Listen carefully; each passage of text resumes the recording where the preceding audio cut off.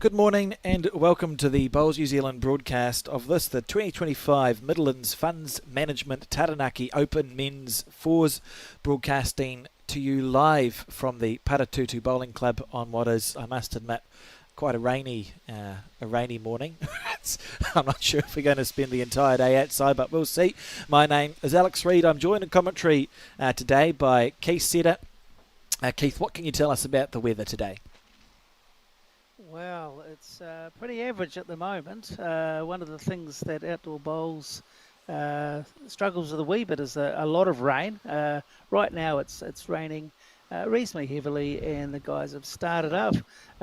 Luckily for us these days, there are possibilities of moving things inside if it gets too torrential. Yeah, for sure, and that's what the plan will be here. You can see in the background there is that inside facility. Paratutu had one of the first ones in New Zealand, so if it gets too rainy, the tournament controllers will make a decision. But of course, outdoor bowls is best played on grass, and that's why we're out here. And the Paratutu greens are holding up really well after what's been some considerable amount of rain here. Yeah, they're looking in really good nick, and they've played very, very well for the last few days. Anyone that's reached the pointy end of this tournament have been able to play great bowls consistently, and I guess because the weather's been reasonably good, there's been a high standard. Oh, for sure. You know, it's the Blue Riband event of fours in New Zealand. That was a great shot there. And of course, the two teams that we are watching, Dan Dickerson, Alvin Gardner, Dave Jones and Terry Ledbetter taking on the two Roberts, Scott and John, Kelly Hill and Mark off the front. They've been a very successful team, the Roberts team. They're from the Tower Club in Taranaki. They reached the semi-final last year, looking to go one better this year. It should be an interesting matchup. Well, you can see that even though they've just started the game, I think it's quite a high standard to be set. There doesn't seem to be a lot of wind, which is another thing that can play havoc with an outdoor bowl. So just a little bit of water on the greens at this stage. They adjust a little bit for weight, and they're taking a similar green to what they've done perhaps most of the week. And therefore, it should be pretty consistent, and it should be a very good game. Yeah, this is Kelly Hill here on his forehand from the Tower team. The teams do have stickers on their bowls. There's a dark sticker and a light sticker, just to differentiate between the two. I think the Tower team have got the light green stickers from memory. It was only half an hour ago when I gave it to them. Yeah, well, memories come and go, don't they? Eh? They certainly do. Anyway, these guys have actually dropped on a reasonable line with their bowls, and they mostly are taking for the backhand for a right-hander, and as you can see, the left-handers, it's his forehand. They seem to be taking a reasonably wide green, and now it's just a matter of picking the weight. This looks very close indeed. Oh, that's an outstanding bowl from Kelly Hill. So this here,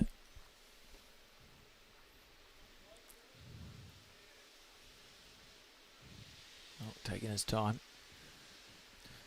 The Bay of Plenty team. Dan Dickerson, of course, the skipper of this team, won the Taranaki Fours 4 years ago. It's taken quite a different team to this event. How's this for line, Keith? It looks pretty good. It's just all weight related. He's going to just not quite finish through, but again, a very good line. If it had been another metre away, it would have been right in the hunt. Very, very close indeed. And by and large, with the bowls that you can see there, there's only one that's probably more than a metre and a half away, which is actually excellent bowling in the conditions. Oh, great start, really. John on his backhand.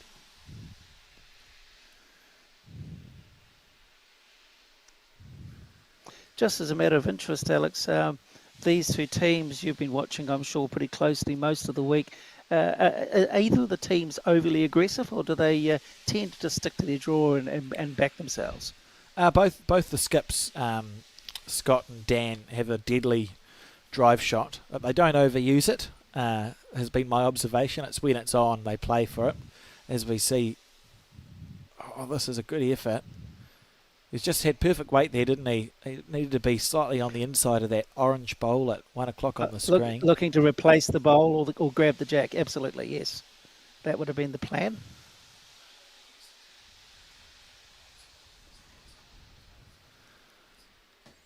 So Roberts again under the line. Yes, aggressive, but probably with the bowls around, you expect them to be through simply because they need to be there before the opposition. You can see at the bottom of your screen, that is this broadcast rank. So the backest bowl looks like one to the Tower team to me. Beautiful line all the way through, as you said, with the rain. It's a fair effort. So neither of these skips, they both, you're saying they both have a deadly drive. What, in the same class as a Nikankovic, something like that? Well, I don't think there's many people in the same class as Nikankovic, Keith. He won 10 New Zealand titles, as we all know. 9 of them in the Did fours. He really? Oh, okay, I didn't realise. Yes. But no, they're very accurate bowlers. It's classic skip bowls, totally capable. We may see a drive here from Dan Dickerson in the rain. First bowl. He does look like he's setting up for it. Oh, it's controlled it's weight. more of a run than a drive. Yes. Oh, there's a blue shirt. It's coming through. I think he missed the head. Yeah, he's fraction wide, I think. Well, we say that because we couldn't see. Looking to trail the jack or push the bowl through, which is the right shot. Just the execution a little bit out. Yeah, you can see Dan's bowls, that black bowl. So he's actually may have got a second shot out of that, which is good because he was 3 or 4 down before. I'll be interested to see what he opts to play here. You can already see, Keith, I don't want to be the doom and gloom person, but the green is beginning to pull a little. Yes. So for our viewers... something to do with the consistent rain, isn't it? Maybe. Now, this is definitely a tighter line as he got the same sort of weight. He looks pretty close. Oh, really good close. shot. So the first end, in the rain, a kill. Imagine. That doesn't seem fair. We'll play 26. We'll just play 26 ends. It seems easy enough. Oh dear. So just in your experience, Alex, you can see it starting to pull. If the rain continues at the rate it is, how much longer will they play before it gets to the point where they say, hey, enough's enough? Well, what we're seeing now, Keith, are the players have actually been called inside to discuss that. It would be totally unsurprising to me if a decision is made very shortly to move inside. The question surely is, are they wet enough yet? That's the thing. Because then they'll be very uncomfortable for the next 4 hours inside. It'll be great. See Grant Hessel there, the man in charge, just walking past. Great knowledge of the game has Grant. So the players have been called inside to discuss what's actually going to happen. For the viewers' information, we can broadcast from inside. It just takes a little while to move everything. So if it is moved inside this event, we'll put a holding screen up. You're probably safe to have a cup of tea. What's it, 9:10? You could have a light brunch, and we'll be back in maybe 15 to 20 minutes, I would say. So we'll just await well, that's the good decision. information. Obviously, people need to know what's going to happen. They'll be sitting on the edge of their seat waiting for the commentary and the viewership being able to watch what's going on. And obviously, if there's nothing happening, that's going to be a bit boring. So wait 20 minutes, as you say. Alex has suggested a cup of tea, maybe a biscuit, and then we'll be back right on top. That's if indeed they decide that this is going to be moved inside. Yeah, it does look like everyone's been called inside. You can see the green. I wouldn't call it puddling yet, but it's got those warning signs as a bowler. You look and you see it start getting a bit shiny, and you think, well, that's water that's coming up. It rained all of last night. And although... Well, in 10 minutes, Alex, it's gone from being no pooling at all to visible pooling. Yeah, and they're greens that drain well, so that would indicate quite a lot of rain, I would say. they are saturated. But we'll just wait and see what happens. So if you've tuned into this and you're Well, wondering, nil all after nil. That's the thing. we have played a whole game, a whole end, a whole two Yes. trial ends and one Was end it- of bowls, and the It turned out scores to be a practice end as well. That's it. 0 apiece. Yeah, no, it couldn't be closer. Interesting.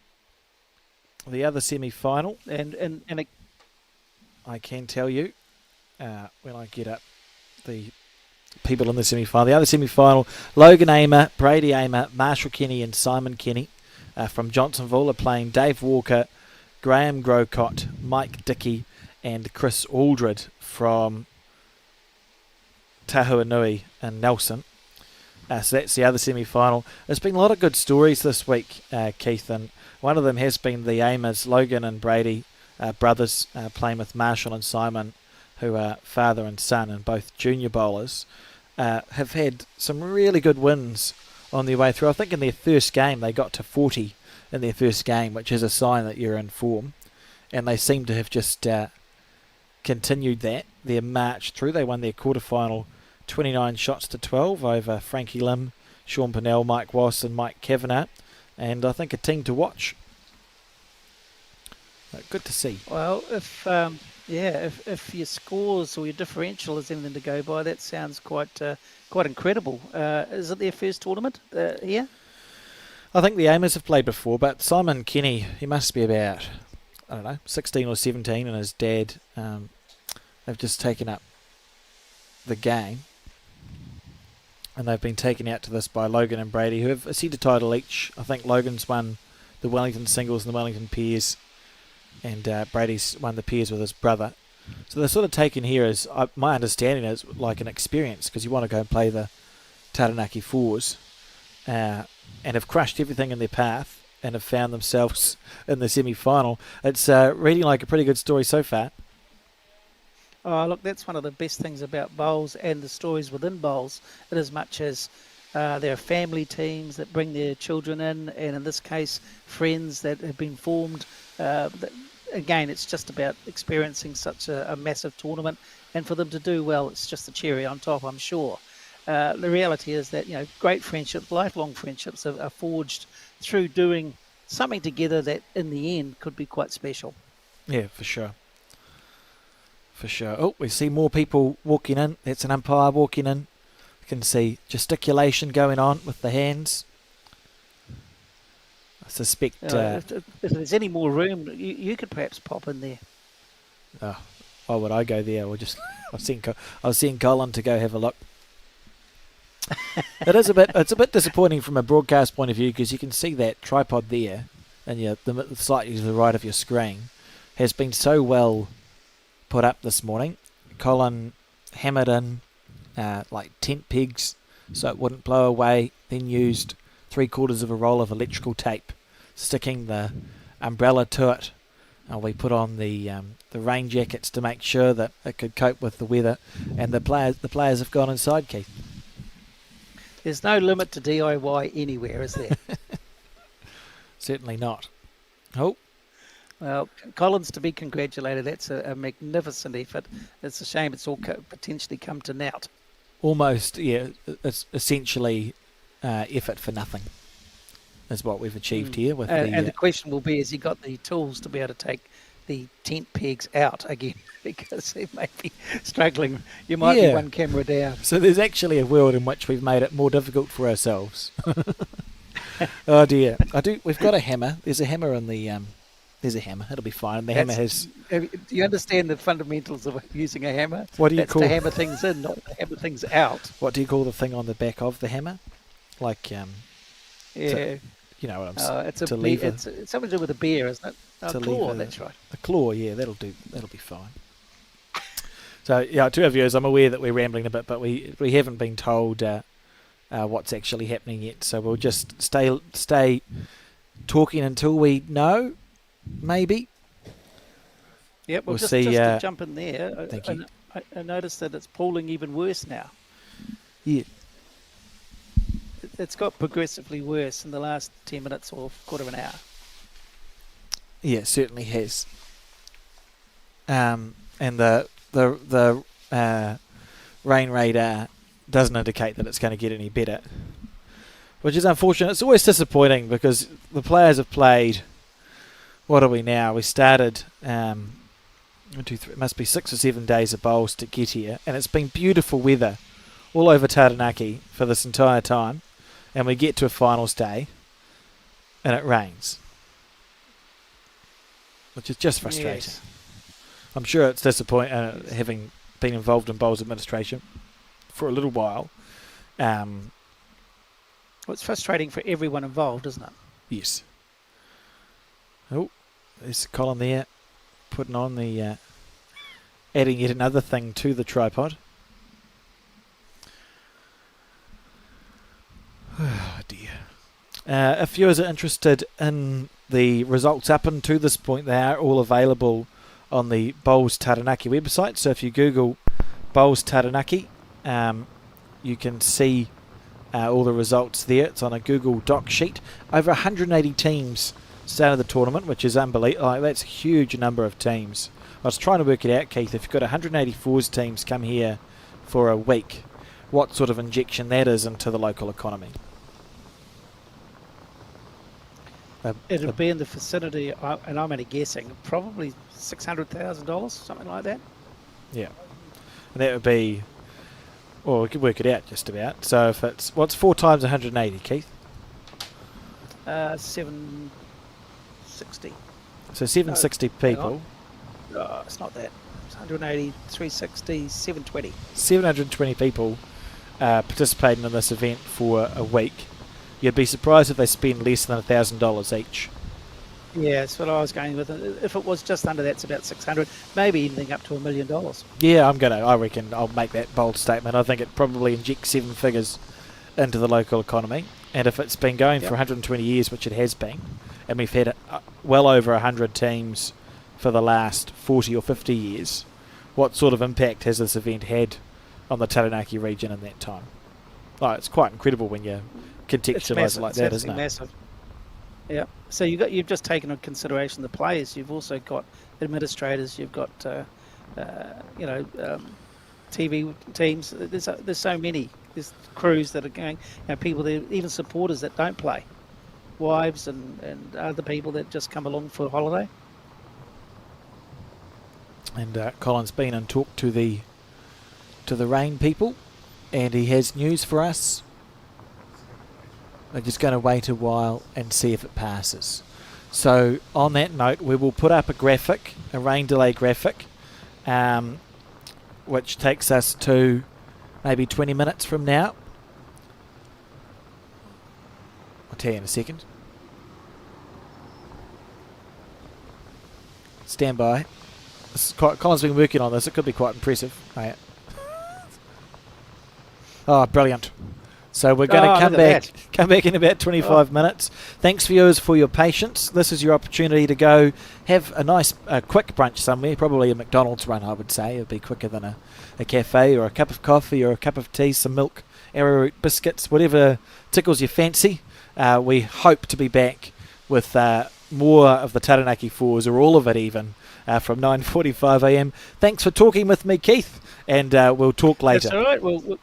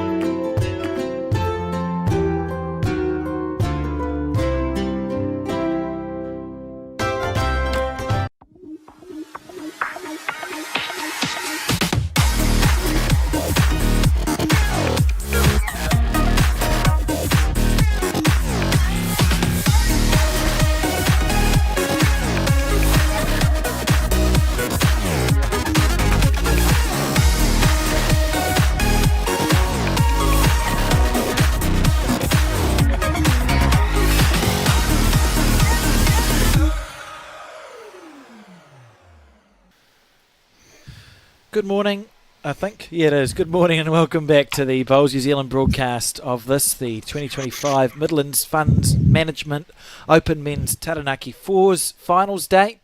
That was a mouthful and a half. My name is Alex Reid. I'm joined by Keith Setter in commentary. And Keith, we had a false start this morning, didn't we? Yeah, we should. I guess that's we shouldn't have too many more rain delays today. Yeah, fingers crossed that doesn't happen. Would be not So, ideal. Alex, is this a continuation of the game? Do they get more practice ends, or are they straight into it? Yes, that's they get They had two trial ends, so it was moved inside. Yes. Two trial ends, and so it starts again. Just a reminder, we're watching Dan Dickerson, Alvin Gardner, Dave Jones and Terry Ledbetter take on Scott Roberts, John Roberts, Kelly Hill and Mark with a last name that I'm not going to endeavour to pronounce.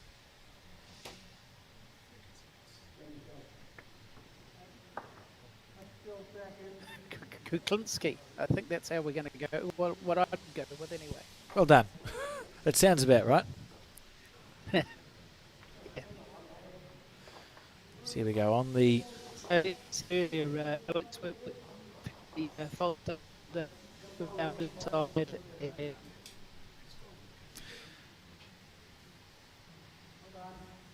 Yeah, on the back end.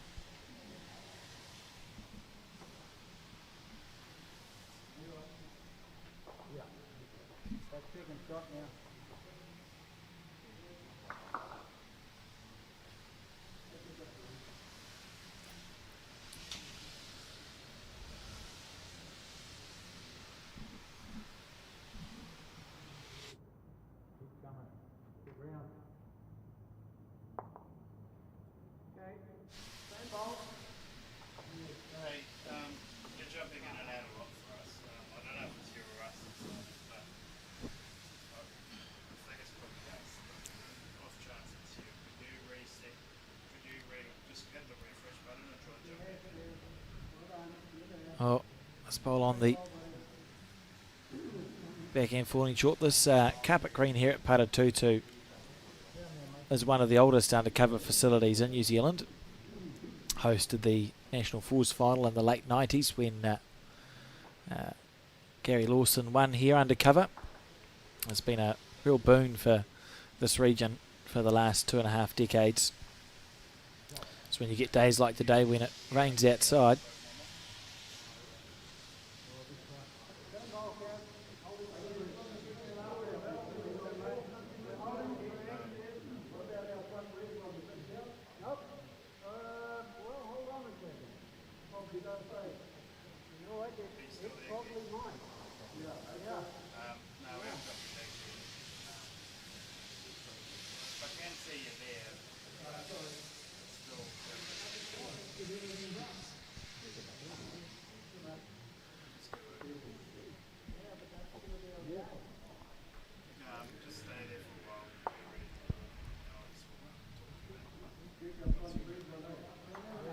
We see John Roberts on the back end.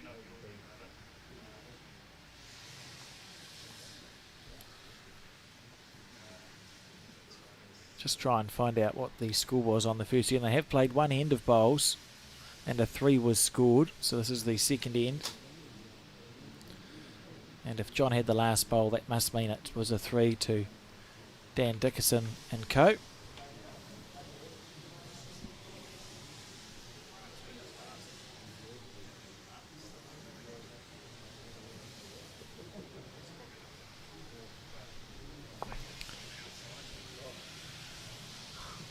So Keith, how do you think these players will be feeling if we put ourselves in their shoes? You started this morning.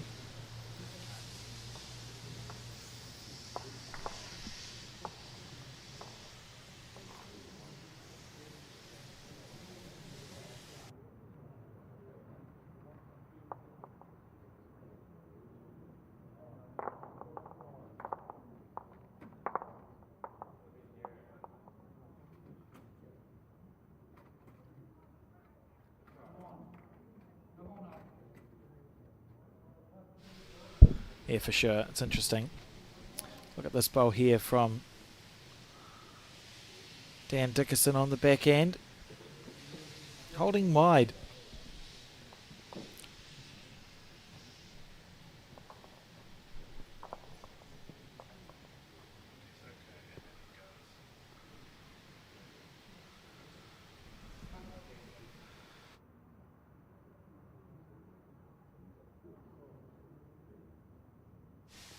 Just overplayed that one, Scott Roberts.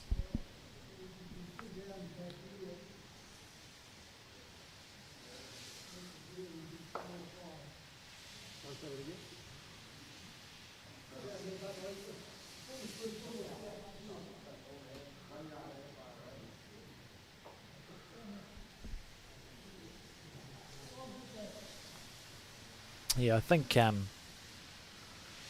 the inside carpet, which you see here at Pata 2-2, will allow pretty consistent play on either hand. So we should see some pretty high quality bowls here. It'll be a little bit slower than what the players have played on. You okay with that? Obviously just a touch off, but No, we don't roll AstroTurf.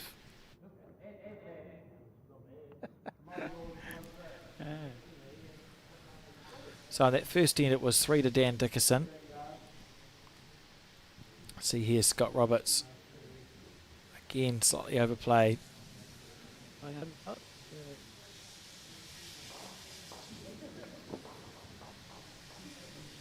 That is another question. Just had a chance to have a think about it when we had that little break. And some teams are very good at leading throughout a longer game, and others prefer, in a lot of ways, to chase. What's your thoughts on that? Yeah, it's interesting. I think on the 25 end game, you either want to crush your opposition or be within sort of 3 shots. It's actually quite fine over 25 ends to be 3 to 5 down. You can be further down as well and then overcome. A lot of these players, when you look at a lot of these teams that have made it through to this stage, when you look at the results, haven't played the full 25 ends because they have just beaten the opposition. But they'll all be capable, I think, Keith. Certainly it is an interesting dynamic, isn't it, with these long games?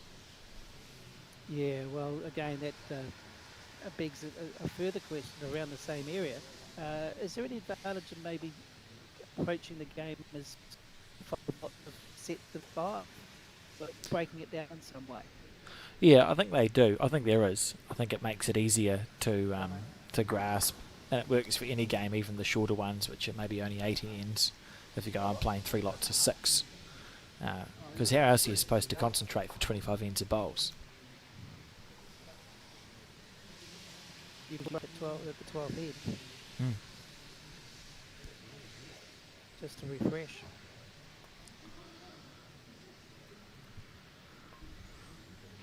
And already we can see quite a high standard being set by the leads.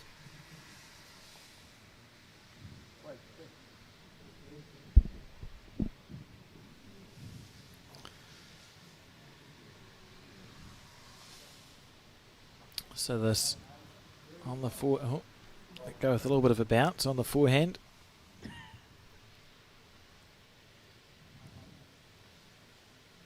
That was part of the plan, Alex. It's part of the plan.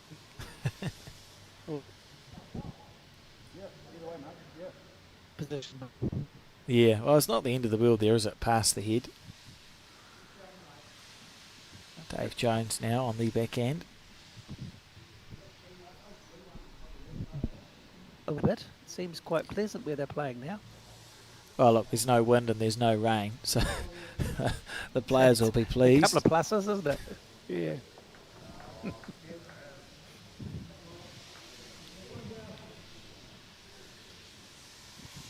Would have been a long rain, wouldn't it? Yeah, certainly would have been a long day in the rain.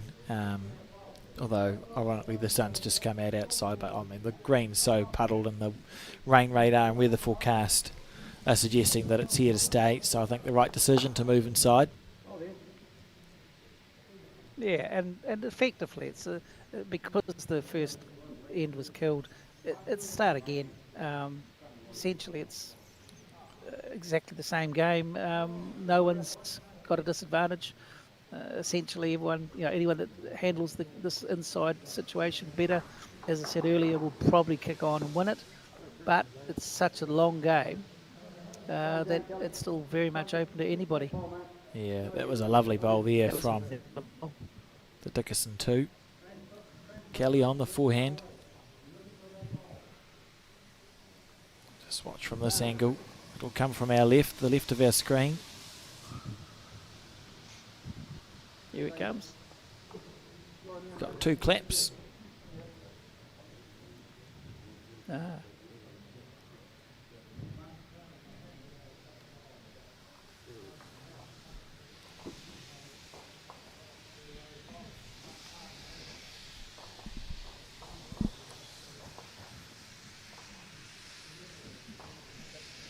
Oh, good line.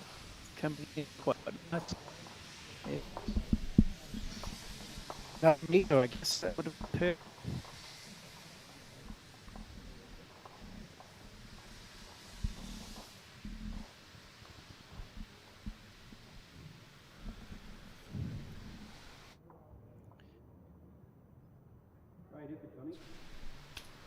Oh, what a bowl this is.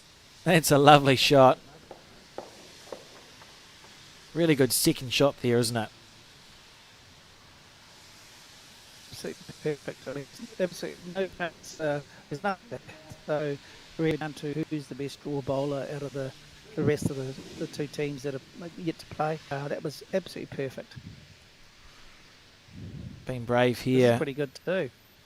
Oh, my goodness gracious me, what a bowl. It's exactly what we come to expect. This tournament has uncovered some absolutely amazing bowlers. This is just an example of their cuts. Couldn't have played that any better. So, John now been asked to switch and try and pop the jack back. He may have overplayed this. It looks like it's just holding that smidgen. Yeah. But you'd think that's the future for the Roberts team, to try and pop the jack back in the 4 o'clock direction as you see it on your screen. Okay, out there with it, I imagine. Just having a talk on the crossover there.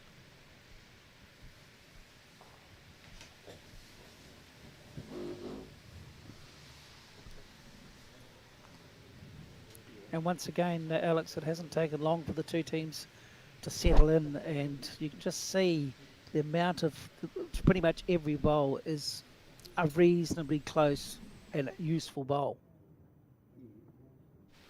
Yeah, for sure. And that's what wins games over that 25 end period. Well, can't see. The consistency is not.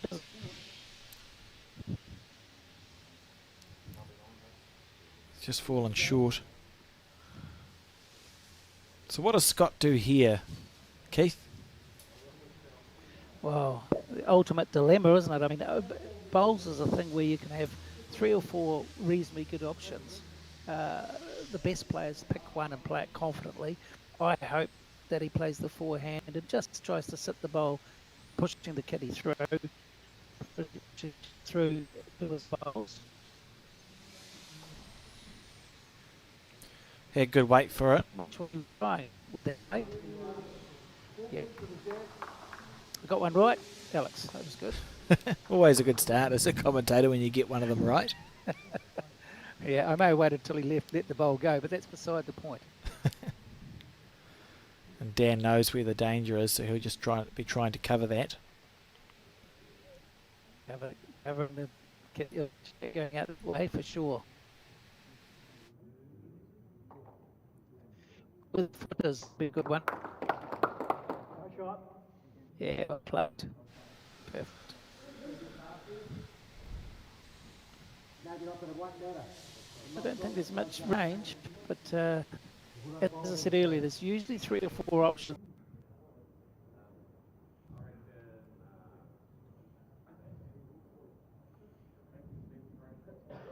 He's definitely narrowed this down as he got the weight.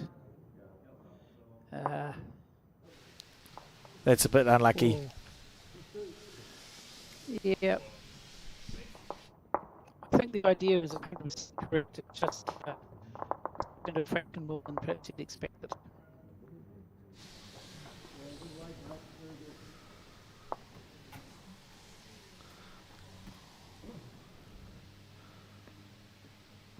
It's a very good start for the Stan Dickerson team early on in this final.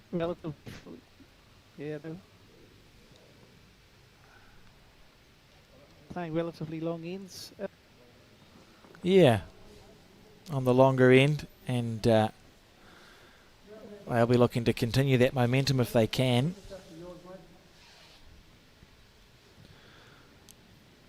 Slower greens, remember, than what they would have been playing on outside this Paratutu carpet.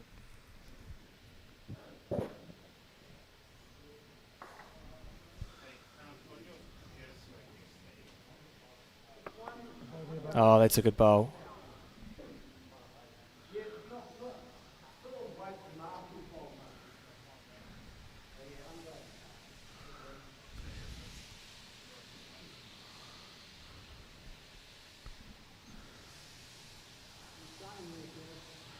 Close here. Oh, lovely effort.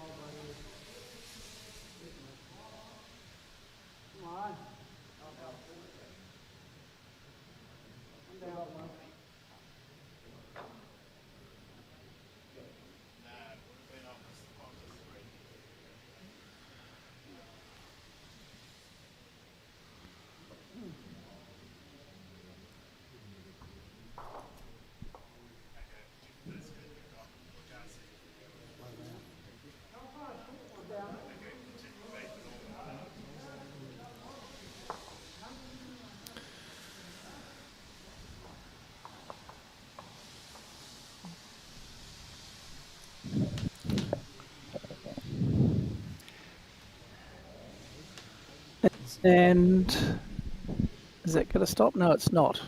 No, good lead bowls though, isn't it? Past the head. Yeah, oh, look, all four of those are going to be handy enough. Pretty much, if a jack or the white has been moved a little bit, it almost certainly goes backwards. See that bowl just passing through.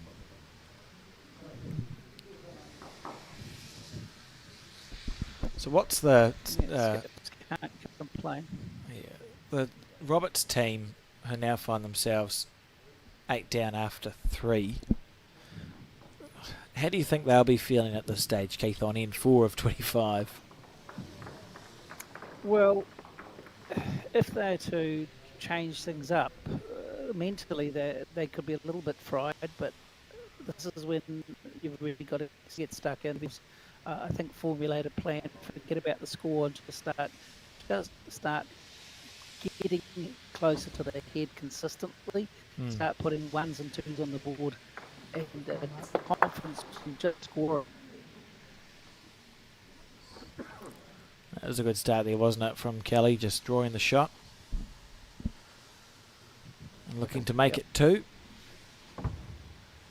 Yeah, in a 25 end game, Alex, certain 8-0 is not it's not ideal, but it's certainly not insurmountable. The reality is that you can turn that around fairly quickly with some really consistent bowls.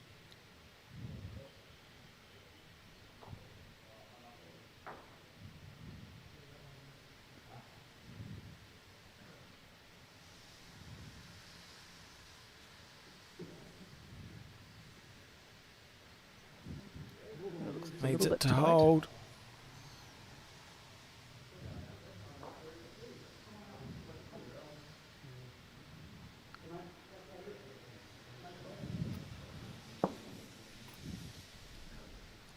Well, there's plenty of room for both sides to get in a tight second shot there.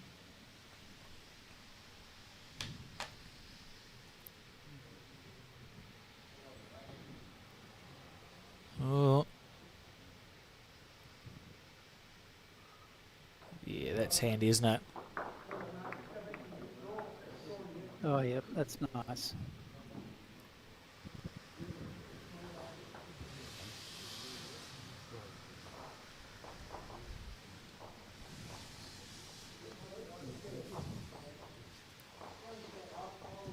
So looking just to draw second, really. And he's close. Oh, that's a lovely bowl. Yeah, it's really good. Alex, do you think by moving inside, that 8-0 happened outside? Is this just a settling down process for the ones that have struggled to hit the scoreboard yet? Yeah, it must be unusual to try and get your psychology sorted if you've been prepared to play outside. You've played 2 trial ends in the rain and an end of bowls in the rain, and suddenly you come inside, dry your bowls off, and are meant to kick straight back into gear. So I think it's just a settling in, but artificial lighting. Yeah, like we said, 25 ends is a long time, and the Tau team's very experienced. 8-0, whilst not ideal, won't worry them at all. Yes, you don't play for 6 odd days at the very high level that they've had to play at, and get to a semi-final and then suddenly forget how to play bowls. So it's just a matter of regrouping. Maybe that what I said earlier about playing in your own mind sets of 5 ends. Let it go after 5 ends and just start the next 5.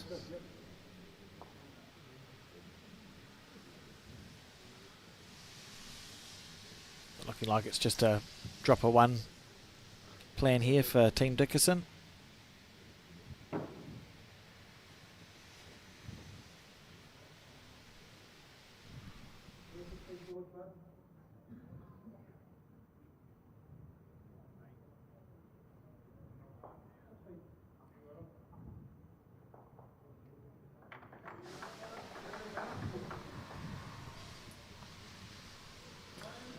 That sort of achieved the goal. Yeah, 1 down, and it's not exactly easy to get in tight for second, but there's a chance on the draw. It's just white and green, isn't it, Alex? Yeah, it sounds easy when you put it like that. Hoping to get this bowl down for 2. When their shot bowl sits literally touching the jack.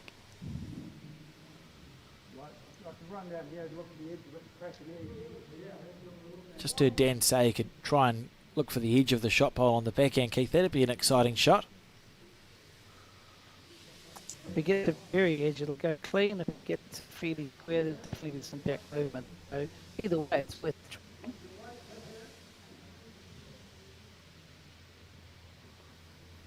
Good weight. Definitely not ball card. Yes, he's played it positively. It's going to turn it on. Did give it that chance to swing though. It was sort of a between weight. Oh, perhaps gone a bit quicker, but it's easy sitting back.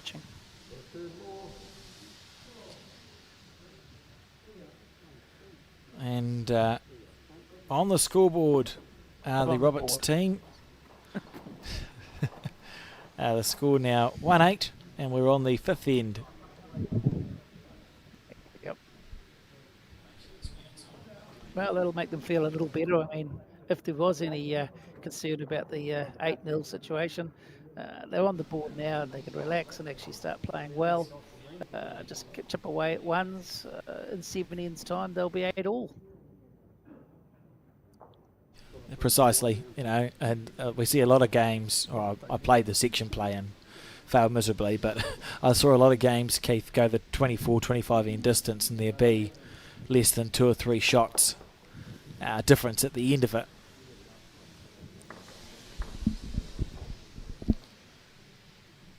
And I guess you witness that yourself.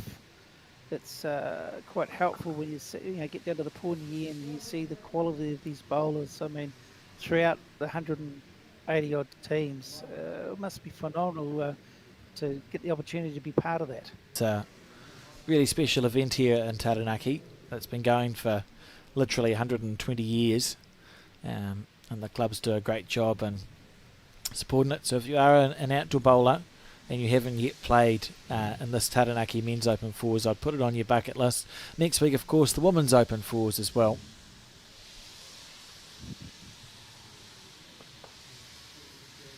Just a matter of interest, how many clubs local host actually the 180 teams? It was about 15 or 20 clubs, I think, spread throughout Taranaki that hosted it, and then they've Wow. got their constellation pairs as well, which they run a few, have been unsuccessful in qualifying, so it's a big effort for the province. Spread as far as what, down to Stratford or further? I have no sense of direction, Keith. I know Stratford's been used in the past. I don't think it was on the list this year. It's a word you've heard before, yes. Yeah, I can tell you that I played at Paratutu, then I played at Waitra, and then Oh, yes. somewhere else, New Plymouth Bowling Club, and we finished at Leperton. So those are Okay, the- well you had a reasonable cross section of places. That's very good. yeah, it was lovely, and all the lovely clubs, nice greens, lunch and sausage, and marinated onions for snacks in between. Just your classic bowls tucker. Can't ask for much more, Keith. That's right. Nope, you could not. And of course, the fun and the camaraderie that goes with it.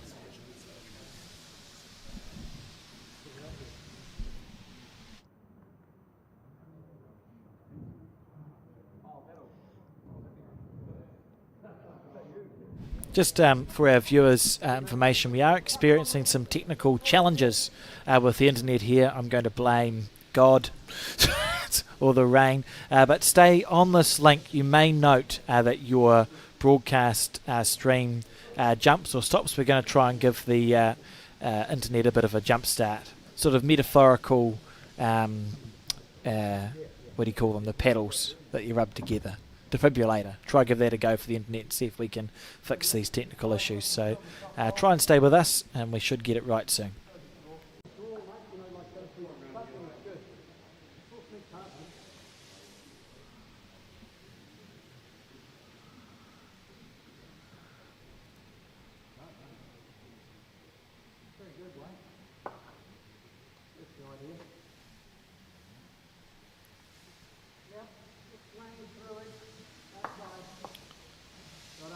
Oh, lovely effort there.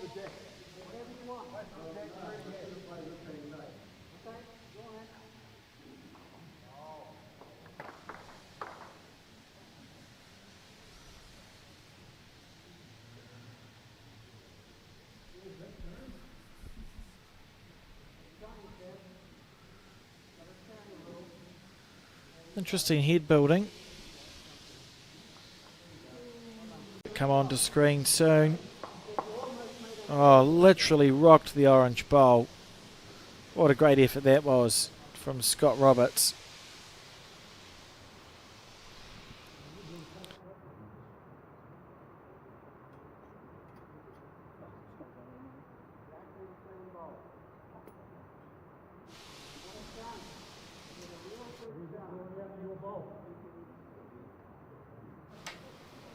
Here we go, Dan Dickerson on the forehand.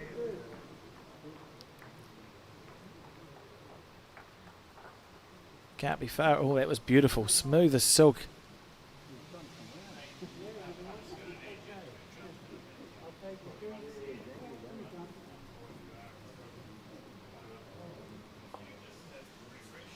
Oh, good bowl.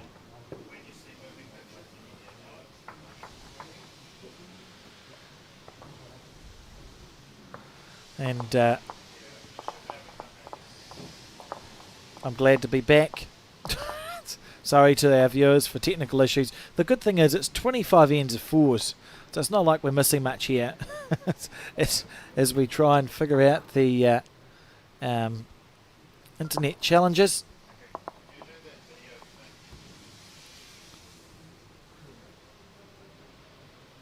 Yes, we are back up and running, I do believe,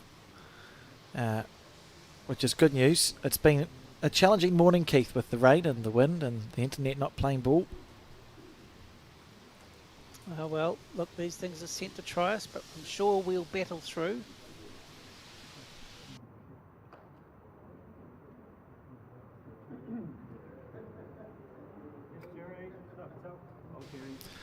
That's a great start.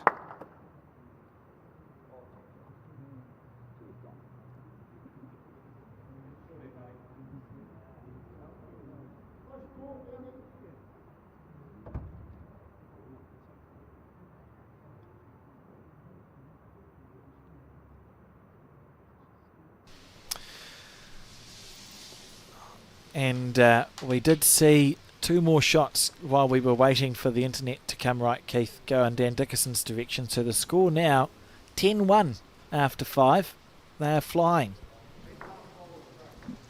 Yeah, it's a fairly substantial lead, but again, not insurmountable. I mean, at the end of the day, the team that's at 1 just have to start playing more consistently. They've got to keep their heads and their wits about them and simply just play consistently, and they'll get back in the game. We're not even a third of the way through the game. And that's what will be going through their head, I would imagine. Very experienced team, the Tower Bowls team. Look at this from Kuklinski. You said it well. How do I say his name, Keith? Well done. Oh, did I say it Mark well? Kuklinski. Yeah. Yes. Easy.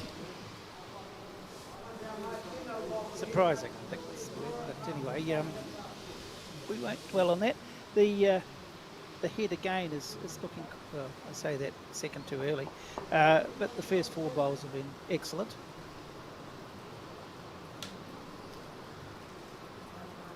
Kelly here.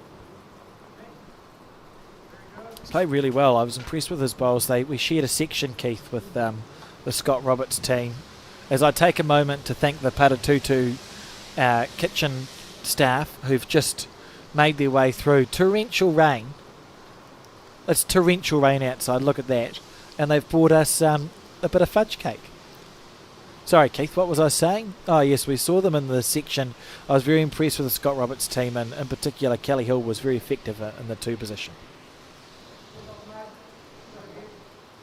And again, one of the key components, I've been talking about bowls for years, and in a game of 4s, the 2 can make all the difference. They're the people that can fix up a poor end from your lead, and they can sew up a good end from your lead, making it a lot easier for the rest of your team. And they quite often will make a difference. So Scott suggesting to Kelly here, who's the 2 we've been talking about. Played lovely bowls.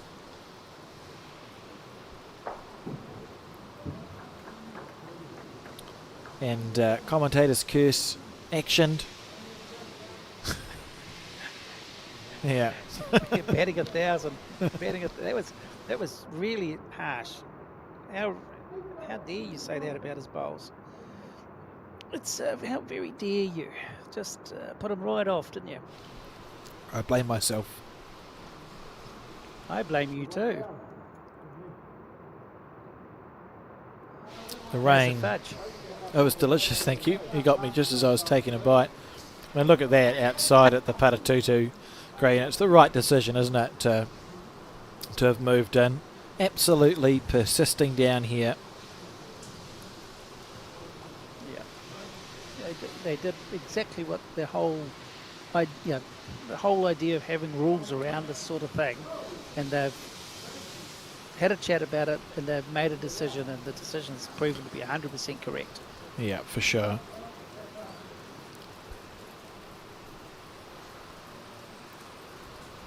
It's fair to say the quality of the bowls now seems to be improving as they get the hang of the greens and the weight. Yeah, I think not being torrentially rained upon is probably helpful. Look at this bowl.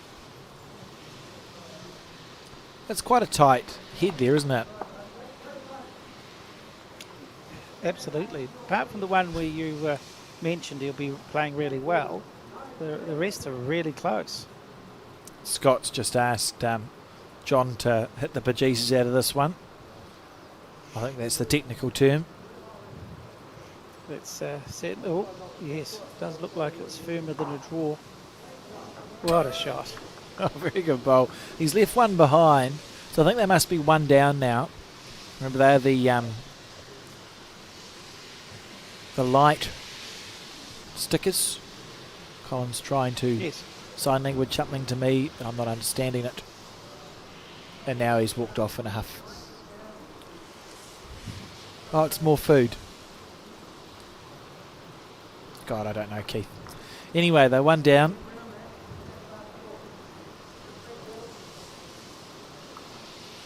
But having played that run shot, it's a lot more accessible now than what it was. Oh, it was a very good shot.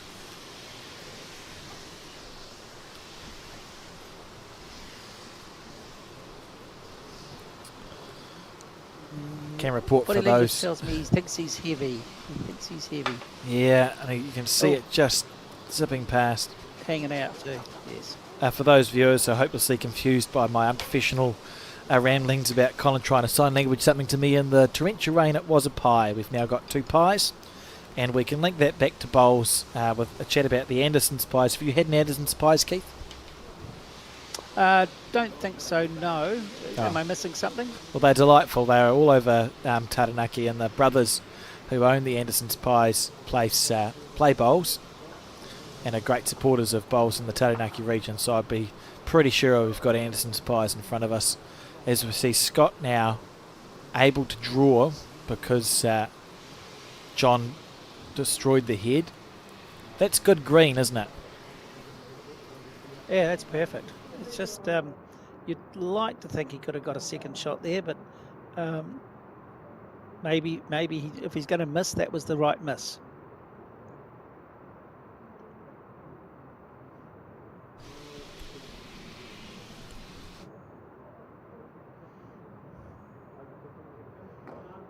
As this for a correction. Very good. Very good indeed. Oh, lovely bowl. So we know the 2 bowls at 6 o'clock with the light green stickers are both Scott's Leeds bowls.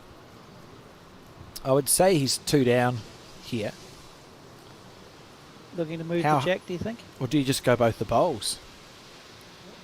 Well, apparently so. He's got them. He's got them both. Oh, what a shot. Why is it moving? That's unlucky. And it's going to... Oh, that's not fair. That's hardly fair for Scott Roberts. He's essentially played that perfectly. And somehow, like the weight he played, he drove, and the jack trickled into the ditch. That must be a little bit disappointing, Keith. Yeah, I guess so. I mean, in hindsight, getting the plant at the front was obviously going to take a little bit of the jack, but at the end of the day, it becomes very difficult to tell when you've got gaps between the bowls and the jack, and where the jack's going to end up is anybody's guess. And the reality is he played the shot he's wanting. That's all you can ask for.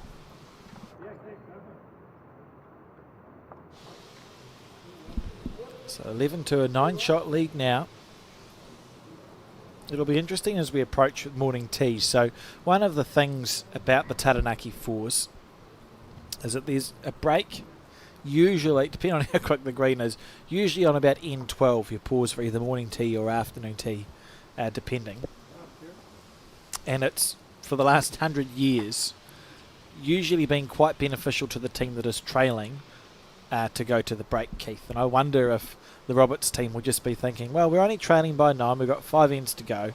We'll see what we can manage. If we keep the deficit no more than the 9, they'll be feeling fine going into the last half.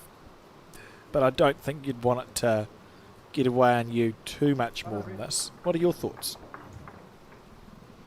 Oh, 100%. I mean, if you can chip away at that lead and maybe bring it back to 4 or 5, you go into that break with a little bit of momentum and a chance to catch your breath, have a cup of tea and a bit of a team chat about how you're going and where you can improve, and then you get it back out there and execute.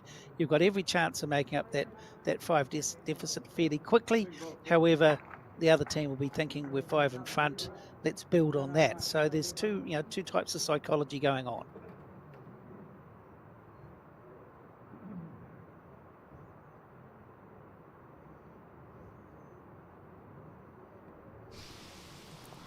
I was trying to talk to you, Keith, but I muted myself to eat my Anderson's pie, and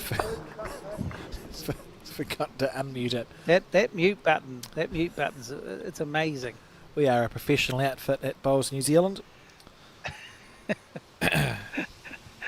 I live in fear of the mute button, as you know. Don't remind me. Look at this here from Dave Jones. And just about as importantly, how is that pie? Is it good? Delightful, the Anderson's pie, and we thank them for their support. Mince and cheese or steak or it's a really nice mince pie. The pastry is golden brown and flaky, and I would say it's well filled. And they're available during the Taranaki Open at all the bowling clubs stock them. And look at this from Kelly. That's a great shot, holding one. That's very, very good. And to be fair, all of those bowls you can see are near enough. They're very, very good quality bowls.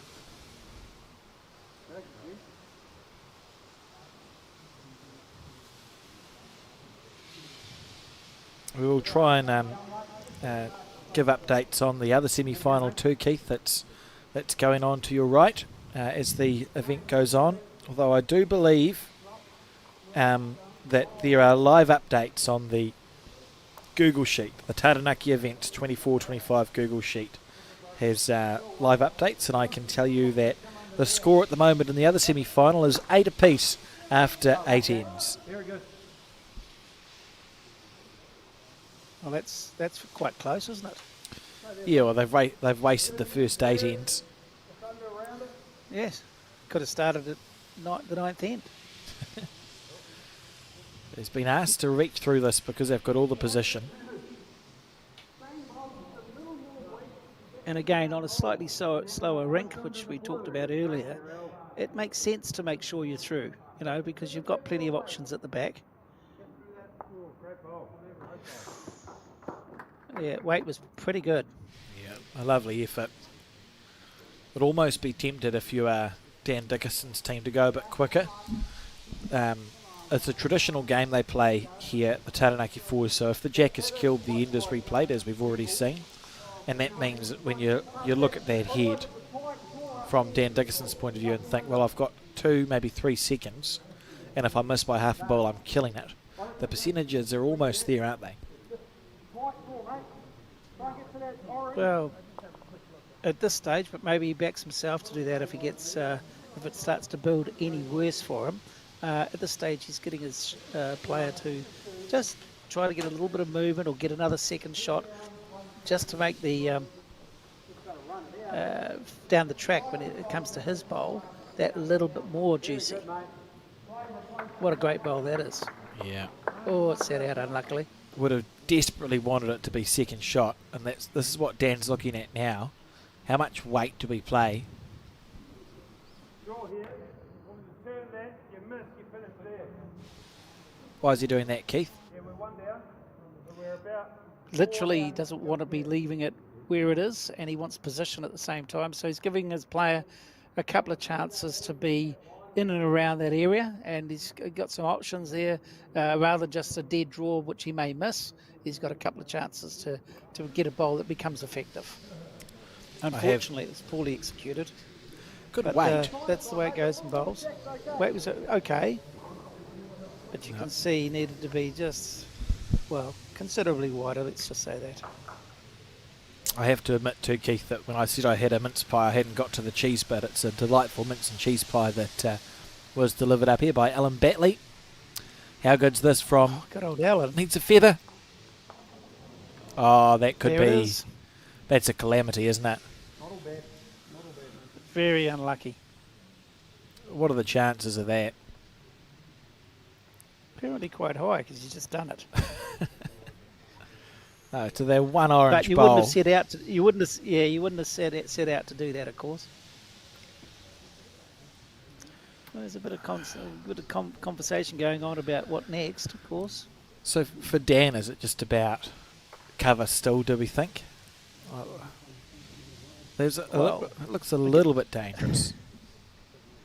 Yeah, you're trying to minimise any risk. I mean, you play the board, you've got a decent lead. You just don't want to drop a number at any point, other than one.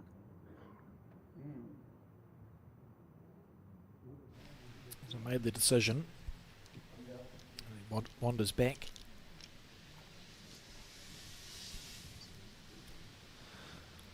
Comes from rich bowling stock, does Dan Dickerson. Ian Dickerson, of course, a name from the past that New Zealand bowlers will remember. He has Commonwealth Games and World Bowls medals. I think he might have been off the front when New Zealand won the World Triples in 1988 at Henderson with Phil Scogland. And I'm only guessing, but it was Piers with Rowan Brassey? No. Oh. But he was that era. It was a good guess. He was that era. He played singles for New Zealand too, I think, in the 90s. Ian, from Dunedin. And was successful in the UK as well, as we saw down there finish wide and level. So continuing on that Dickerson name, this will be an interesting shot.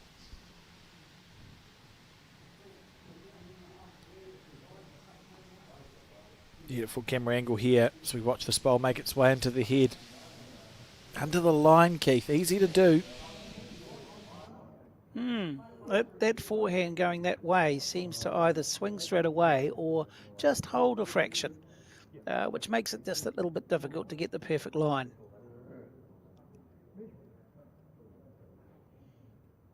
That weight looked good though. He's about a metre through.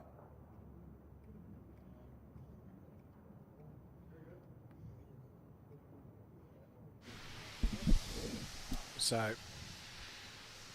holding one.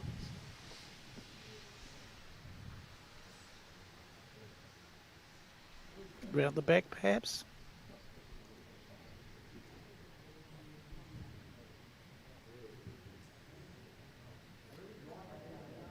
Tell you what, he's not far away here.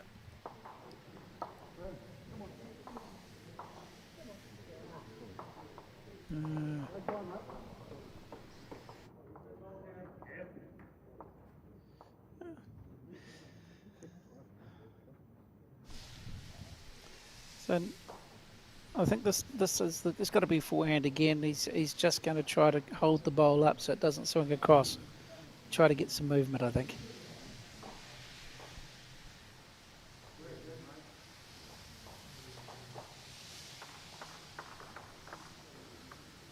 He can't be far away here, surely.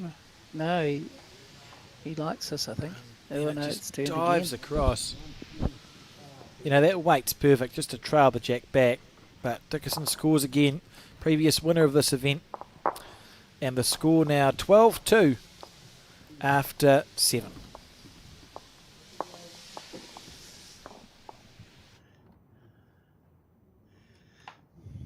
Well, they're definitely building a significant lead.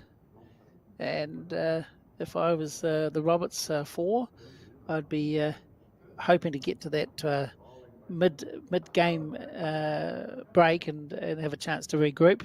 But in the meantime, there's still some work to be done. There's still 5 ends to go. And they need to start scoring. Yeah, and I think one of the psychologies I noticed playing this event is in, say we were playing a 15 end game of fours, which is generally what we play in New Zealand nowadays. You might be thinking, well, I'm 10 down and we're essentially halfway. I need to score in more than once to catch back up.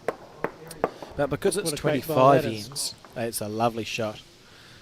For the Roberts team, it is just about trying to get back within, say, 5 or 6. Just score ones from here till lunchtime, and you'll be feeling okay about the rest of it, as we see Mark here on his forehand Willinger's bowl to hold.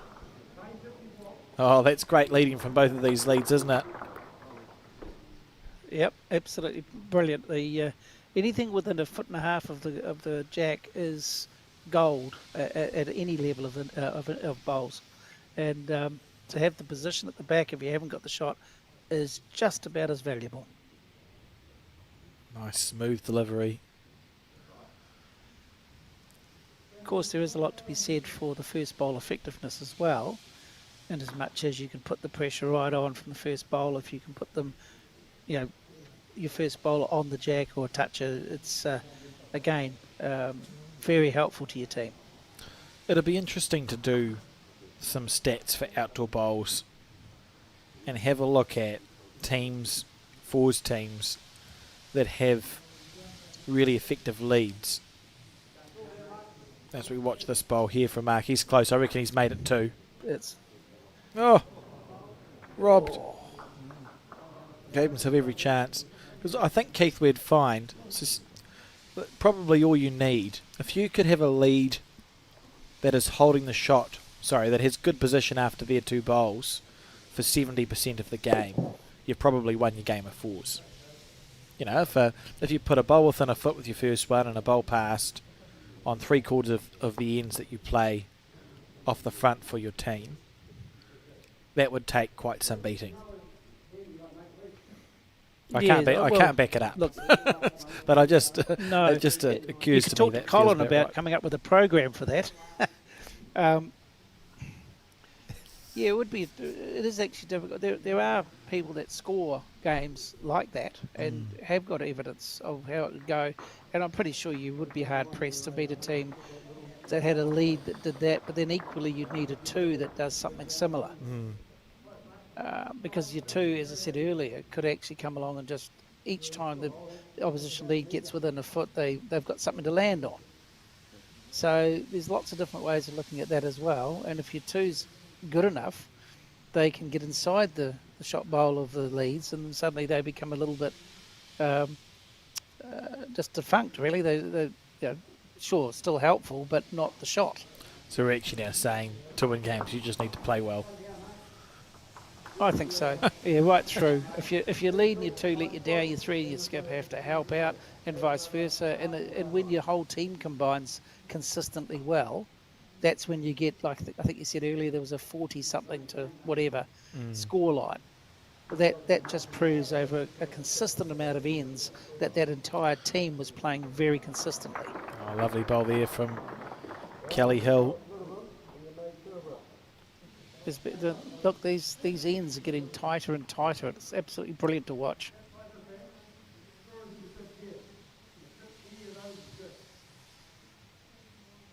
Interesting. Been interesting watching Dan. We've only seen him for 7 ends, but he seems to be quite a clever skip when it comes to calling bowls in the area, Keith. Oh, I think yeah, and again, if you touch on the styles of people that play, how they play and how they skip, it can make all the difference. If you've got a skip that isn't frightened to play the shot in front of him, whether that be weighted or he's got the confidence in his team that they can play through a head or onto a bowl or dead draw, has the range of shots, then you're definitely in front of the opposition who perhaps don't have those skill levels. That terrible word, trust, Alex. You've got to trust your team. Oh, imagine. I can only imagine.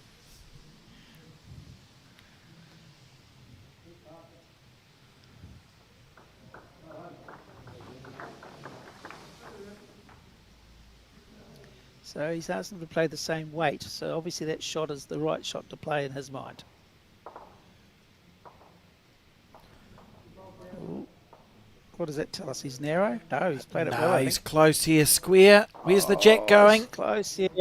Oh, yes. One down. Oh. So that's where the jack's going. Better than it was. Yeah.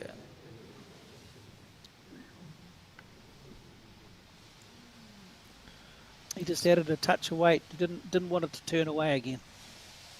Still a proactive bowl, isn't it? Like a nice shot to to see played. Remember the jack, you actually can't see it. It's behind the... Well, it's about where this bowl's going, actually. Light blue. Oof.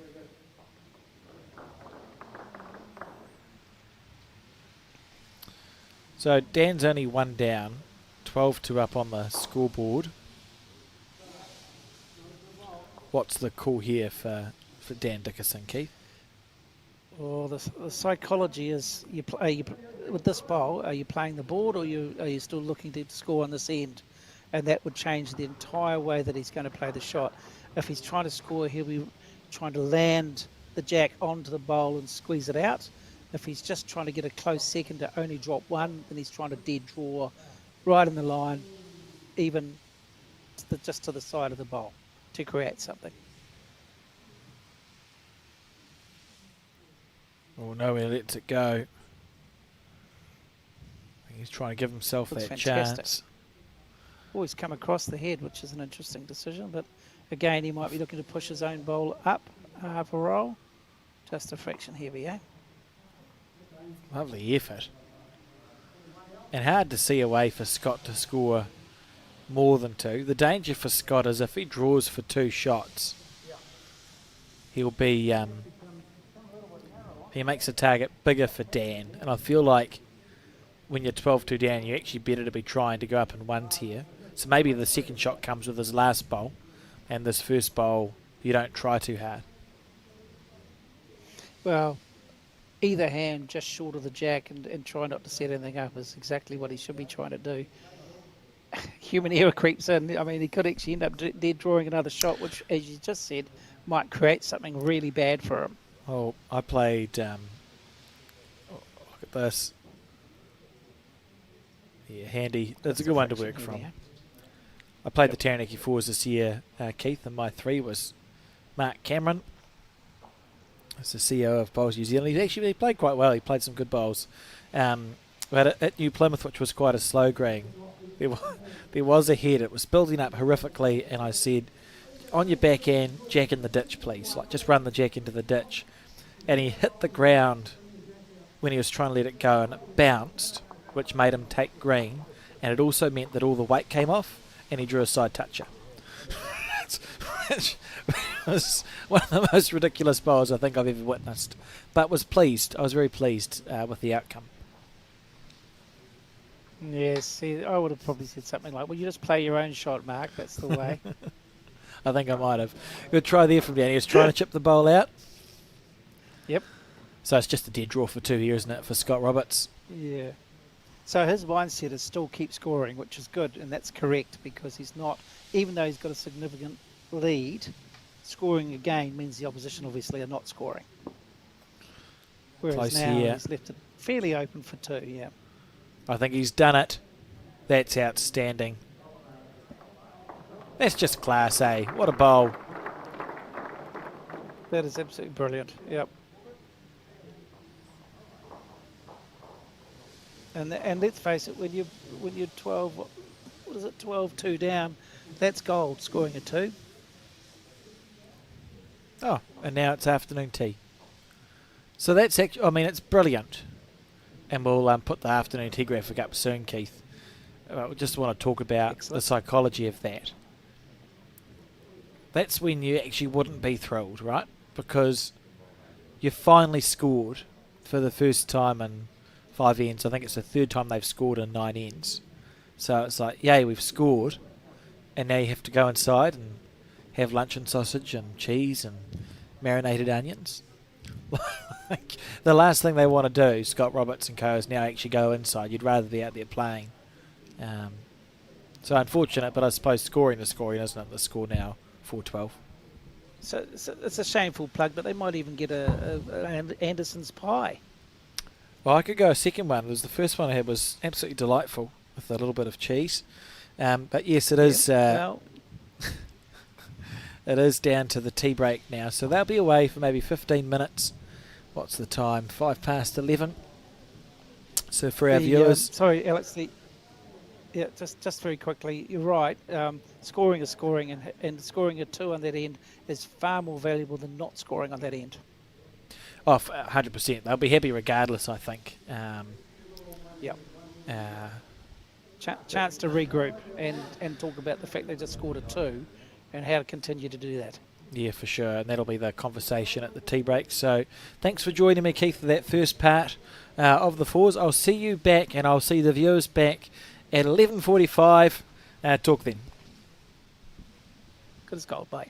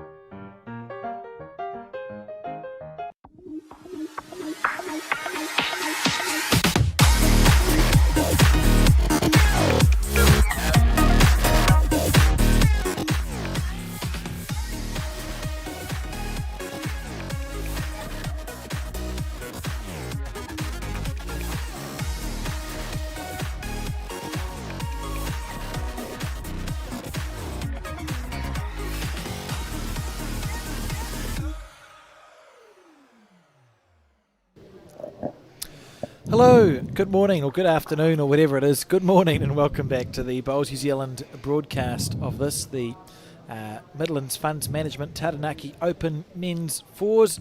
The teams have returned from their morning tea break and have Keith Setter and myself. And look at this for a first end back, Keith. Perfect green all the way through.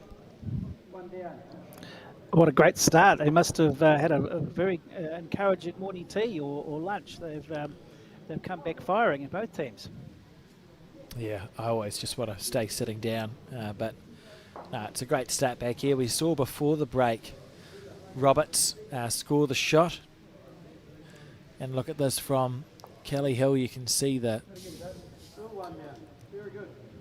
stickers, and Scott saying we're still one down, but it's very good. Good start.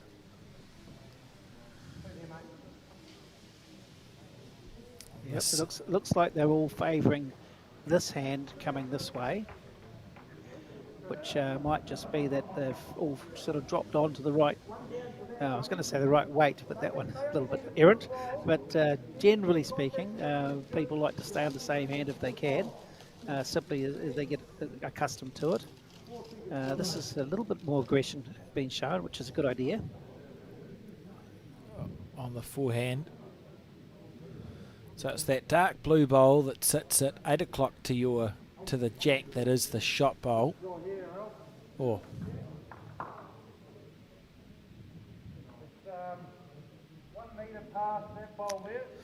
May have had an extra sandwich for that morning tea, eh? Yeah. Because that one was quite an aggressive weight or line, depending on which we can pick.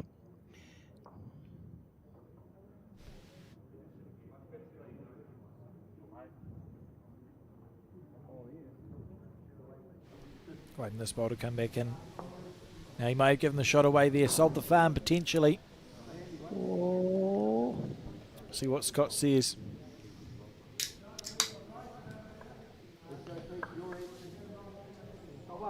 Yeah, sold the farm there. Alvin will be disappointed with that bowl.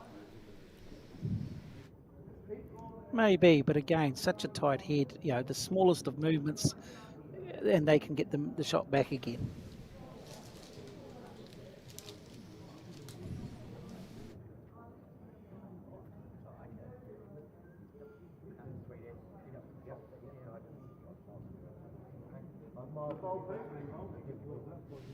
So considering that Scott holds the shot to the bowl that's level, what is he going to ask John to play, do we think?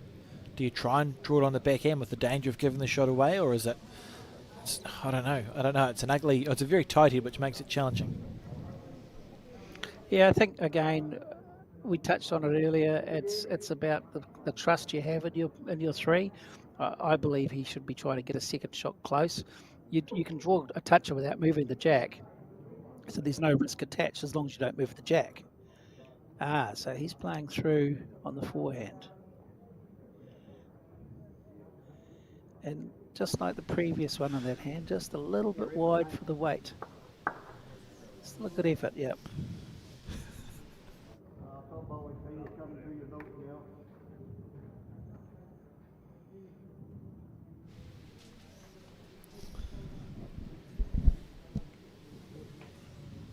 So this second bowl. Yeah, this looks good.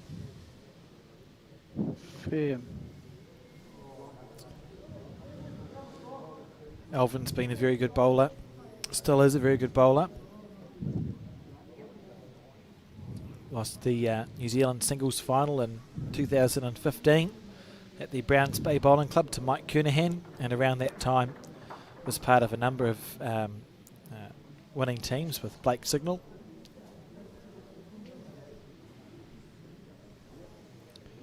Yeah, I guess when you're at the level that he's been at, the pointy end of these tournaments, there's very little pressure. It's just a matter of execution, and unfortunately on this end he hasn't been quite there, but there's no reason why his skip can't actually fix the issue and get in there. There's plenty of room.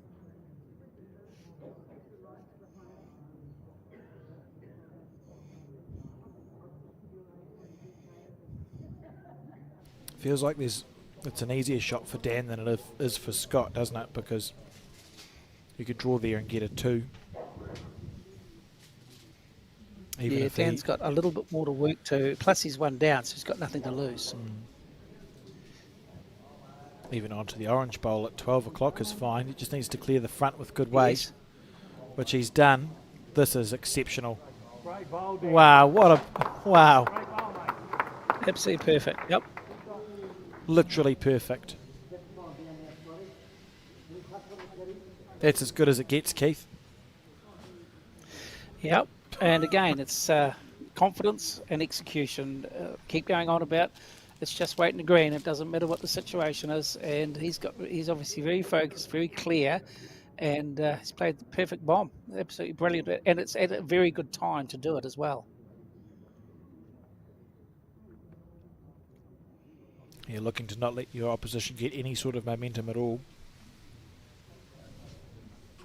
He will have to play an even better bowl if he's to get a result here.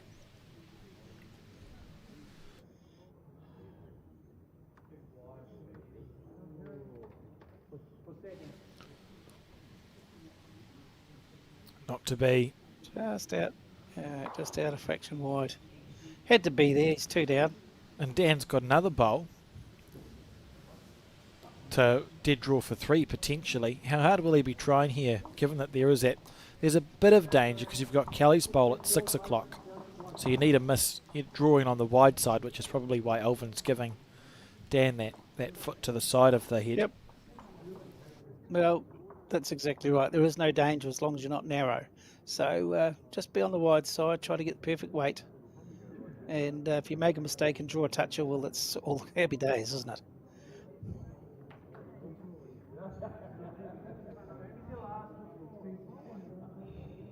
Great bowl, Dan. Oh, Was a 2 there. different too. Yep. What a beautiful bowl from Dan Dickerson to rescue that end. And 14 for the score now, so they're back out to that 10-shot lead. Only 9 ends gone.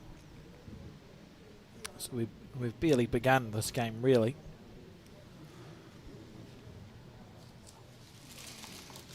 Yeah, we're not anywhere near even halfway. So plenty of time for the Roberts quadruple to come back into this. But I see that Dan and his team are seemingly a little bit more consistent, which is going to potentially make it more difficult for the other team to come back and make a decent fist of the comeback.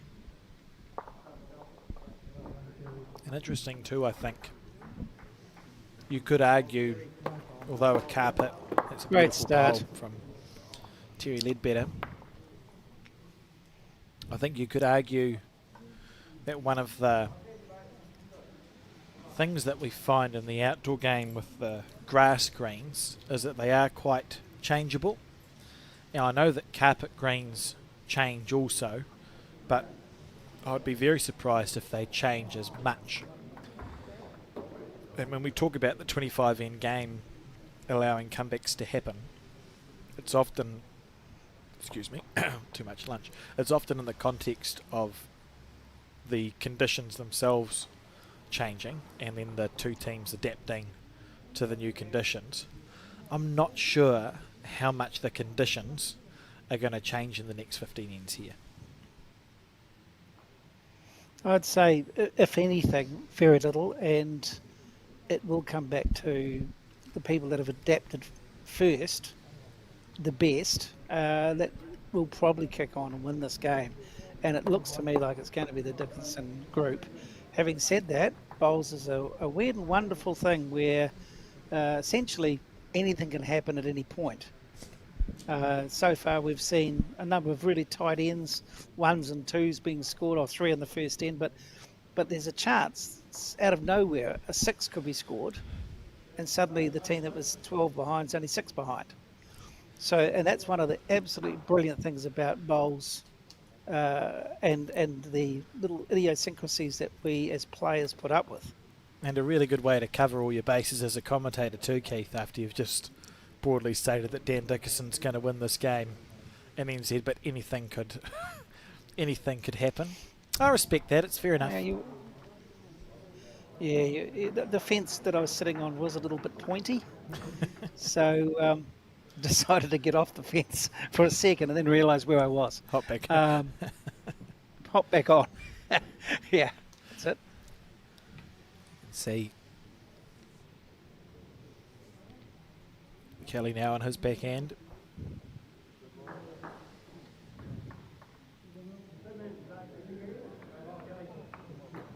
Very good.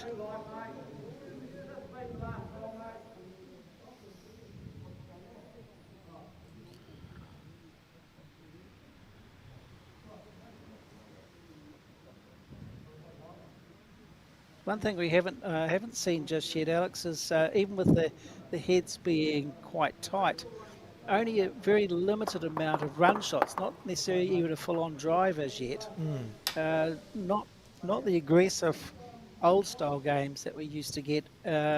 It's more skill-based, drawing second, that sort of carry-on, which is really great to watch because obviously bowls finish quite close. And that's part of the game, is to be more consistent and perform better than the opposition on a consistent basis. For sure. Kelly will be saying that. Kelly will be a little bit disappointed that he's blocked the removal of the shot bowl.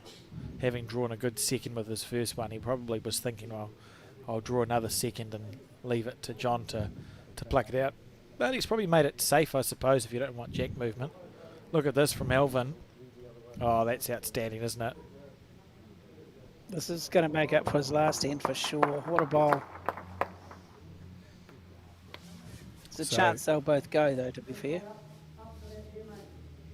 I read his mind. That's difficult. That's a bit worrying. You're at 2 out of 2 now. See how well. Yeah, I better stop. I better stop any second. Needs to clear the front one, and he'll be close if he's got the weight. I'm not sure if he does. Oh, that was, I felt a metre or two short there.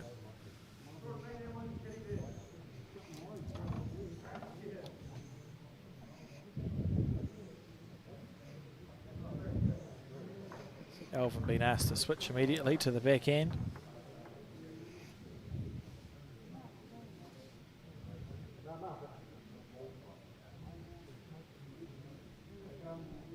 We've seen a few bowls go missing wide on that side of the rink, Keith. I wonder if there's a straightener there or something. Oh, yeah, almost certainly. They seem to cut across if they're slightly narrow, and they definitely seem to be hanging wide. Even with the perfect weight, they seem to hold wide if you get a fraction wide. Probably, therefore, that hand is quite difficult compared to the forehand coming this way. So he played that one with more conviction, but missed it wide. John?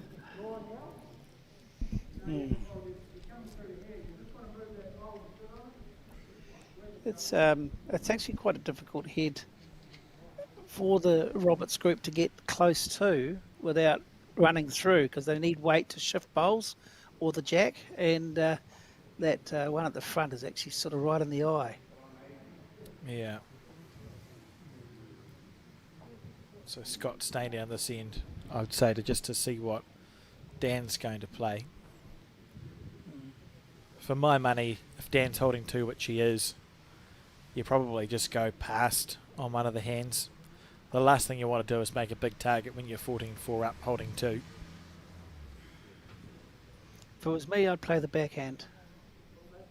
3 out of 3, Just Keith. to try, if you drop in the road, just beat the front bowl, would be perfect. Just in the count, or if you happen to go past, that's also pretty good. He's close here. Oh, He's left a big enough gap. There's definitely a straightener there. You can see that just go for a little walk. yeah. Difficult hand, that. I mean, he couldn't afford to be any narrower than that. It would be crazy to talk about hitting the shortest bowl, wouldn't it? to try and clear the two off. Not crazy in as much as that's probably not what you want to hit, but if you're going to attack and you don't get what you're after, then hitting that ball out of the way would be rather good.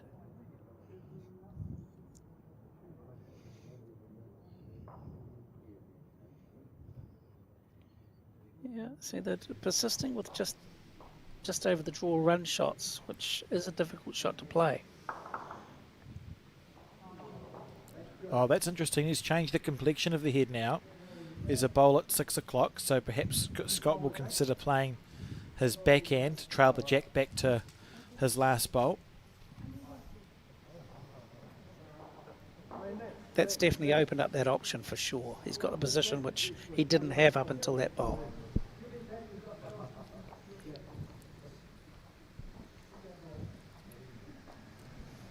How's the crowd enjoying themselves, Alex? Oh, they all seem to be having a delightful time here at the Paratutu Bowling Club in the warm. Lined along the sides of this TSB stadium. You can see some feet on the top right of your screen. And Dan has opted to play his forehand. Little feather. Oh, yes. Holding 3 now. Scott's got a bowl at 12 and a bowl at 6. The bowl at 12 looks like it's too far a move to hit into the head. So therefore are we drawing it on the backhand? He's got to be playing through it on the backhand and looking for the jack movement, because there's no use being shy and he doesn't want to get too wide because that hand holds. So I'm predicting he plays a metre over on the backhand, and I'm hoping for his sake he's not narrow, because it will swing, as we've seen before. It will swing if he doesn't take quite enough. Moved over on his mat. In his box, that's right. I tried to say mat and I said square and box, so that's helpful. Now look at that, And going for a walk. wide. Yeah, it is a fine line, and I would say panic stations are an exaggeration, but certainly it's 17-4, which is the score now as we enter the 11th end. It's time for something to change if the Tower team is to win this match. I don't know what that something is, but something needs to change. I think there's going to be some scoreboard pressure. It's going to be difficult for them to get themselves out of the scoring slump that they've been in. But the only good piece of news I can give them is there's still, plenty of ends to go. I can tell viewers who are interested in the other semi-final that by checking the Taranaki events Google Doc, which is available on their website and Facebook page, I can see that the live score on that, Logan Amer and his team trail 11 shots to 15 against Dave Walker, Graham Gocott, Mike Dickey and Chris Aldred. So a close game happening there. They've played 12 ends, we've played 9. 10. We've played 10. So running a little bit quicker than us. And this is what the Roberts team needs, right? That's a beautiful bowl. He's just drawn the shot. And now the question is, how do you try and build ahead from that point? Yeah, I think the word is safely. You got to build it safely. But you still need to get bowls near, simply because you need to score probably more than once, just to give yourselves a little bit of confidence, if nothing else. Yeah, so there's his first Two bowl great bowls. at 1 o'clock. So Mark now will be looking to hold 2 after his 2 bowls. See if they can build an end. It's a shorter end than what we have seen. Yeah, this is good stuff here. Is that the first thing you'd change, Keith, when you were talking about game plans? Is it actually, I'll rephrase the question. What is the first and easiest thing to change in a game plan when something's not going right? Oh, I think the length of end is one of the things that you can certainly change. If you're outside, you would be looking to use the elements. If there was a wind one side and not the other so much, So you'd be looking perhaps to play the narrower hand. Inside, obviously, that's not an issue. And then you're looking at trying to get to a length of end that your team is comfortable and playing well at, and then try to dominate from there.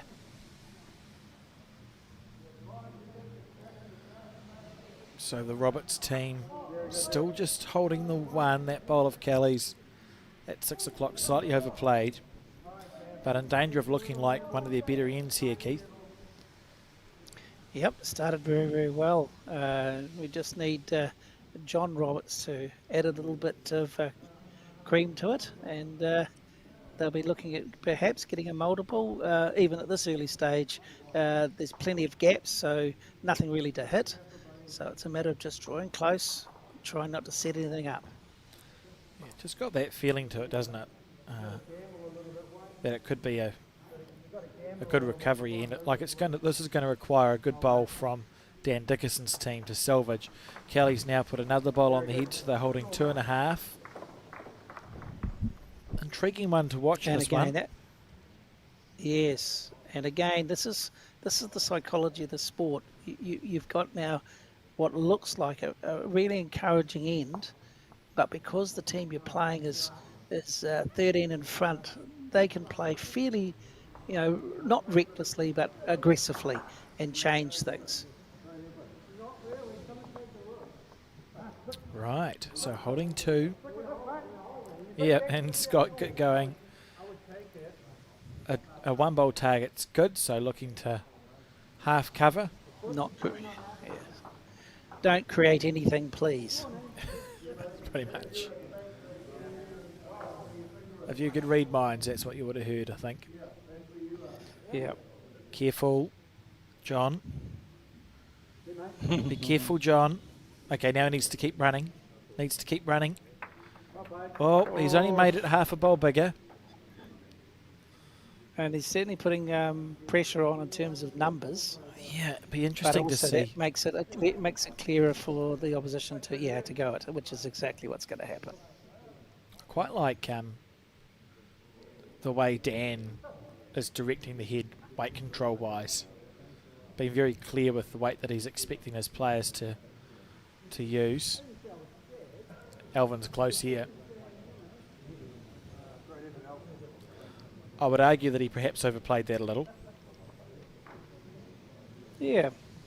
Yeah, it was, again, it was a drive, but it wasn't the hardest drive I've ever seen in my life. And he had to allow just a couple of bowl widths of turn, and unfortunately it didn't.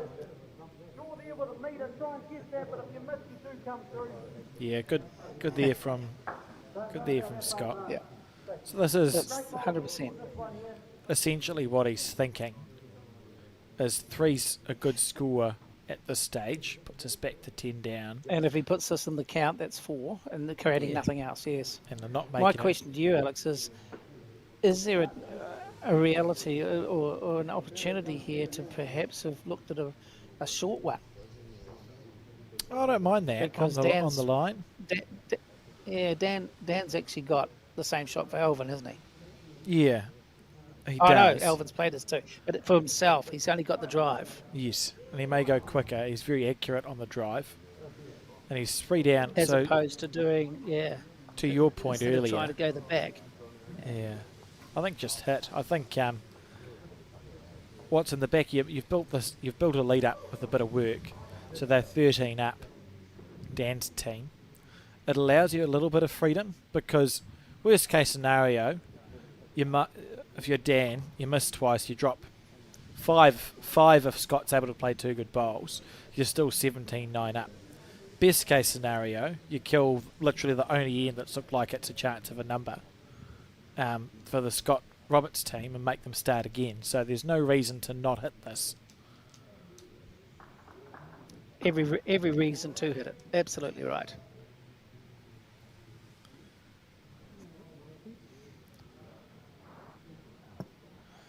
What's the Still swing gotta and hit it, miss? Well, now do we see the short bowl that you spoke about, Keith? That Scott- would be amazing right now. I've seen Scott try and play a couple of short bowls this week in our section. I think, they were on purpose. I quite like his delivery Right. because it's a bit sort of, feels like a very practical delivery, doesn't it, Scott Roberts? Yeah. Consistent. Little wobble on the bowl. Yeah. Needs it to get down. Needs to get under that orange. Oh, Yeah, well played. Probably in. Yeah, could be 4. We'll stay on this shot, and I can tell you that Dan Dickerson's winding up, so keep your eyes peeled. Bowls could go flying everywhere here. So he hits at the jack ball too. On its way. It's on its way. Look at this. Oh, he's chipped the back one out. Maybe a bowl wide. 3, I think. And it is that opportunity that we sniffed at the beginning has come to bear fruit here for the Roberts team. And how important is this bonus bowl for Scott?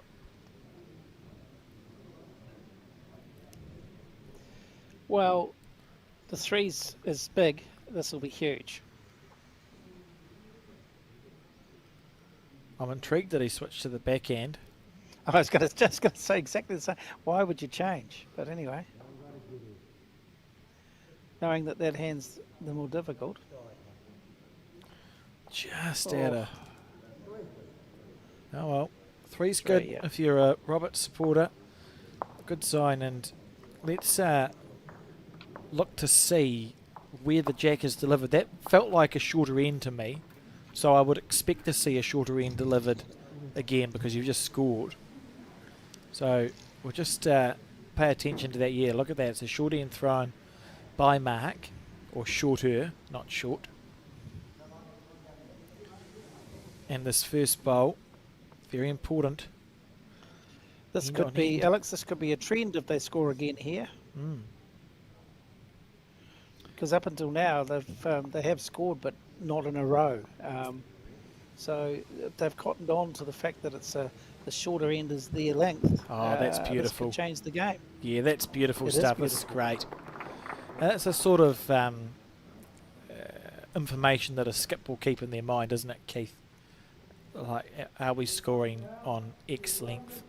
Where have we seen the most effective bowls, etc., etc.? It all sort of bears into the decision making in the same way that we would expect the players to be. Well, we know now that to the left of our screen is the nicer hand because it turns more consistently, whereas to the right of our screen seems to just go for a little bit of a walk. 100%.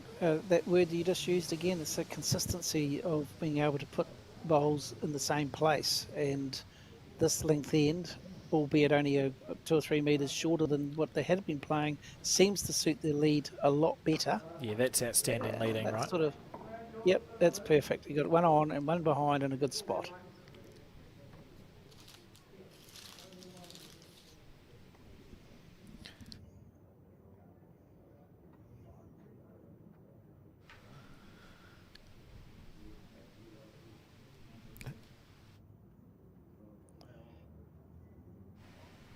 Is he up?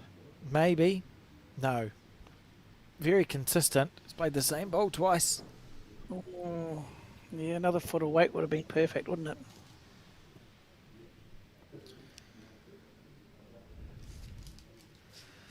Kelly now on his backhand.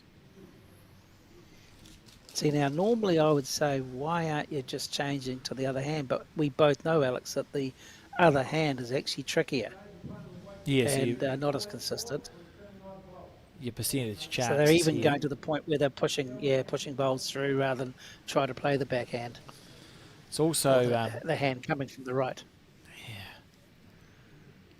the 3 bowls level past the head now are the Roberts team's bowls.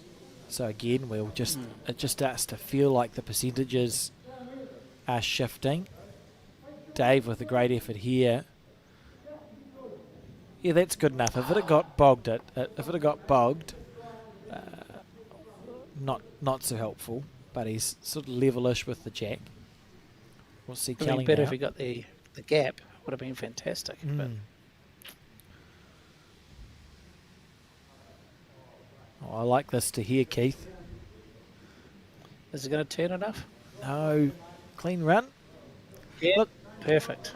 This is another good head because now if we look at the shot options, Scott and John are thinking, well, we could actually switch to our backhand, which is, I know it's harder, but we'll switch to our backhand. We've got all these chances to make a number down the backhand side because we've got back bowls and position. Dave Jones will be the backest bowl, but it's not going to stop the shot selection. I think we'll see a backhand shot here. Yep. Yeah. Looking for the jack or even just drawing another bowl would be good. It's a really Putting nicely pressure on them. two nicely built heads in a row here for the Roberts team, the team from Tower. Shuffled over to his left there. That's to get his bowl to bite on what he knows is a straight hand. And we know that it doesn't. So hopefully he's narrow. He's close, That looks Keith. pretty good line. Yes. Go. That's pretty good. Oh, it's enough, is it? Still like it.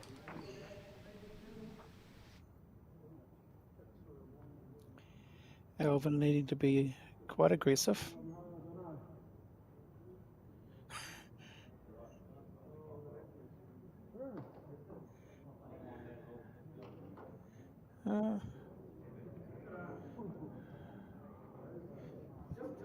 Interesting. Yeah, they've got one somewhere, somewhere behind, which is something to work to. It was good weight from Elvin, but we've got now a chance for this one to just to beat his own bowl or push his own bowl in for second, just putting that little bit more pressure and closing the gap up a wee bit as well. This looks reasonably good, I think. Yeah, nice hit here from Roberts' Yes. team. I wonder if they'll think Lovely about going bowl, quicker. Like, they've got the two backest bowls here. So I wonder if we'll just see proper aggression on the backhand. Going it, yes. He's got it. Clean as a whistle. What a bowl. Oh, he's chipped off his two back bowls. What? One of them must be a toucher. And those two are gone. That's One of unlucky, them's- but it's brilliant, but unlucky. What are the chances? He's Well, guts the jack it's a lot in the better ditch. than it was. Oh my God. Well played. But fair to say that's a bit unlucky from Elvin because he looked at it and we were talking and it's like, well, they've got the two backers bowls, so just put the jack in the ditch, which he's done. But on the follow through, he's literally removed the two back bowls as clean as a whistle. So room here for for Scott Roberts, but that was very interesting. That was a very interesting shot. Certainly changed the head, and kudos to the skip for calling it and for Elvin for playing it.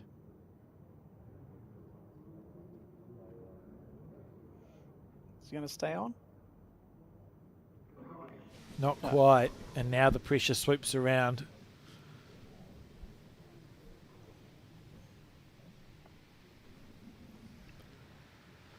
There's some sportsmanship there. Good to see. Handing the bowl.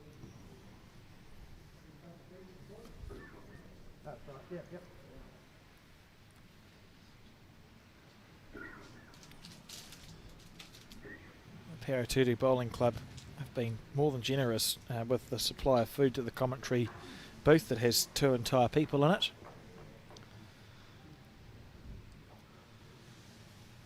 May need to change shirt sizes sometime soon. So as we spoke about, with Scott going into the ditch with his first bowl, it allowed Dan a bit of freedom with this one, and he's played it well. So now Scott's too light. Big pressure. It's definitely taken more green.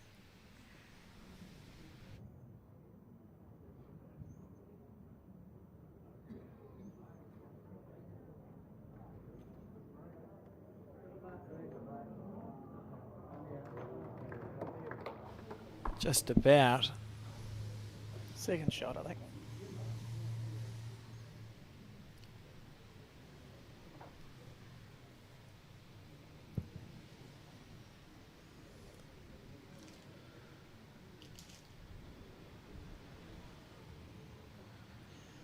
We were talking earlier about bonus shots. This becomes important because the little rally that the Roberts team has just created it'd be very nice to snuff that out but instead of scoring just the one, actually getting the two. Psychologically, that's going to do damage.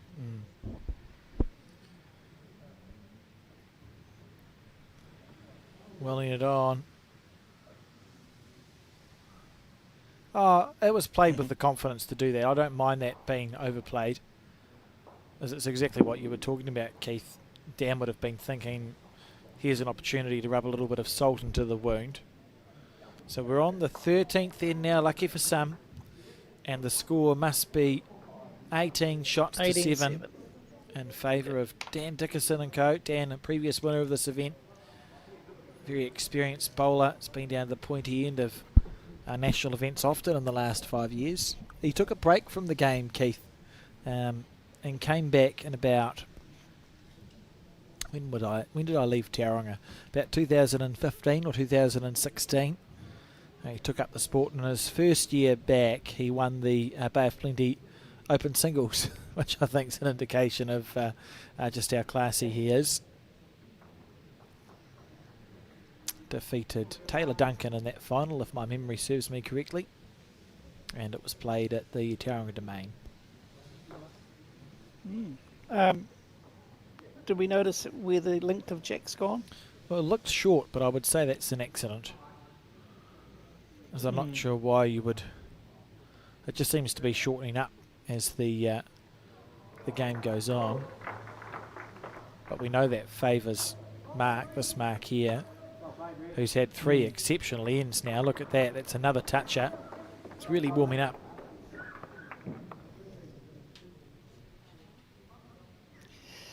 Yes, that's his favourite length, and the sooner the Dickerson group cotton onto that and perhaps go back to the original longer ends, the better, I think. You just don't want to...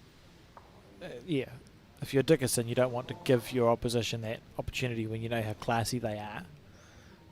The chance to chip away, because we're only on N13, of course, out of 25. I suppose, too, there's a danger, Keith, in being quite defensive when you do get up in these long games. So 18-7 up, every instinctive bone in your body as a bowler is going 18-7 is great. Because if you're 18-7, surely you can't have that many ends to go. But we're on N13 of 25. So maybe you're barely halfway. Yeah, you probably can't fall into that defensive mode as early in this game. And well, if I was to have a guess, I would suggest that what you said earlier is 100% right. It was probably a mistake throwing the jack shorter rather than longer. And this is what it's led to. Now the opposition's lead has nailed the jack and got a position bowl, 2 shots on the head. Straight away, you're under a little bit of pressure because your team's not going as good this length as what they were on the longer bowls, longer ends. And that's a good bowl from Kelly as well. Positions, 9/10 of it. Was it possessor is 9/10 of the word?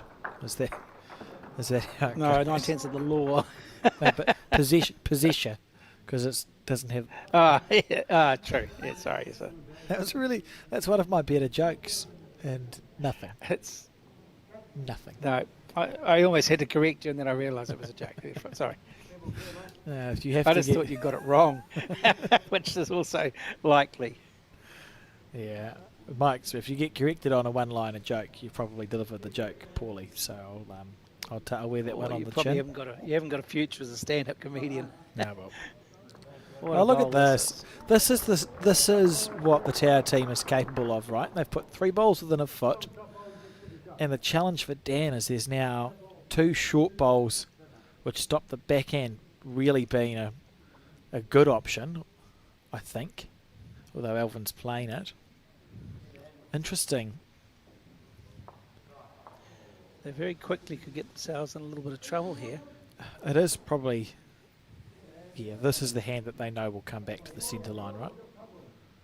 So there's the reticence to play that forehand side. Well, yeah, why would you not? The Roberts team looking good in this end.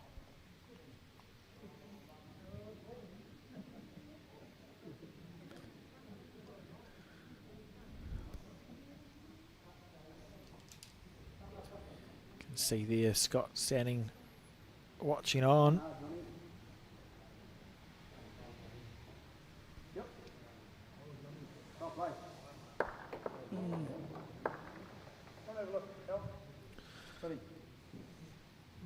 Dan asking Alvin to come and have a look. So what are the considerations to be had here, Keith? You're 18-7 up and 3 down on the head. Backhand's blocked. What do you do? Well, if that was a question, you've answered your own question. If the backhand's blocked, you've got to be looking at the forehand somehow. Mm. The issue is that we all know that hand's not as consistent as it perhaps could be, but you're 3 or maybe even 4 down, so you've got to attack the front, surely. I think that's what Dan's saying, is even if you clear some of the front stuff out of the way, at least that opens the track for Gives Dan. me a chance, yes. 3 from 3, Alex. Yeah, you're not going too badly. Keep you on. So the second question. Just for one more game. Yeah. Just the one more, because if we have 3:25 in games, we'll be here till midnight. It'll be intriguing to see what weight Alvin opts to play this shot with. I think they've got to play really positive, because as we've seen on that hand, if you get friction wide, it won't come back even on a run shot, and if you go slightly narrow on a run shot, it swings. So you really got to go fast to hold it up. Go straight at it. 3 out of 4. Oh, damn it. That's a great try. Well, look, he's wide. Oh, lovely effort. It was a great effort, but wide. And it didn't clear the head. With that weight, you weren't going to clear anything at the front. Mm. So Scott holding 3. Maybe 4. It feels a bit stressy to play the forehand here. So I don't think he's Unless not going you're short to. in the road. And the reason through is the gate. you don't want to make the target any easier for Dan. So this is good head management here. Going out to this bowl out here, trying to cover it. Very good. Perfect. I can report that it is still raining. Oh goodness. And being inside is a good decision. Yeah, it was. Yeah. Still. It's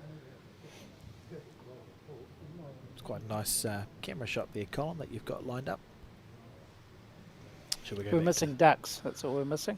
I'm sure we'll get some. Although, as was pointed out, it's not. When is duck shooting season? May 1st. Okay, well it's not yet. Way off. Rightio, the decision has been made. I wonder if we'll see a bullet. Is it the weight? Are we talking drive? Or are we talking just over like he got Alvin to play? I think he should be playing straight at it, but. Oh, aggressive. Oh, backhand. Square. Oh. Well, That's an unbelievable result that he hasn't got. His collision bowl went into the ditch, as you can see. The positive is he's chipped the front bowl out of the way, Keith, but both that's of them not gone. wow. To get it The at thing the is, angle. and this is an opinion. Probably should have got Alvin to play that, but it's easy to say that in hindsight. But I'm just saying, if he'd got Alvin to play that with his second bowl, he'd have 2 goes at this head now. But they had a discussion. Maybe they decided he could draw shot or second. Well, this is fascinating. So 3 ends in a row we've seen the Roberts team build a nicer head than the Dickerson team. It's been salvaged 1 out of 2 so far. If Dan can salvage this, And they've all, or yeah, can't and they've all been on the salvage shorter this. side. Yeah. So the jack is set where it sits to go what looks like the 5 o'clock direction to me.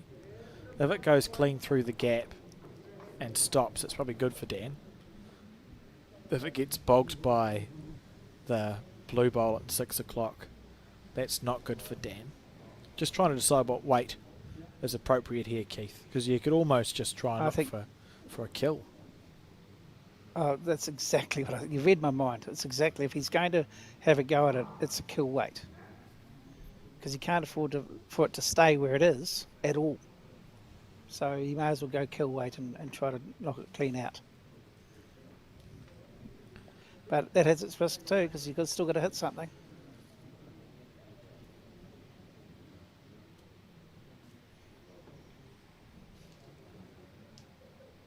Over the draw, Right. so the jack must be set to go to the right as we see it. To Alvin's bowl.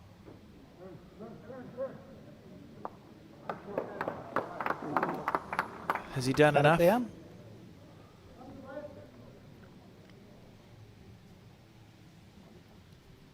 Well, I mean, it was a lot of clapping.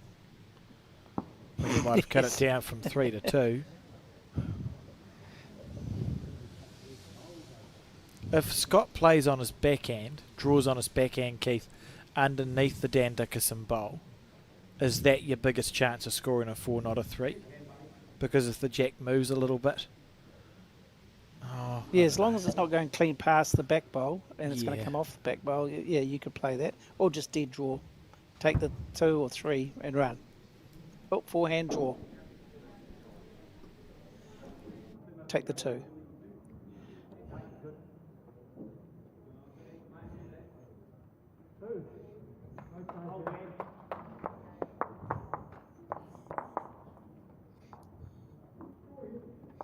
The way they're clapping makes me wonder if the camera angles were a bit deceiving, and perhaps the Tower team was actually holding 5 or more. Because, I mean, it was a considerable... It wasn't a little celebration, was it? They were quite No. excited, and they just did another clap there saying good save. Short end again, Keith. Oh, Yeah, well, I expected that from the Roberts team because they've been picking the shorter end brilliantly. But when it came to Terry Ledbetter sending the jack up, I think what you said was it was a mistake, and it turned out to be so. yeah, look, it's at 3 ends in a row. Mark is probably 6 out of 6 on really effective bowls. I'd say 7 out of 7 because that's a good one on the shorter length. And he'll be trying to just hold on to this run of form. He's doing his bit for his team for sure. And what's more is that not only is he playing well at this length, his opposition lead, who was getting the better of him in the longer ends, isn't as good at this length.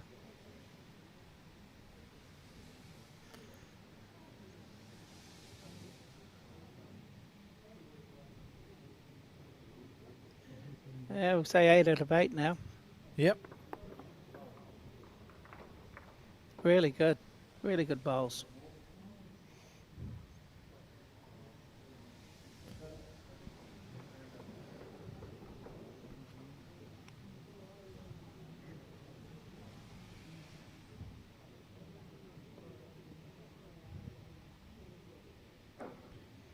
Interesting. Oh, good bowl from Terry. Yeah, that's a nice shot. He had to, yes, it was very good.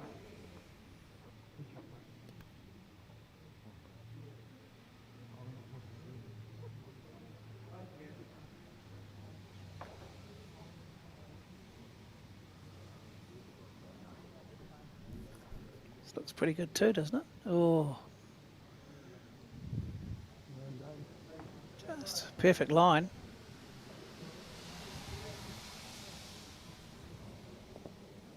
Right in the road.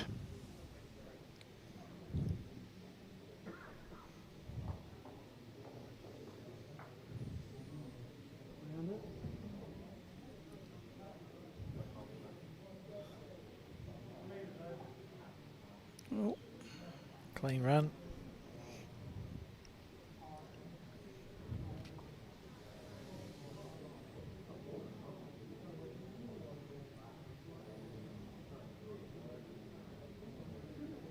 fraction wider.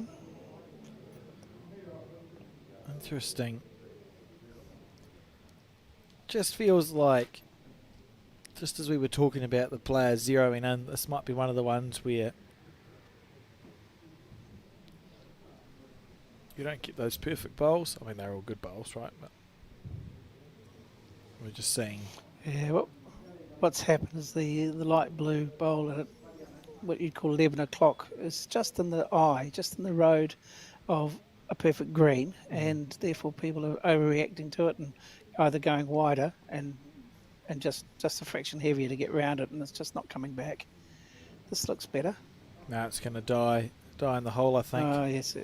They He hit did the the exact opposite. He overcorrected. Yes. Yeah, hit the green but not the weight. And the bowls have become allergic to the jack on the 14th end. And for me, the hilarious thing is that they're keeping well away from the other side. It's just a nightmare over there. We can't play it. Clean run for Elvin. And then, of course, you get the, I've played it well, but I've hit the bowl we've all been trying to avoid. That's it. How dare I? That's it.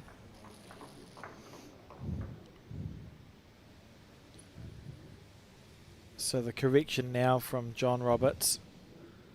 You just put it in the area and hope that you find a He gap might somewhere. push Elvin up here. He might push Elvin up. Oh, that was a well played bowl, no. to be fair. Yes. Somebody going to be brave to play the backhand or no? No. Oh, yes. Why'd you look at that?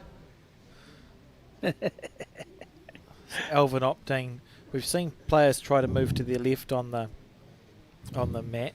Elvin's done the opposite. He's moved to his right.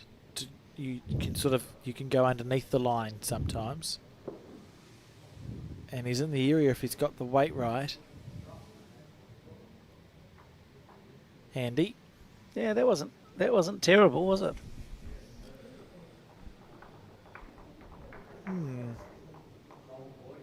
It's an interesting conundrum here for Scott Roberts. It's actually, I couldn't even tell you who's holding the shot. There's lots of bowls that are 2.5 to 3 feet away from the jack. It looks like he's going to play on his forehand.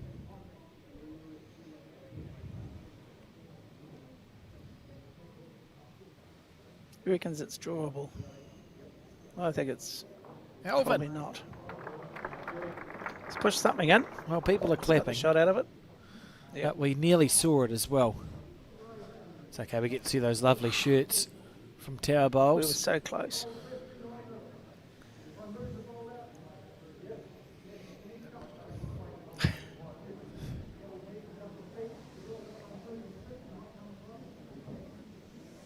Oh. Seems a long way out to be pushing it in, but anyway. Oh, let's see. I wonder what weight he's going to play this with. Well, he's talking a metre over, just enough to push the bowl in, but that's fraught with danger as well, I would imagine. He's let it go nicely. He's See got if to be it's close turning. here, Keith. Little feather I don't first. know. Don't think so. Well, Scott would just rinse and repeat, wouldn't he? Well, he just pushed the bowl through. There's nothing to push through. He could draw between the orange and his bowl, the second shot, 3 rolls on his own bowl, outside half. or Oh, no, he's switching, or rub he's off switching. it. Yeah, he's going to draw to his shot bowl. That makes sense. I never thought I would say I like a wobbly delivery, but it's got a very consistent feel to it. The Scott Roberts delivery wobbles out of his There's hand. been a but few in it's the history. God, it's the same every time, isn't it? Yeah, I remember back in the day, Nick Unkovic used to have a little wobble on his bowls. It wouldn't be the only one, Keith. Are you old enough to remember back in No, the he's day one- that far? Yeah, I may have made it up.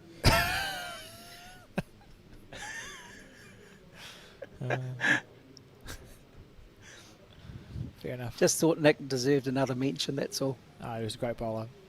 So they've well, we've seen a conversation here.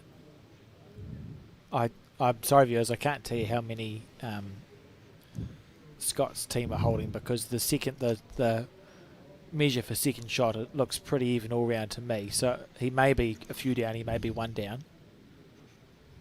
Well, sorry, he's at least one down at a He's at minimum. least one up. Yeah. Here we go. Looking for the jack. He's narrow. Clean run. That was nice weight. So I would say that was just the one there. And that's good. 3 out of the last 4 ends the Tower team have scored. I would say they've probably built better heads on all 4 of them. So if you're a Taranaki supporter watching the Tower team, it's good signs here as they chip away at this lead. Just wait for confirmation that Well, that was. the score, yeah, just make sure, yes. That was but a the 2. scoreboard's looking a lot healthier. Oh, was it? Yeah. It's looking a lot healthier now for that team as opposed to before at 17-7 and is it 14-4 and that sort of thing.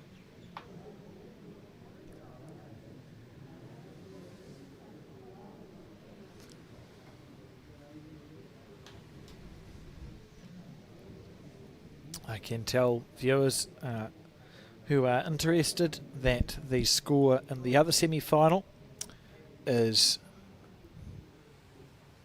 12-18 in favour of Dave Walker, Graham Grocott, Mike Dickey and Chris Aldred. After 15 ends was 10 apiece after 10, 11-10 after 11, and then a 4 and a 2 scored by the Tahuanui team. Have put them a little bit in front. If you are interested in finding those live scores for yourself, so you don't have to wait for me to occasionally remember to read them out, you can find it on the Google spreadsheet that Bowls Taranaki have plastered everywhere on the internet, their website and Facebook page that has been keeping the Taranaki Fours scores up to date. 180 teams entered this year's edition. We're down to the final 4. And once again, Mark Kuklanski hasn't let us down. He's nailed the jack, he's drawn a toucher, and that's pretty much the story of the last 4 ends. It's come from, it's the domino effect, isn't it, that we often see. It starts with the lead and then dominoes through.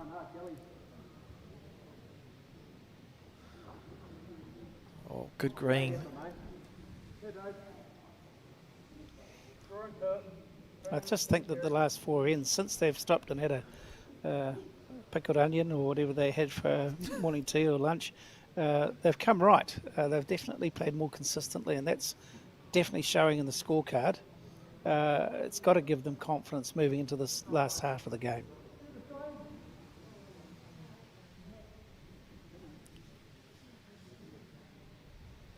Oh, look at that. Oh, great effort from Really, Dave Jones. Yeah.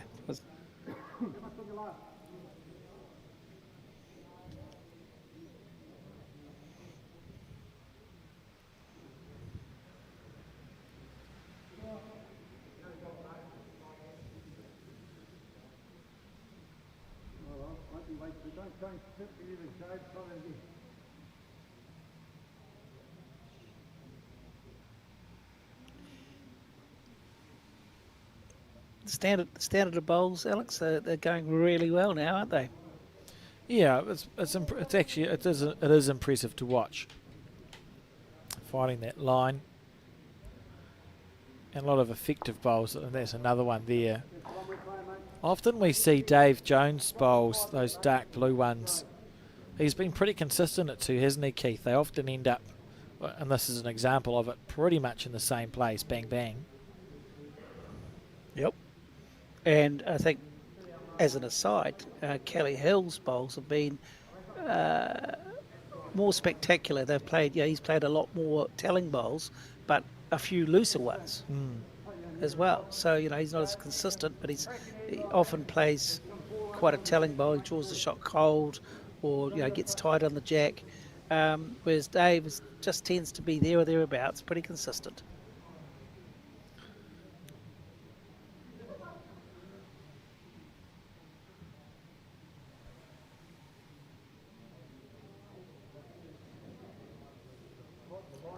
Close. He's close here. Needs it to let go. No. Perfect weight, wasn't it?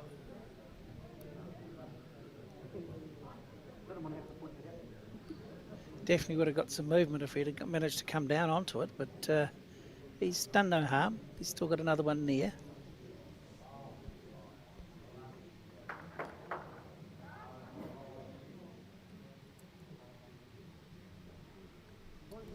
Just a bit quick. Yeah, I was trying to just protect where the jack was going. Has not done so.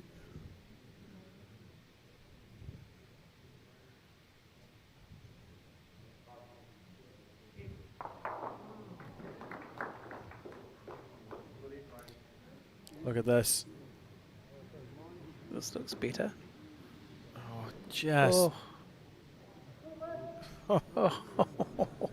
You sit it down and not move the jack at all.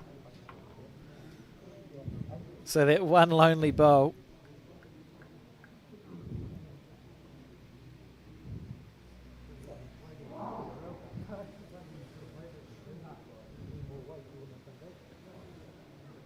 Scott's got room on the forehand to just draw onto the orange and sit in, or come past the orange and land on the next one, the darker blue one. He's got a couple of chances there, and he's got to get another one on the head, surely. I tried to figure out a way to get an airplane joke to work, but I couldn't do it. Scott has fallen short. So what? That's interesting. Is that half a plant? Oh, well, no, you wouldn't do that. Just think about ways to get onto the shot bowl. It almost looked like the bowl that Scott's bowl is touching. You play across the head on the forehand, you could cannon it onto the shot bowl and pop the jack back. But you're probably asking for a lot there, so we'll just wait and see what Dan opts to play. Certainly looks like the forehand's where you can get the movement backhand from. Yeah, I think he's going to play weight on the backhand. Just play the difficult backhand and hope it turns. And he's got 2 bullets, so he can have a go at this one. If it doesn't work, he's only 1 down. Yeah. All the position in the world. It's making use of it. That's going to be the challenge here. If he gets past the front, no, look at that. I don't think it's turning in time. Just holding. Dead straight, yep. Clean run all the Probably way fraction past. firm too.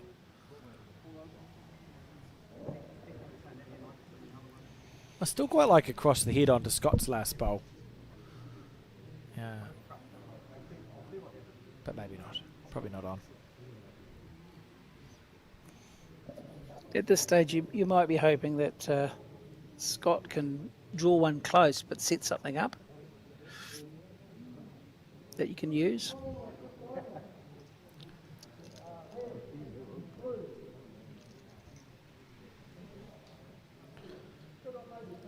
I do like that delivery on the forehand.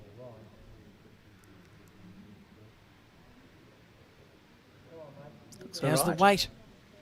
How's the weight? Needs it to go. Looks good. I think he's holding 2 there. Wind up. Hit Scott's short pole. Rattles through. Happy days.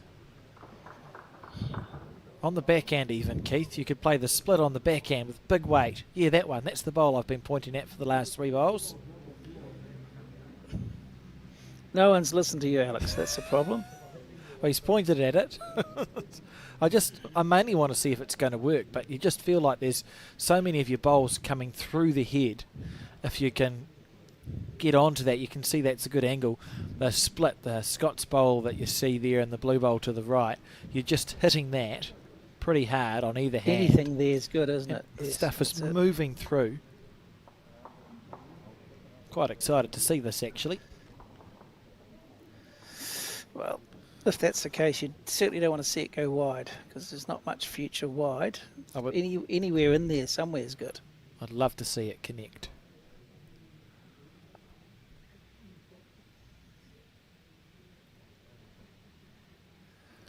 Here we go. Watch it closely, team. Needs to get down onto that one. Yeah, good bowl. That's classy. Yeah, good bowl.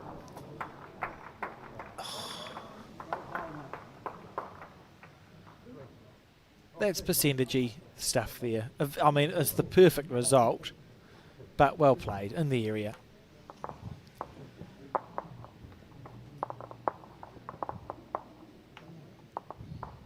I think I saw two fingers there, so that's 2 shots. Oh. How far up are they walking with the mat? Oh. It's a bit of a team conversation. I think the longer end is what they want. Oh, look at this. Thing of beauty.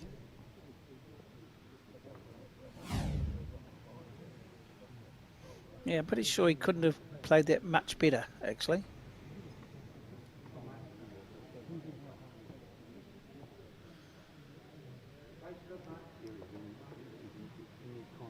Yeah, slightly longer end, isn't it?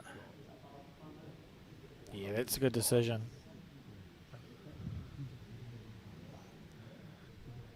And it was a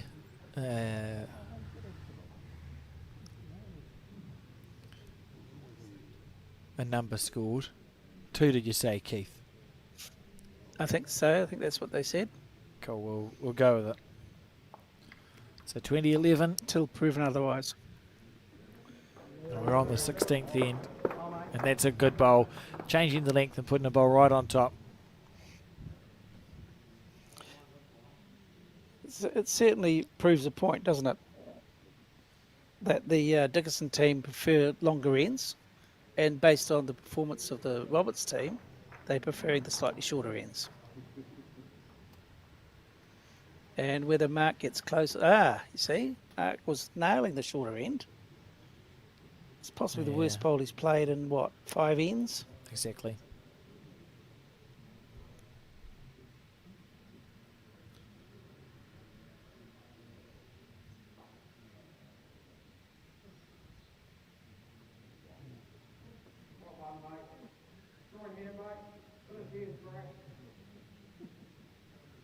Look at this. Yeah, good bowl.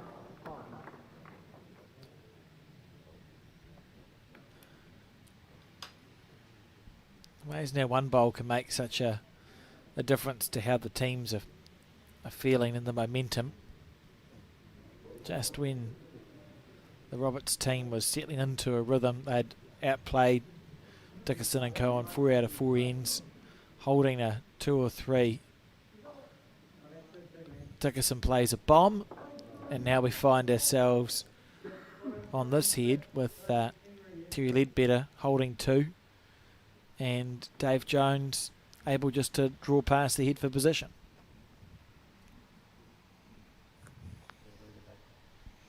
And what's more even relevant than that is that Mark Clunksy has not played as well on this end as what he's been doing the last 4 ends. So it's had a knock-on effect of both things occurring. So Kelly Hill will need to play a really good one here.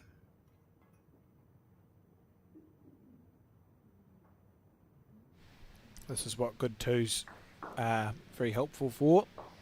Yeah, it's a good bowl. Nicely played.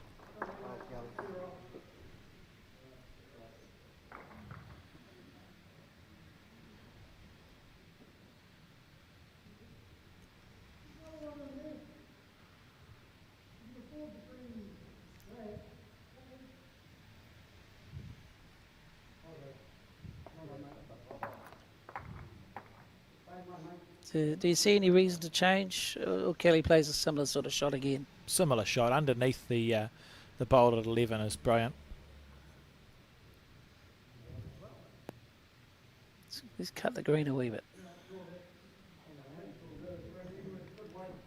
If it stays up on the paddock, which it has just done, it's still a helpful bowl.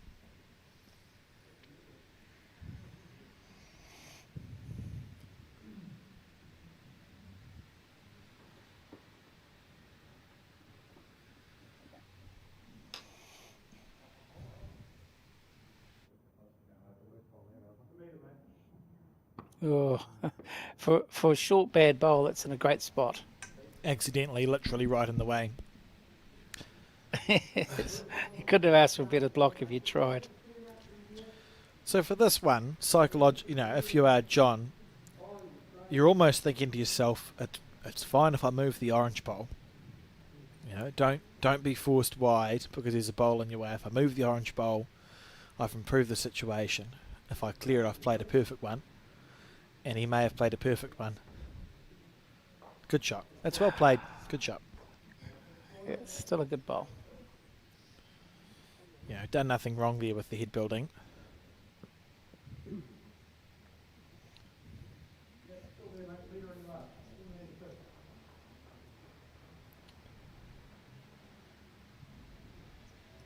So this is interesting from Dan's point of view, because at this level,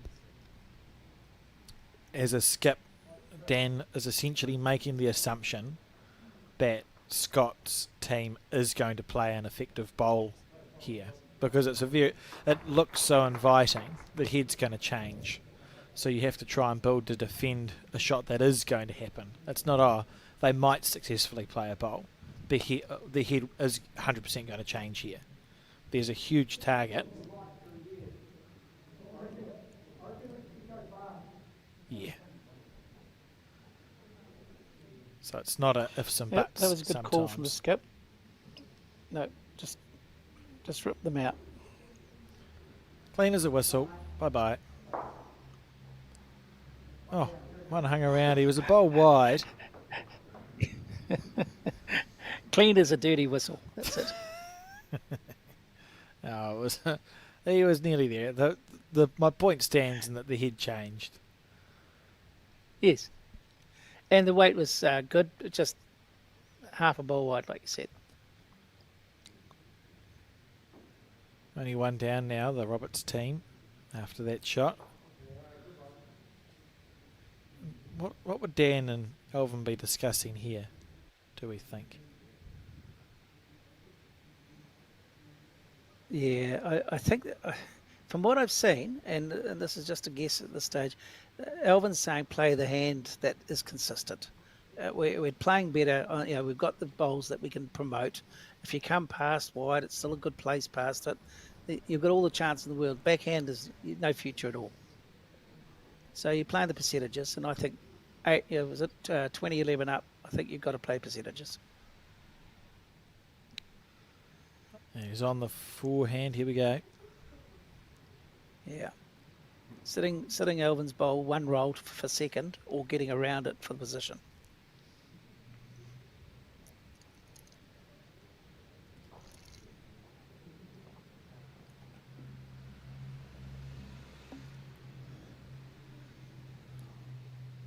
Watch the bowl. And the ditch. Interesting. That would indicate that it was slightly Probably overplayed. Yes.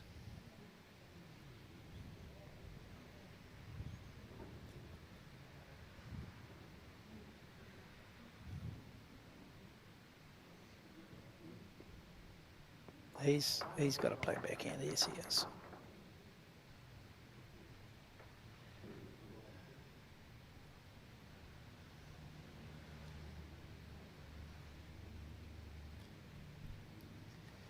Oh, that's why they don't want to play that hand. Just saw it just go for that little bit of a walk. Yeah. Took one look at the jag and went, no. I'll stay over here, thanks. So nothing's changed, so I shouldn't imagine this will change much.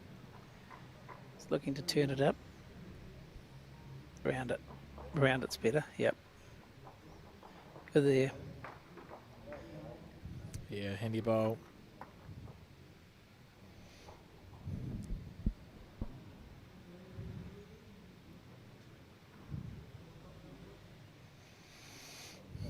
It's really a conundrum because the Roberts team would want to play the backhand because it's an open jack, but we've already seen that it doesn't turn. So perhaps he's looking at playing split and follow on the two shot, the shot bowl and the orange bowl. He's a very competent attacking player. you could get some pretty good results with weight on the forehand. There's a 3-bowl target. I mean, even Keith, what happens if you narrow on the forehand and go through the bowl that sits at 11 o'clock to the jack? You could get some weird sort of result where second shot is cannon through. It feels like options. But just be minimum. That's another. That's plan C, I think. But they're worried if they get the split on the orange and the blue shot bowl that there might be jack movement, and if they get jack movement, that bowl's going with it. I don't know whether you will, but you got to play it like you're going to get it clean, which should mean you get it out of there and you'll end up scoring a 2. Yeah, I agree. And if you're forced to play the forehand, that's what you've got to try to play.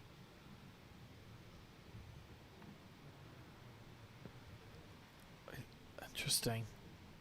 It was backhand. Yeah, and this is tough. Yeah.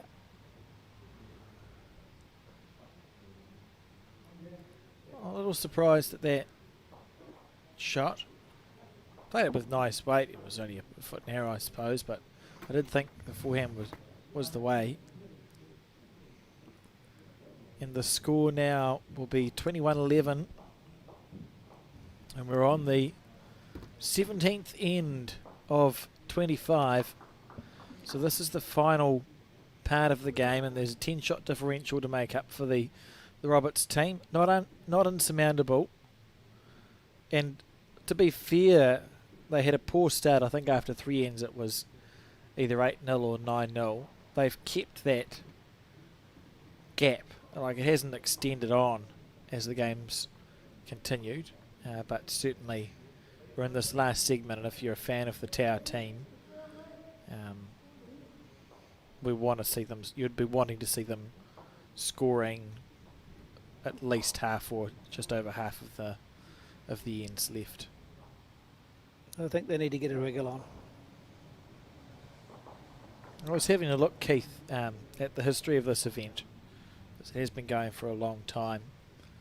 I had a look on the Papers Past website, which if anyone is a history tragic or you want to find some bowls history or family history, Papers Past, just Google Papers Past, and it's a digitised version of every newspaper ever printed in New Zealand going back to the 1830s. And I found an article from the 19th of January 1939 in the Taranaki Daily News, and they reported that the Open tournament was all ready to go, and they had 52 teams. So remember, we've got 180 teams this year. 1939 there was 52 teams entered for the tournament, with 11 rinks from outside of the centre. And the conditions of play were largely similar to what we have, but there was a couple of differences, so I'll read them out because I found it interesting. So the conditions of play: section play took place on Monday, Tuesday, Wednesday and Thursday in 1939, with 8 games of 25 heads, because we used to call ends heads, which I thought was really interesting also. So 8 games of 25 heads. The play commenced at 9 a.m. and 2 p.m, which is similar to what we do now. And at the conclusion of section play, winners of sections, all those teams with 6 wins or over, will qualify for post-section. The only occasion where a team with more than 2 losses qualifies is where section leaders tie with less than 6 wins. And then, and this is the interesting bit, Keith, if you're still with me, all post-section games in 1939 were of 21 heads, but they played it on a 2-life system, and a time limit of 3 hours applied to the first 2 post-section games. If teams used to tie in section and post-section play, an extra head would be played. But if the final was tied, they'd play an entire extra game of 21 heads. And they stated that all players participating must be correctly attired in regulation bowling dress and display club colours. Greys will not be permitted. Isn't that interesting? It's very interesting, actually. I mean, things have moved on a little bit, to be fair. It's fascinating. Yeah, some things change and some things don't. cool to see that this tournament's still going strong so many years later, and with 130 more teams in it in 2025 than we had in 1939. Tournament did peak, of course, at a few hundred teams in the halcyon days of bowls. Anyway, what's been happening while I've been reading an old Papers Past article and literally putting Colin to sleep? Yeah, well, That same shot as Dave. Wait for it there. you'll be fairly aware that it's quite a tight head. That there's plenty of room to draw close. So I'm not even sure I can tell you who's got the shot now because there's 3 bowls that are in the hunt. So difficult to be exact. If I had to put the house that I don't own on it, I would say it's the bowl of marks that sits at 1 o'clock to the jack would be the shot. And then I think Dave Jones with the blue bowls at See if you can give that a little quicker sort of Shorter one, yeah. the shorter one would be second. That one disappeared from Alvin. He was quite aggressive for that.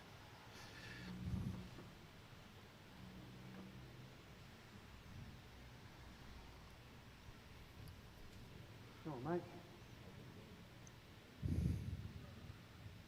Try again. Really good. Oh, good Beautiful line. I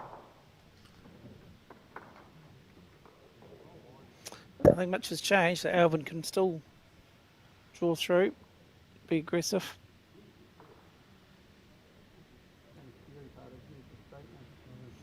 It's going to turn a little bit, is it? Needs it to hold. Oh, Oh, Close. Don't know. always helpful. none the wiser. Somebody's got it.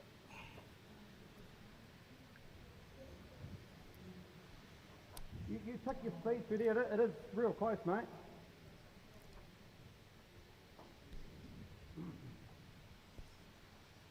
You put your speed through there. Try and get to those 2.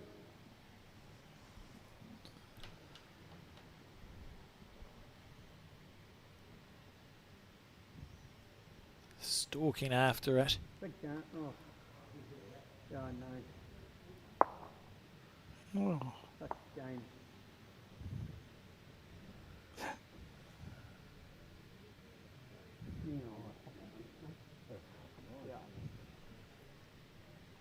Not sure I could call who's holding.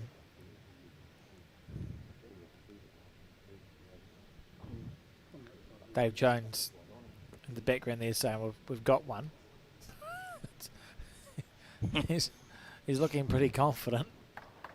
Oh no, he's not. Yeah. He's only one if down. you notice at the back right hand side, there's a cup half full as well. So that's his. That would never be my cup. And dare I say it, probably not Colin's either. Yeah, so you've known both of us long enough then, Keith, to be accurate. Just a wild guess. Here we go. So we've got Dan on the forehand. He's either up or he isn't. He's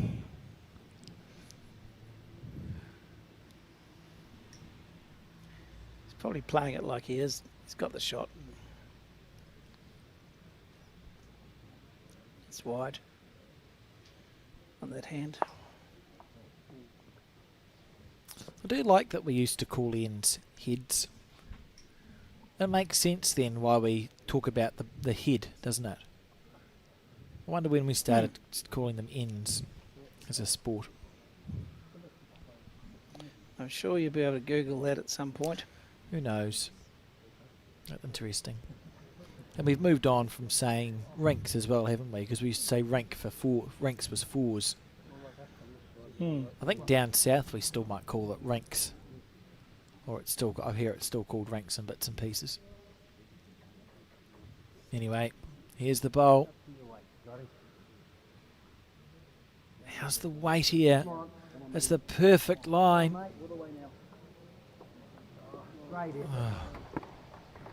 Nearly perfect. He should have changed Dan's shot from the forehand. Though you would think, Keith, because that bowl is very rollable, isn't it?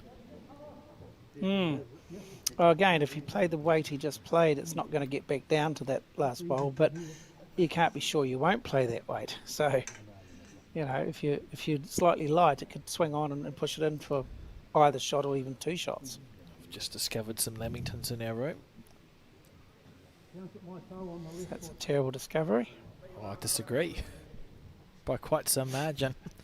So we see Dan's been asked to play the backhand here for that reason. Just draw. Just try to draw the shot. Put it beyond doubt.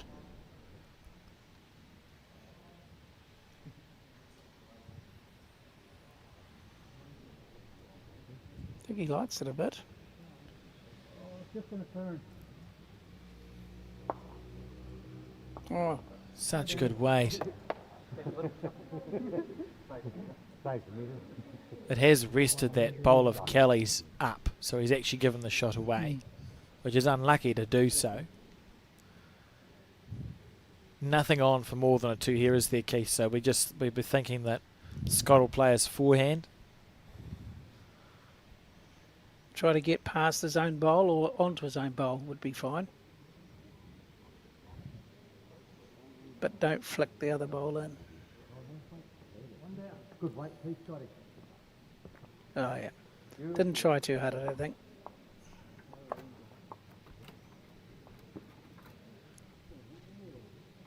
So 12:21 now. We're on the 18th end. And what's the bets that we're going to see a shorter end here? I think that's on the cards. Yeah, he's definitely standing further up the rink, so one assumes they're definitely shorter. Yeah, makes sense.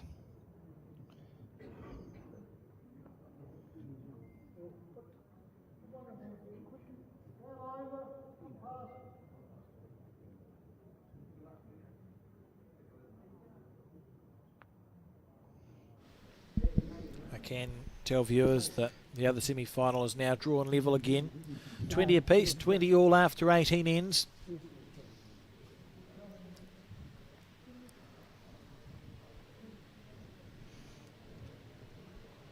And straight away, you notice Mark straight back on the jack on the shorter end.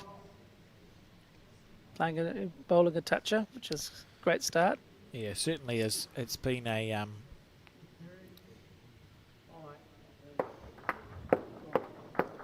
words. I'm looking There's for... been a marked difference is what you're trying to say. Yeah, but there's a word that means sort of like if something consistently happens. I want to say theme, but theme's not the word I'm looking for. There's been a... I don't know. The shorter ends have been good for Mark. That's all I've got. And we see there another great shot from the tower lead. Well, certainly we've noticed a marked difference. I got the joke the first time, Keith. I just decided not to laugh. You should laugh because otherwise it could just keep going. We've got 700 viewers. I don't want to upset them. Was quite funny. And covered there that bowl. So that's pretty good leading from both of those. That Terry and Mark. Kelly now on his backhand, just to the left of your screen.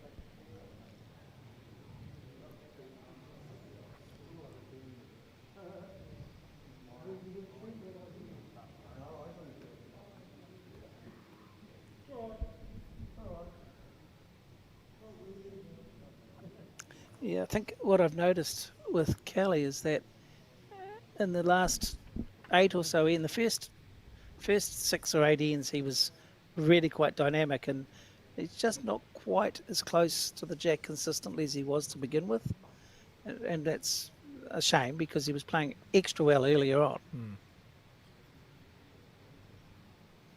We kept remarking that he was making the difference, and now I've just noticed he's not quite getting as tight on the jack as what he had been. Hopefully he'll prove me wrong here. Just about. He's probably holding second shot there, I would say. Yeah, got a clap, so that must be second.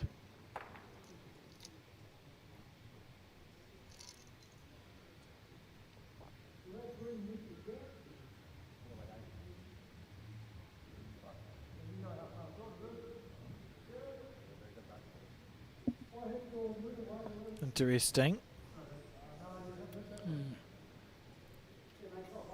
Probably safe enough to just continue to add to this. Oh, there's plenty of room, isn't there, really? For both teams.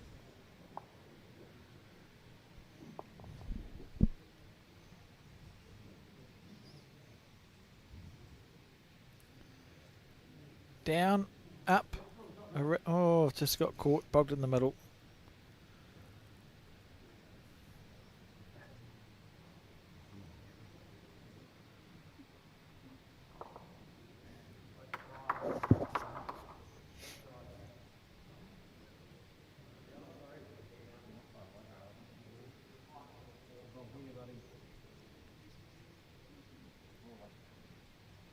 Alvin.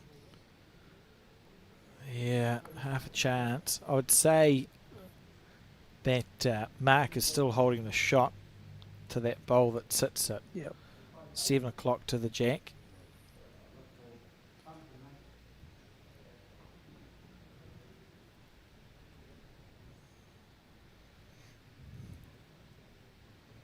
Oh, again, the dodgy backhand, that's interesting. That'd be perfect. I feel like it's one of those hands where you're either wide or you're narrow, but not much hard in to find between. in the middle bit. Oh, perfect! What did I That's say? You got to be perfect. What a perfect. shot. That's brilliant. 4 from 5.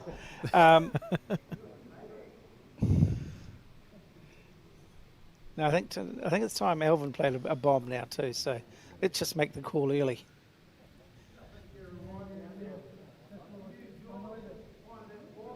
Straight through, Jack all bowls. That's it. Boom. Oh.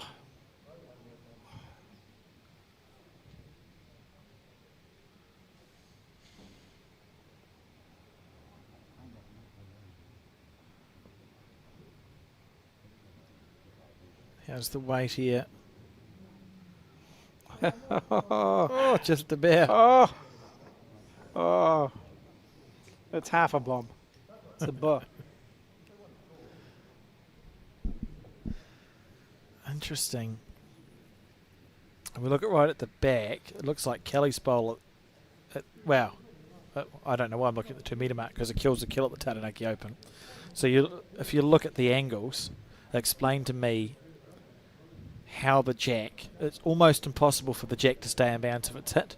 Therefore, you don't need to worry about the back bowls, do you? Like there's actually not a way that the jack can get into the ditch where it is within the bounds of the rink. It's going to spit like a pip, left or right. It's not going to go straight back.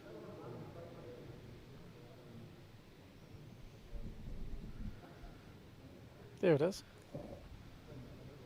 To the left or the right. So for Scott, I suppose it's just about trying to hold to and putting a little bit of pressure on Dan.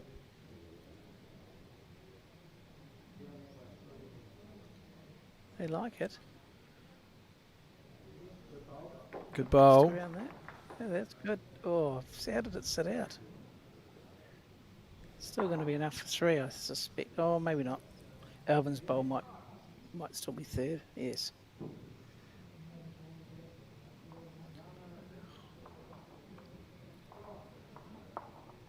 Oh, if he just puts that arm down, it'd be brilliant. Imagine. Yep, good work.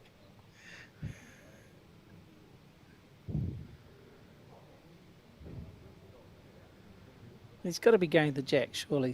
You know, you can't sit with 2 down. He's got to go for the jack.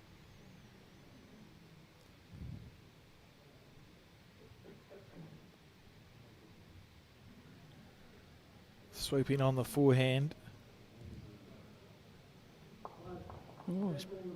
Oh, that close, wasn't right? far away. Oh, Whoever yelled close was 100% correct.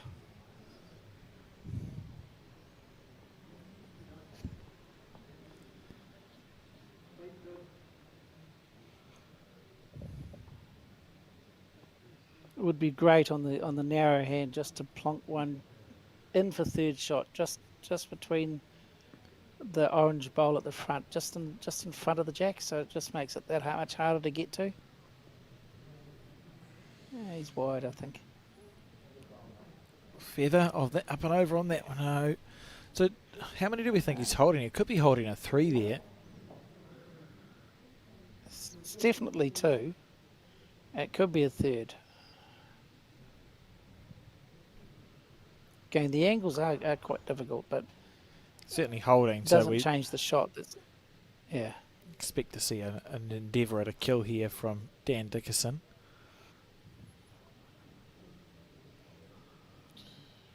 He's close. It's going to let go a little bit. Wide. Oh, half a bowl wide. Oh.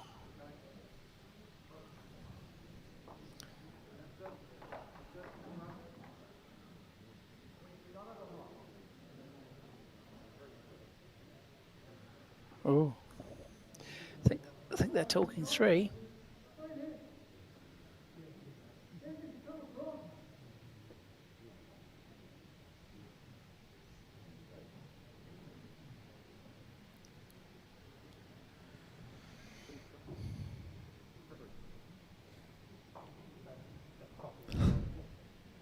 I think it's every chance it's 3, I think.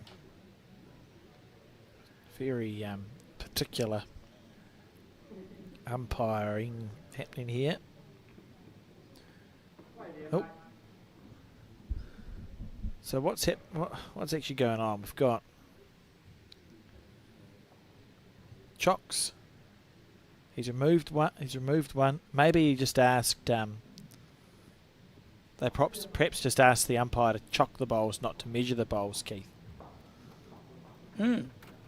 That's exactly what's happened. I didn't realise that was a possibility, so that's good. And it was a 3 there. So 15-21 the score. We're on the 19th end. And the Tower team haven't led at any point in this game. Still haven't led, but they're 6 behind and chipping away at that lead.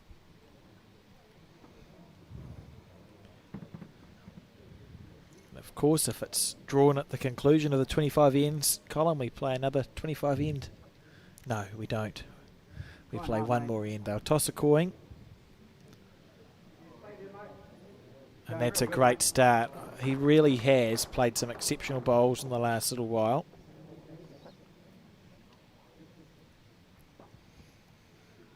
Oh, I think it's from my point of view, it's directly led to their team getting back into this game. Absolutely. It's just allowed the bowls to happen.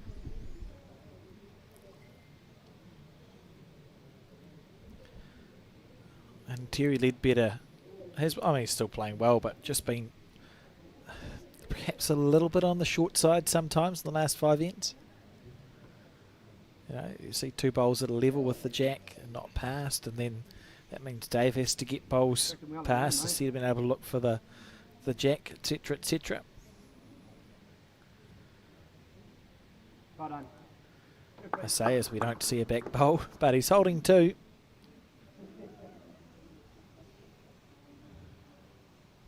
Yep. Well, Mark's actually out-leading Terry, I think, quite conclusively on the shorter ends.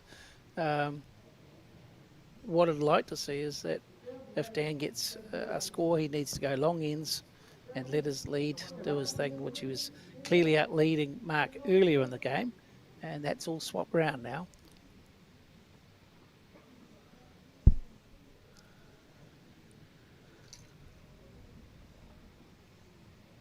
Going hard, mate.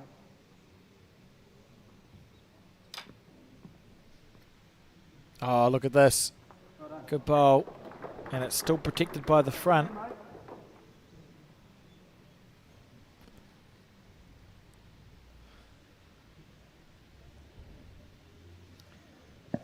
Dare I say it, Alex, but are we watching what's going to be a massive comeback? Maybe. It's got all the signs of that.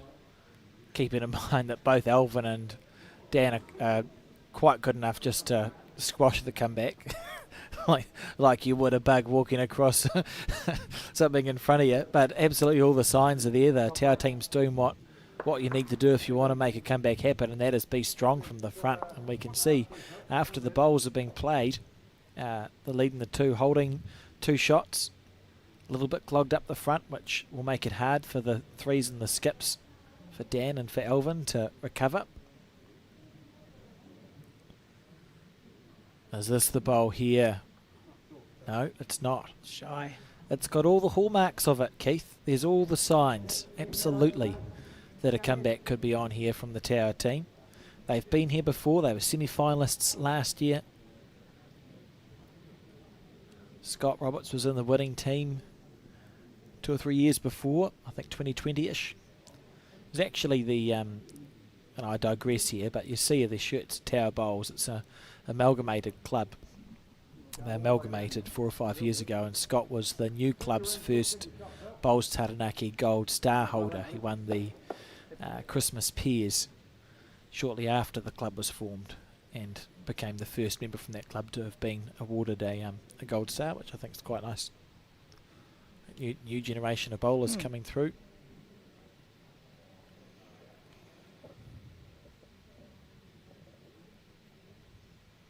How's the weight here from Alvin? Very good, buddy. That's Pretty classy, good. isn't it? That's class. Let's try and get a scene out of that, mate. You must be coming to a good home anyway. Get past that front bluey.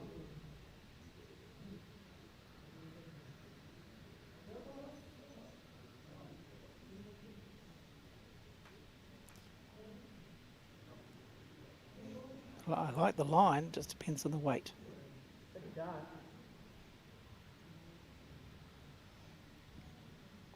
Oh, what a shot. Yeah, it was okay.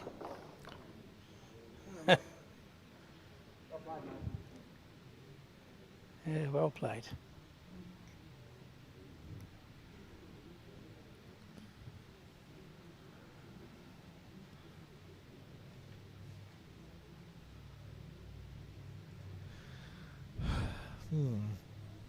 I do feel like there's a bit of a sea change occurring and right in front of us, and it's all to do with the length of end. It's clearly obvious to me that the Roberts team's functioning far better on the shorter ends, and they're making a really good fist of coming back into the game. There's still a lot of work to do. I mean, they've still got a 6-bowl gap to fill, but they're going about it the right way, and there's still plenty of ends, which I'm sure Dan Dickerson team is starting to be a little concerned about things, but there's time for them to turn it around as well. I suppose from the Roberts team's point of view, all you can do is put Dan and Alvin under the pressure where they have to play perfect bowls, and if they are good enough to do that, you go, oh well, fair enough. You tip your cap and you say next year, that's it.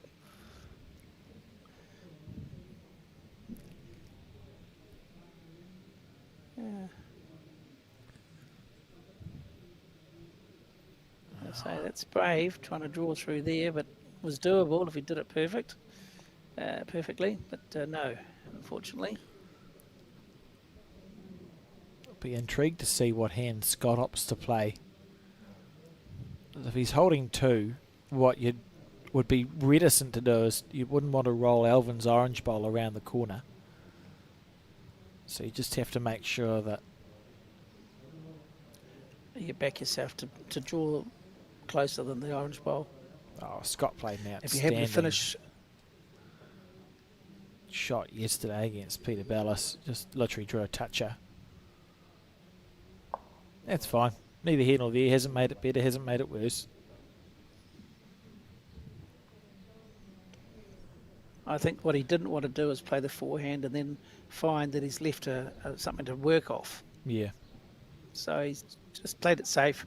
He's got the 2. draw in the gap. If you don't get in the gap, it's not going to do any harm.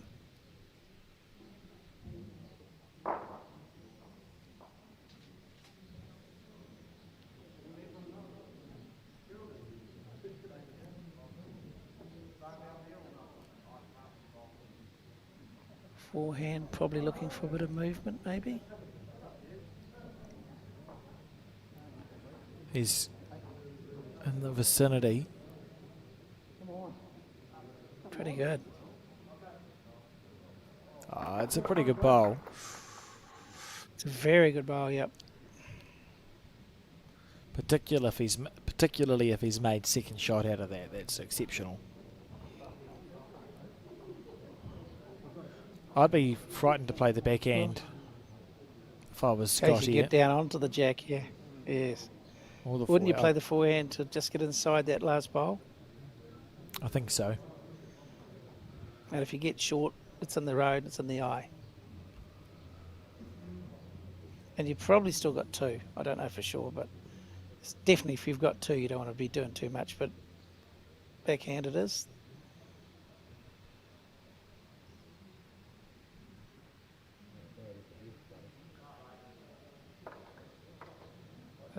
It's a good line. It's too heavy again, I think.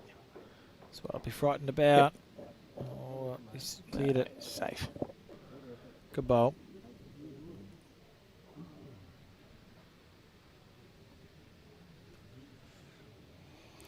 Cometh the hour, cometh the man, Alex. This is the time to draw the shot cold and walk off with the shot.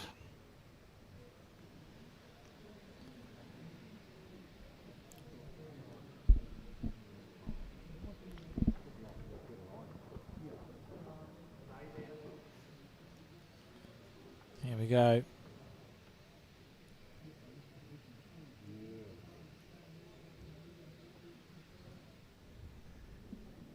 He's heavy. Edge his own bowl in for one. He could edge his own bowl in for one. Yeah. Edge his own bowl out for two. 2 down. And the score now 17-21. We're on the 20th end.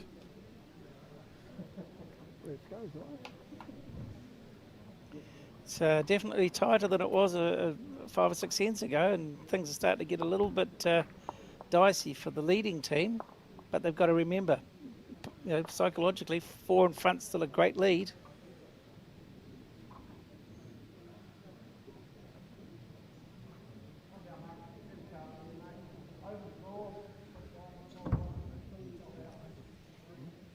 He's going to be within a foot, isn't he, Alex, based on his I'll be shocked if he wasn't. Yes, the 6 ends he's played. Oh, a big foot. Oh, yeah, Sasquatch. Yep.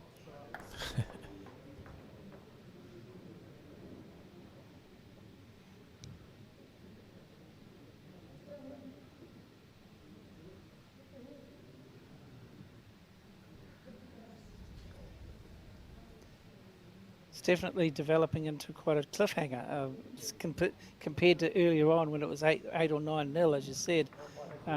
Totally different game now, isn't it? Oh, and that's a very good starter.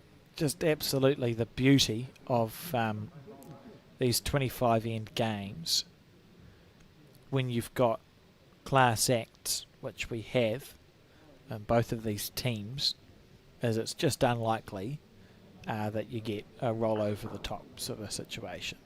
That's 2 beautiful bowls from Terry Ledbetter, pressure-wise. Still not passed, which will be... Sorry, not Terry Ledbetter. It'll be irritating for Scott Roberts. He's put the pressure on, but now it's Kelly's job to get the bowls past the head, whereas Terry's done that really well on this end, you can see. Am I being colourblind? Sorry, team. Yep. Are they different coloured bowls, right. just out of curiosity? Yeah, they are. They're not identical colours, bowls? Because they look exactly the same. Not. Yeah, no, they're not. But okay. Terry's got the shot, and Mark's got second shot next to it, and also a position bowl behind it. Yeah, it's my bad. My bad, team. I looked at them, I couldn't see the stickers, and I thought, well, all 4 bowls look exactly the same colour, so the 2 ones together. I'll have a go.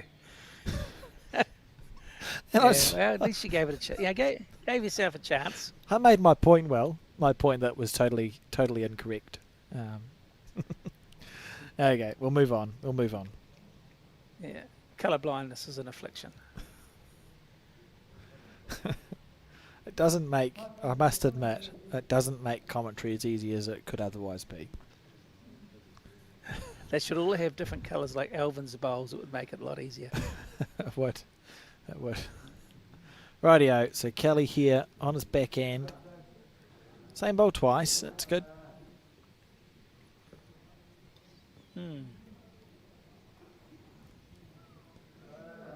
Dave needs to play a bomb here just to help his team out. Not because he hasn't got the shot, but because it's open.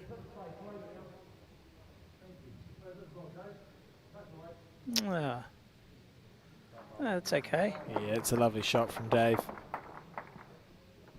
Well timed too, just as this is the closest the Tower Bowls team's been in this match. It's a good moment.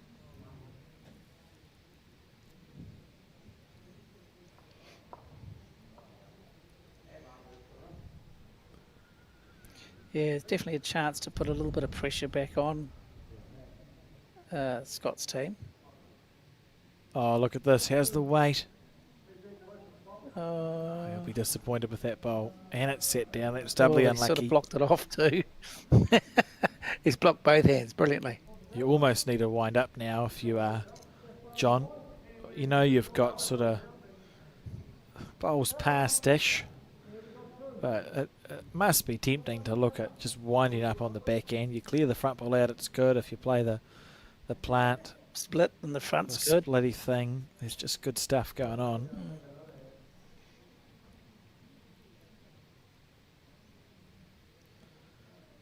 Owen's blocking, is he?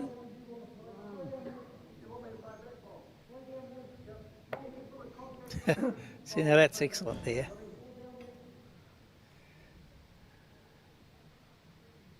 Straight at it. Cross your fingers and toes. Oh. That's a surprise. Yeah, I expected more aggression. So you want 2 yards on or just want to draw it? You want over the jack?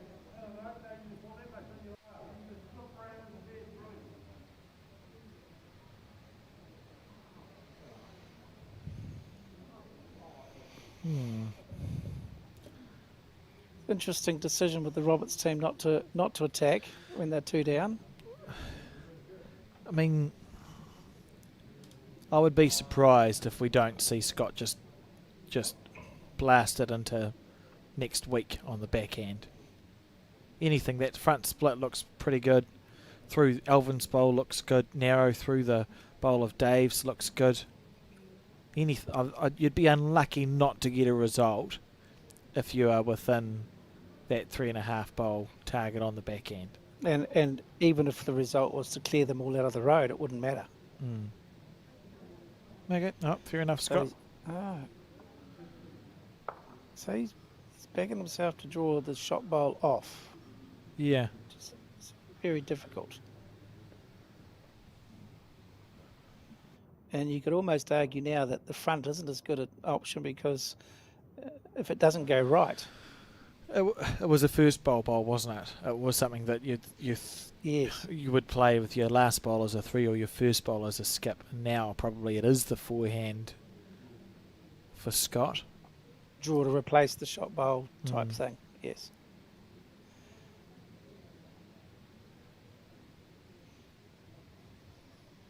It's never good to save a shot, but this is it's looking worse and worse for them.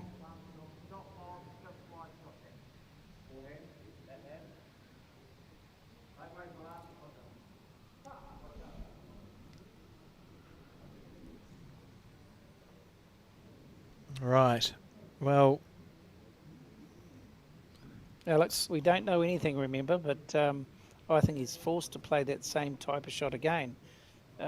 be foolish to try the front now, but we'll see what happens. Yeah, just over the draw.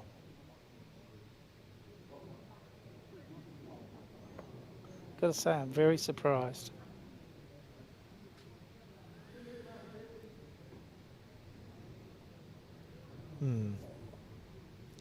So just a little stutter here in this comeback.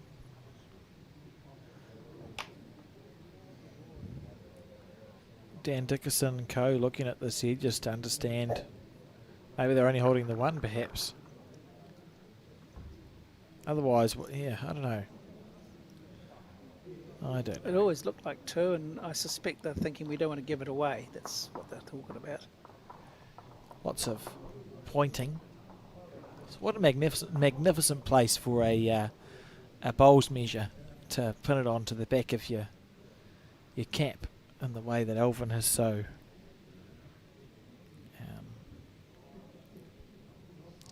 I can't think of the word, in the way that he has done. It's quite clever. I've not thought about it before. It just sits there, just on the back of the head. I wonder if it annoys him. Here we go. Looking for a 2 or 3. Clean run. You could have put it on the rim of your hat. It would have been quite good. Would have been, yeah. Brilliant hat that I've got. Right, so what was that in the Plenty end? of room. I'm thinking 2. I haven't heard anything, but 2 looks like the go to me. Yeah, it was. A little bit bemused. So 23-17 the score, and we're on the 20th end. So 5 to go after this one. 6 the difference. And again, look, they're having a meeting of the minds. Throw the jack long, please. 20.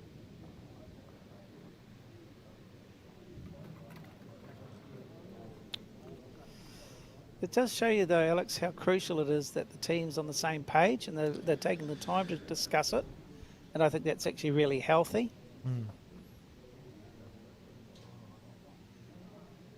Absolutely. And it's in those discussions that sometimes you can pick up patterns, isn't it? You know, when you get your team together, so you've got 4 people who've been playing the same game, that's where you might notice patterns. I'm quite surprised that we see a short jack here.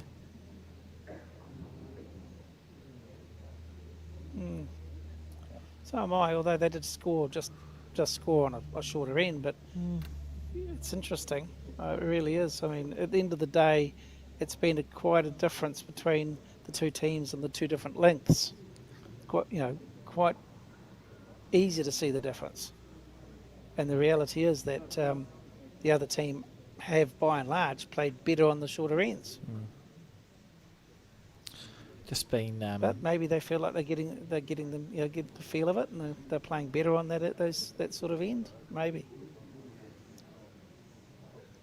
So we were words. I was talking about the measure on the back of Alvin's cap, and Peter Thorne, who is one of our Bowls New Zealand commentators, has made the claim that it is to keep the cap on in the wind. And there's not that much wind inside, but it makes sense for outside. I don't mind that as a solution. Keep your cap on if it's windy. Double multi-purpose. Good leading here from both of these players. Yeah, they both found their range really well on this end, for sure. Yeah, I'm not sure. As long as you've got your calibers somewhere handy, I mean, wherever you want to bung it, it's fine. I mean, you've got a pocket or a sock, or in this case, a cap. As long as you've got it somewhere handy that if you need it, you can just whip it out and do it. Absolutely fine. Yeah, mine usually exists somewhere. I must remember to bring my bowls measures, and then Sometimes I do. Somebody else's pocket. Sometimes I go, have you got a measure? Please. Same thing with a pen or chalk. So this is really good. This is really good bowls. I mean, even this one, which is 1.5 meters, 2 meters past behind, it's actually nothing wrong with any of those 5 bowls.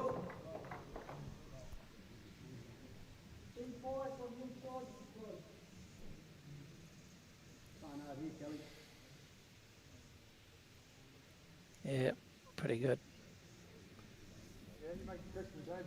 Be up. Oh yeah, handy bowl. It's possibly the shot. It's hard to tell or gauge the distance short, isn't it? Yeah. Yeah, you can usually, with the cameras, you look to see what's level with the jack and work backwards from there. So this, for example, well, that is just the shot, isn't it? That's Perfect. a lovely bowl. Yep.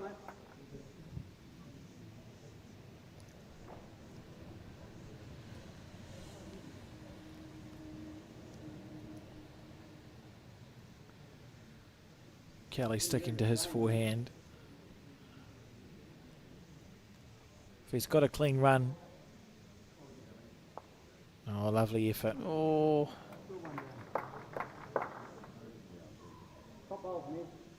Draw here, pal. This is the game.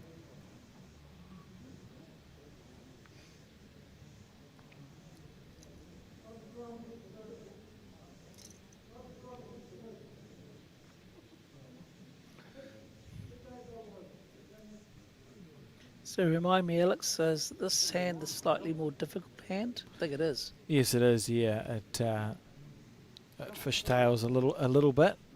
Though Alvin's made it look easy there with Alvin. that shot. Yes, that's awesome. Do we get the Very rake few out? people have actually picked that hand well. Get to Kelly. Either one of those ones, I'm happy. Make sure we're getting to it. One down. Sticking up. Right. Oh, interesting. It's a fairly aggressive option, isn't it? Don't Don't mind it. I like the weight he's just played. Needs a clean run.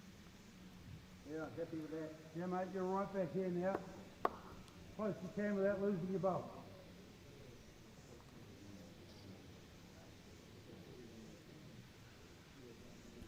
Sit down now, just covering the back.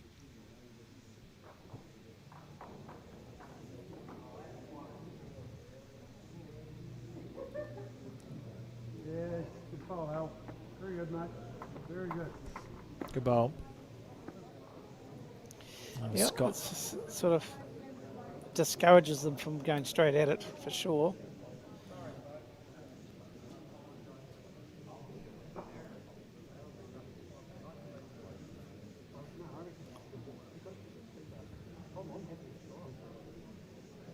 Scott saying I want you to drive at it. So, I mean, there's a... The bowl, sorry, the bowl of Alvin's, the orange bowl, must go clean out if he hits it. Yeah.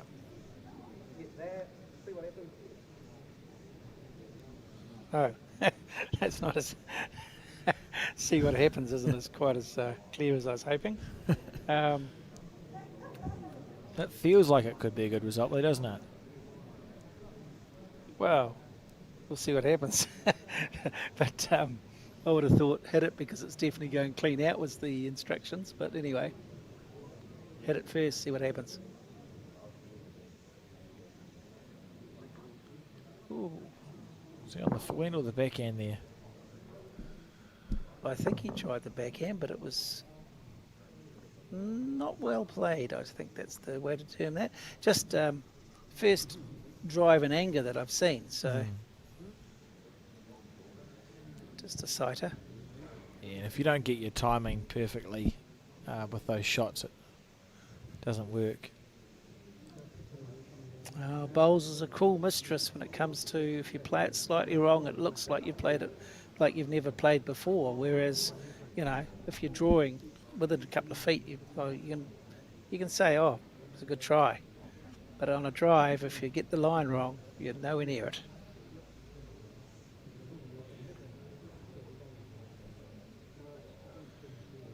what's the conversation here? Are they I saying, reme- well, you go, Keith. You were saying something interesting there.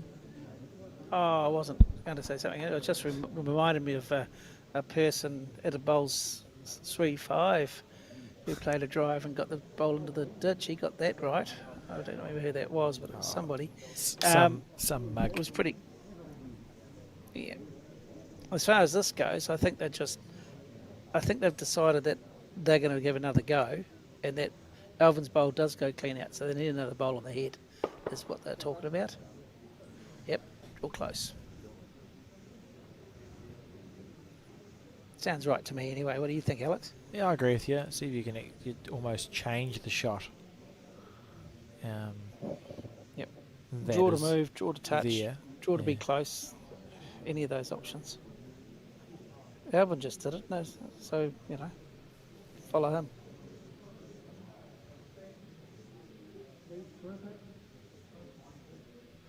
Nothing's changed. Therefore, Oh, you would think no. we'll see a aggressive bowl here. Yeah, better effort on it too, I hope. And clearly he's expecting them all to disappear except his own, which is good. Just got to hit it.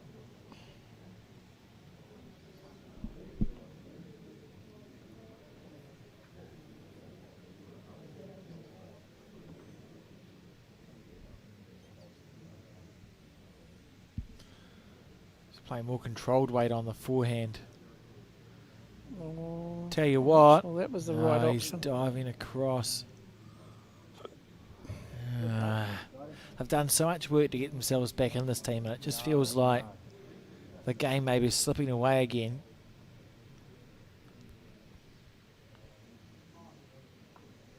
Does feel like that, and it's just amazing what 2 ends ago we were thinking there's a comeback on the cards, and just things haven't quite gone the right way, have they?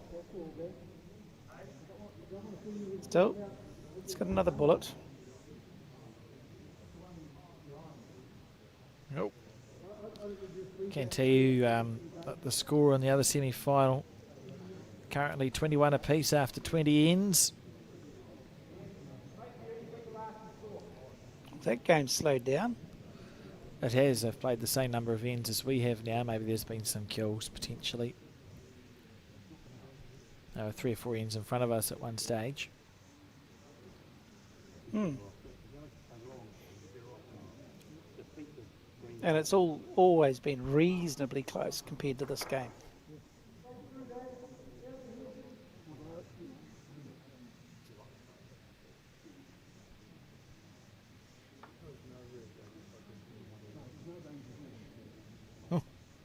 Imagine if you were just allowed to place your bowl. Yeah, I'll put it there. You go, what? That's what dreams are made of, Alex. We'd all like that. Just once a tournament. To place a bowl. Go, thank you. Yeah, I'll have it on this end when we're 8 down. So he's opted to play his backhand, covering where Jack could go.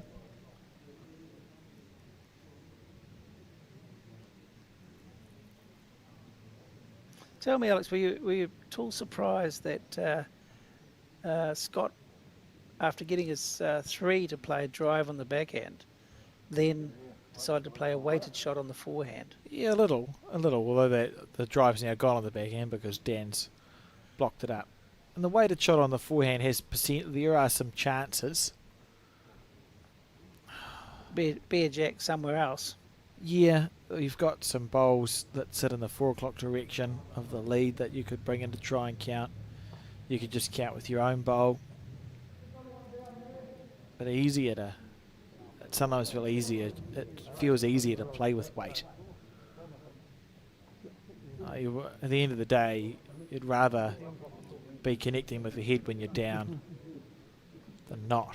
I don't think the backhand's on anymore because of Dan's bowl. So just a similar speed, perhaps. Do you think, Keith, to the last one, you can see that white and black bowl? Well, it's clearly at the bottom of your easier. screen. Yeah, it's clearly easy to change just the green rather than both the weight and the green. So if you play the same weight, then you know what you did wrong. Then you just narrow it up a wee bit, and hopefully things will be happy. But not sure you get a great result from doing that either. So we'll see. He's turned a lot more this time. Good try there from Scott Roberts, but not to be. And it's an increasing lead now for the former winner, Dan Dickerson. You don't know how many, do you? I think and his it team. was 2. And increasing. I can tell you that they've played 21 ends. Yes. And that the score is 25. 25-17, so 8 shot difference. 4 ends to go, and you want to be scoring all the way home if you're the tower team of Scott Roberts and co.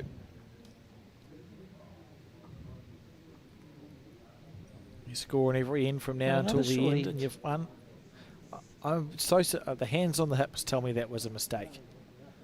I really don't think he was intending to throw a short end. I don't know why you would. Oh, they're not even sure it's up. You actually don't want it to be up, eh? You know, you'd be thinking, well, maybe if I get my position to redeliver, they'll overthrow it. And the umpire with the measure. What's the minimum length a head can be, Keith? I don't know either. It's a very good question, Alex. No, I wish I was an umpire. I'd know that immediately. I'm horrific at trying to figure out what it is. I'm going to say it's not up. How about that? 23 metres. Is it? I've just come to me off the top of my head because I know these things. Colin? Or? Well, it might have been Colin. Might not have been Colin. Who knows? That's something, Keith, that I think that we should get laser measures for. You know, you have the builder's laser measure. Why can't you get a laser measure that you put down at the mat, the little and point it at the jack and see where you are. Or put it at the mat and then just get like a plate or something quite big that can just sit in front of the jack and you point it at that and then see how many metres it is. I think that would make a lot more sense. Also laser measures to see if a bowler's in or out of the rink. Yes, there are lots of techniques that have been around a long time that people use to make sure all those sorts of things are legal. But as you said, technology can deal with some of that. Yeah, it's interesting, although and we've seen the rise of the laser measure in recent times, which is it's popular and it's effective for something over an arm's length, but there's also a reason why the bowl's measuring tape hasn't changed. In 1939, when they had 55 entries into the Taranaki open fours and 11 outside rinks attended, a bowling measure would have looked largely the same as what it does now, barring the fact that I think the string measure is a reasonably new invention, right? Because it works. You put the measure down, you go, and it just works. So I think I can always see a space for a bowling. Don't fix it. A bowling measure, but for some of those other more twiddly things, trying to figure out if a bowler's alive or not alive, I think there's probably a better option than a mirror or a sight that some clever person could figure out. Well, we'll wait and see. I think it's on its way. I'm not clever enough, but I'm sure someone would be. Well, the first step to that happening is for it to be mentioned enough times by enough people. On the commentary for the there we Taranaki go. Fours. Perfect. The Midlands Fund Management Taranaki Open Men's Fours. We thank them for their support of this event.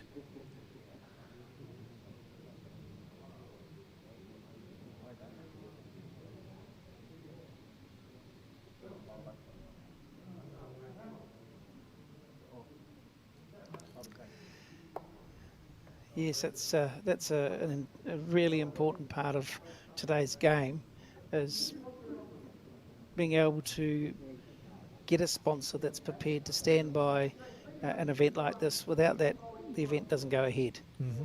And it's crucial to the survival, but also seeing that more teams are turning up and it's growing the sport. I think it's a healthy sign, and I'm sure that the sponsors would get a little bit of return on their investment, and even being part of it is quite an important thing as well. So I mean, from that point of view, it's a win-win, and it's great to see that you can get these sponsors involved and happy to be involved with our sport.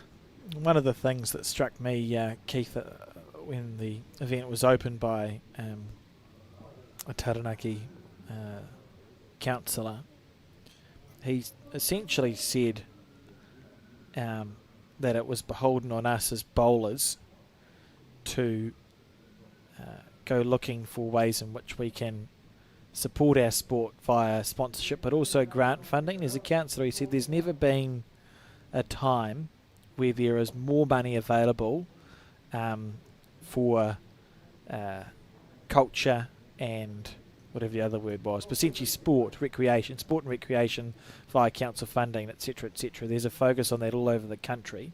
He said apply and see what happens. If your club needs some equipment to maybe run a Twilight Bowls League or some assistance in doing something, go and see what funds are available and apply for them, because there's money there. You just need to have even one champion of the game in your club or your district to go and investigate what needs to be done to access it. And I thought it was a really timely reminder before the opening of this 120th Midlands Funds Management Taranaki Fours, just to do exactly that. And this is a great shot. It's again, it's the second time he's played that tricky hand and played an absolute bomb, and very few of the other 7 other people in this group have got that hand as well as he has. It's been great to watch, because when people are struggling, they all stick on the forehand or the hand that they know. It's nice to have somebody as a point of difference. And getting back to your point about sponsorships, it's always been important. Beautiful bowl from Alvin.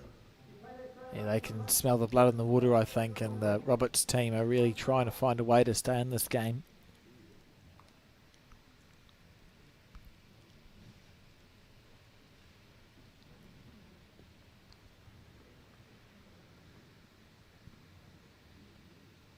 Needs it to drift.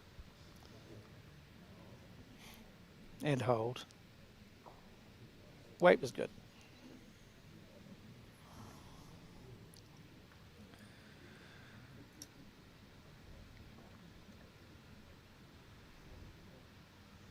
Interesting. So what are your thoughts, Alex? 8 down, 4 to go. It's a big ask now. I mean, it's changed quite dramatically in the last 2 ends. I think realistically for the Tower team, you're going to need to see a bit of magic from Scott to get this over the line. And if you were the Tower team, your goal is probably to play the 25th end. Because if you can get into a position where you're playing the 25th end, weird stuff happens in bowls, right? So you just want to play... You want to score enough shots that you're playing the 25th end, and even better if you're within 5, because a handful is a pretty doable number in a game of fours. More than 5, 6, 7, 8 means that you can only afford to have 2 or 3 loose bowls, and that's more of a challenge. But if they could therefore score just ones from now through, you'd be 5 down last end. It's not the end of the world. But we're going to need to see some magic from Scott Roberts, I think, to keep this game alive. Yep. He's not going to be short here.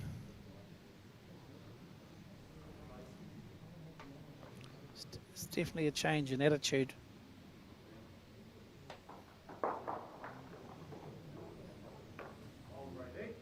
His collision bowl stayed on the rink. Yeah, back there's not all bad.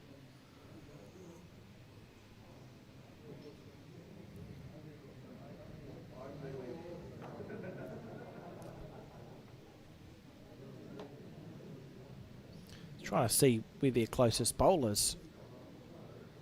And I don't know where it is. They may be 3 or 4 down. What, that blue bowl that sits at 4 o'clock. Can you see what coloured sticker that's got on it? That one. No, short answer.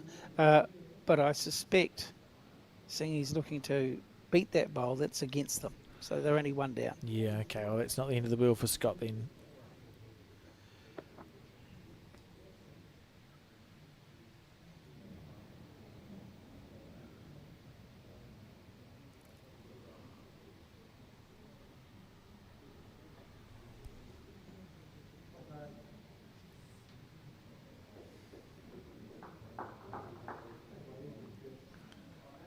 Watch this ball come onto frame shortly. Little feather off that one. Yeah, A big feather. maybe.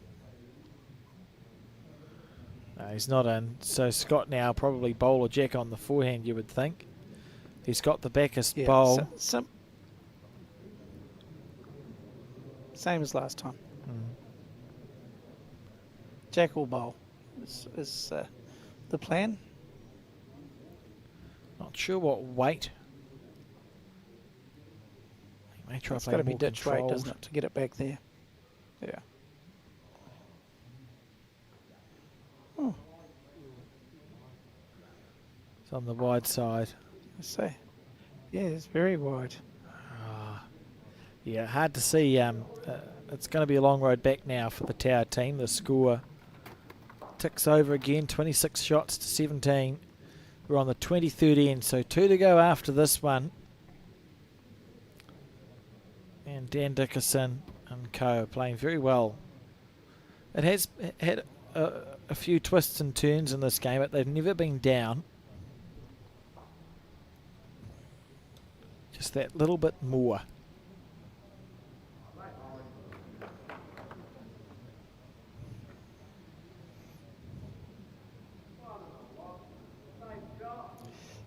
I guess it comes back to when you're 8-0 up, they've been able to just try to hold that lead, foster, and not drop a big number for the panic to set in. Having said that, I mean, at one point they were only 4 in front, but once again they bounced back, and they've been leading quite comfortably for the most part of this game.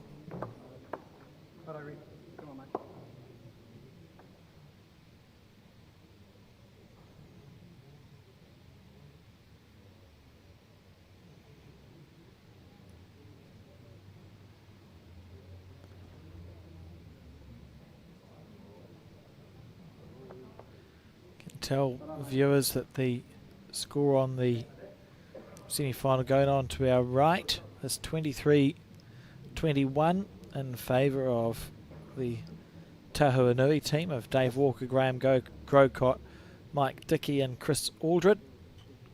And they've played 21 ends, so 4 to go for them.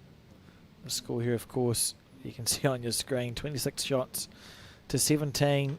This is the 23rd end, so 2 to go after this, and for Tower it's about trying to make it to that last end, still alive.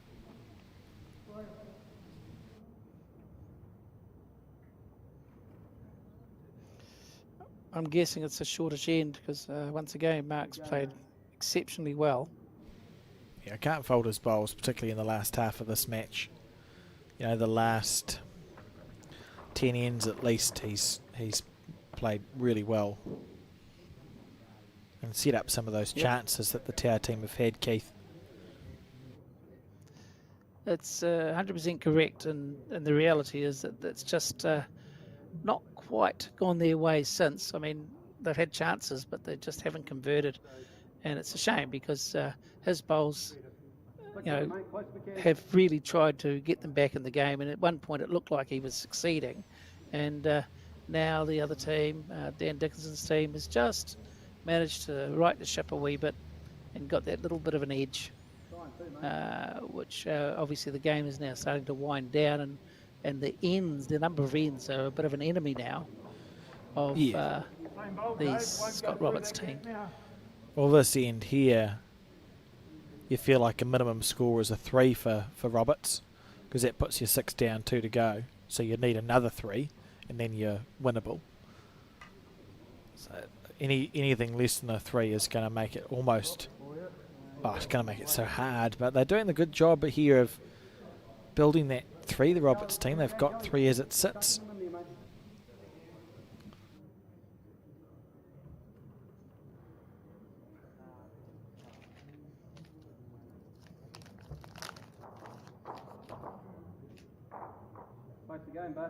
He's close again. How's his weight here? Yep, you're right. Now look, I mean, the Tower team have played how many ends of bowls? 8 games of section play, 4 games of post-section to get here. So that's 12 games of bowls. You're going to go out with a bang, not a whimper. And they're doing that here on this end where they need a score. Holding 4 at the moment.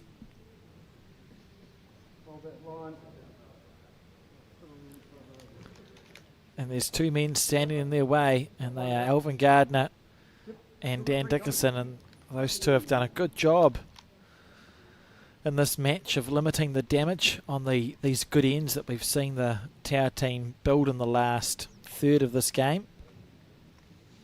Question will be, will they be able to do it on this end? I'd say 3. A 3 is probably a realistic good result for the Tower team here. Holding 3 at the moment actually, so that's good.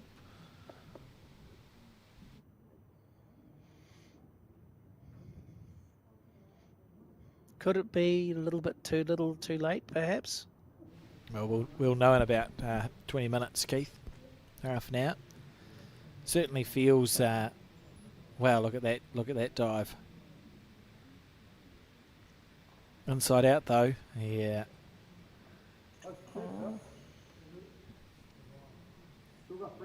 Still got 3, says Scott. Yeah, this is the end. This is the. It feels like the last opportunity. You know, you can feel you get opportunities in a game to score a number. There are 2 bowls sitting between Tower now and scoring a little number on this end. So they're going to need Dan Dickerson just to blink. And he's not showing that many signs of blinking in this game. You can see why he's won this event as a skip before. I think he'll be on his forehand. You can see he's got those 2 orange bowls of Alvin's that are low of the head. Could work off either of those or through the gate itself or land the shot bowl and push it back. There's lots of options. Pretty much you've got a target of about half a metre wide with 2 metres on. It's pretty straightforward shot. Yeah, and the 2 blue bowls under normal circumstances. Dave Jones at the back means that he can err slightly on the heavy side too. It doesn't matter if you miss it a bit heavy. Obviously you don't want to, but it doesn't matter if you do.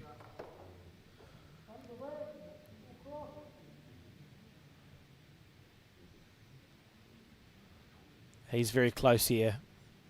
He's very close. Little cannon on the oranges. Yeah, well played. That's a good bowl.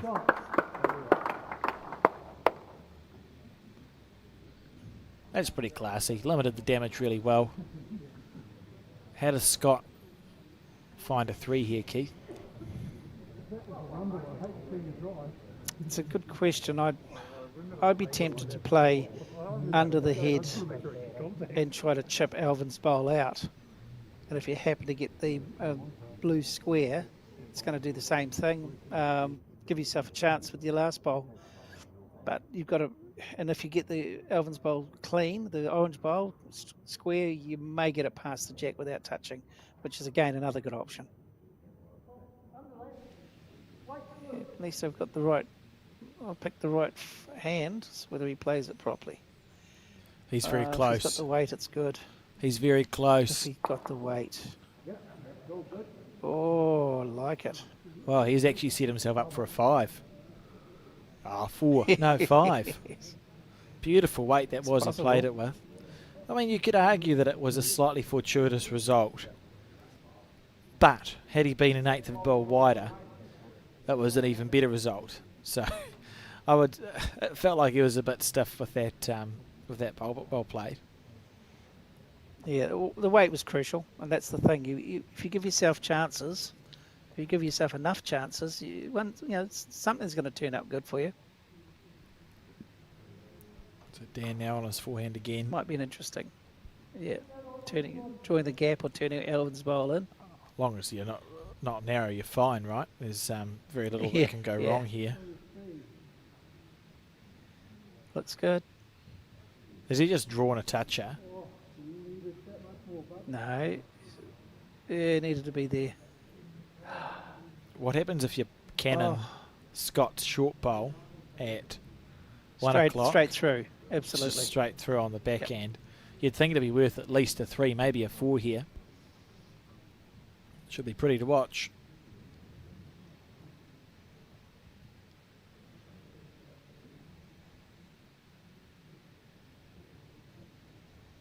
Oh. He's got 2. He's drawing for 3. Yeah, fair enough. Not as exciting as hitting your own bowl, but probably makes more sense. 2. So that was 1 less than we suggested they might need. And the score now 19-26, and it's the penultimate end. So 7 down. So for Tower, it's literally you just want to score. Even a 1 is fine. You want to score because you want to play that last end and see what happens. Still raining here at the Paratutu Bowling Club. Still a good decision to go inside then. Yeah, we had sun for a little bit, but the rain radar and the forecast suggests it's just going to be pretty persistent. We If think I was there's a betting man, and you know I'm not, this will be close.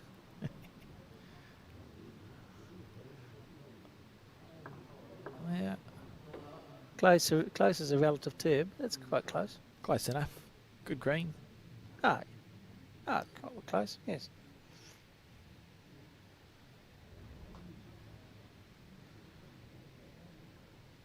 Smooth delivery from Terry Ledbetter.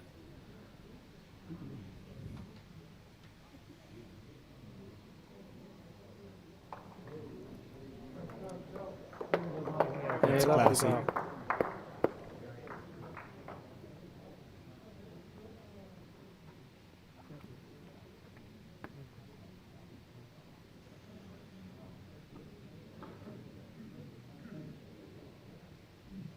Don't mind the line. How's the weight? Yep. Nope. Yep. Nope. Not bad. Three really good bowls. As a skip of either of those players, you'd be pretty happy with all 3 of those bowls.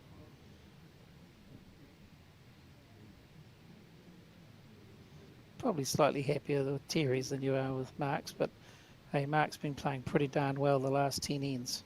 Still handy. Still handy, yep.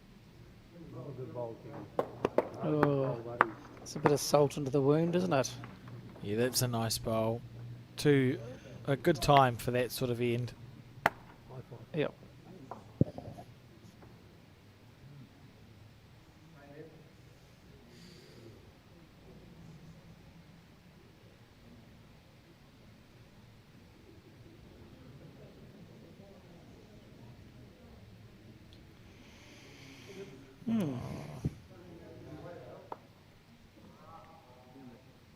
It's not the ideal time to be shy, that's for sure.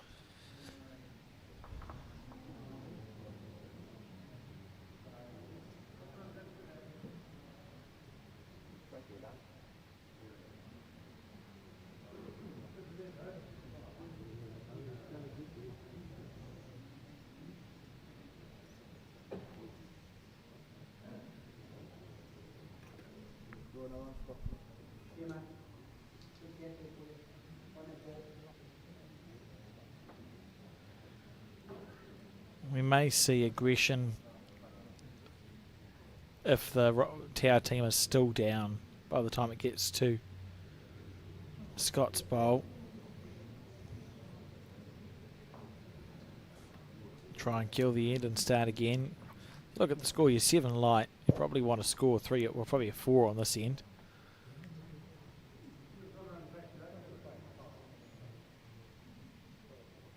Yeah, well, again, tactically, you don't want it to build up. It doesn't matter whether it's 1, 2, 3 down. you can't afford for it to build up. Maybe Scott gets John to look to move the jack and get some sort of repositioning. And if that doesn't work out, then he's still got the drive for the kill. I think they've spotted that plan. Yeah, I wouldn't be surprised if we just see a... Realistically, you want to score a number here if you're the Tower team. It's just not setting up like that's going to happen. So you kill it and you start again, and he's close to a good result. Oh, goodness gracious me. Must have taken a coat of paint off that short bowl. Could have got a wick off those blue ones. And I think we're going to see 3 drives, Keith. Well, maybe less than 3 drives if one of them is effective.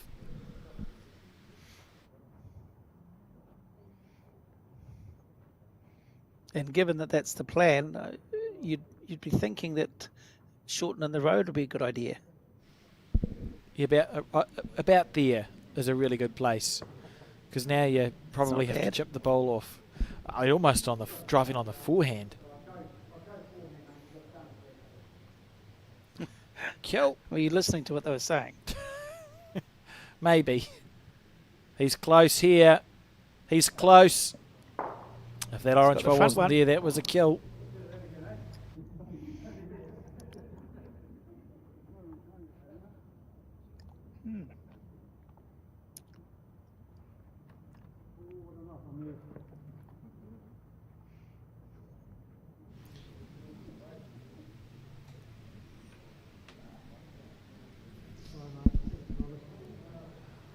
Yeah, that's back on the line again. It's a pretty good block. Sort of. Given that the back end forcing them onto that it drifts, eh? I don't know. I just wind up. That's what I was just going to say. The backhand's harder to hit us. I'm sure it's harder to play a straight bowl on that backhand.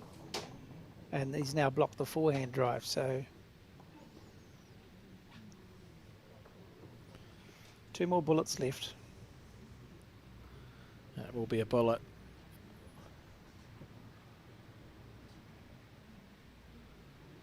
Got the orange again. Oh.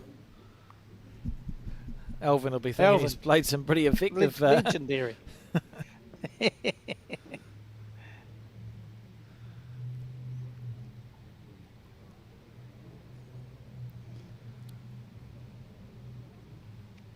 Front plant. Yeah. Try and kill it that way across the head. Take the 2 bowls out, at least you're scoring, maybe.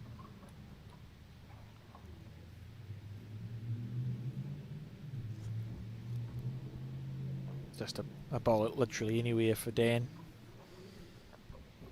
What's the shortest you can play a bowl? 14 metres. 14 metres is the shortest you can play a bowl. So you could go for a really short bowl on the Thanks, eye. told you that. Good. Oh, I was just asking myself a question and then answering it, Keith. Well, I asked myself a question and Colin answered it for me. I think if he misses this, we'll see the shake of their hands, right? So this is literally to keep the hopes of the Tower team alive for this 2025 Midlands Funds Management Taranaki Open Men's Fours.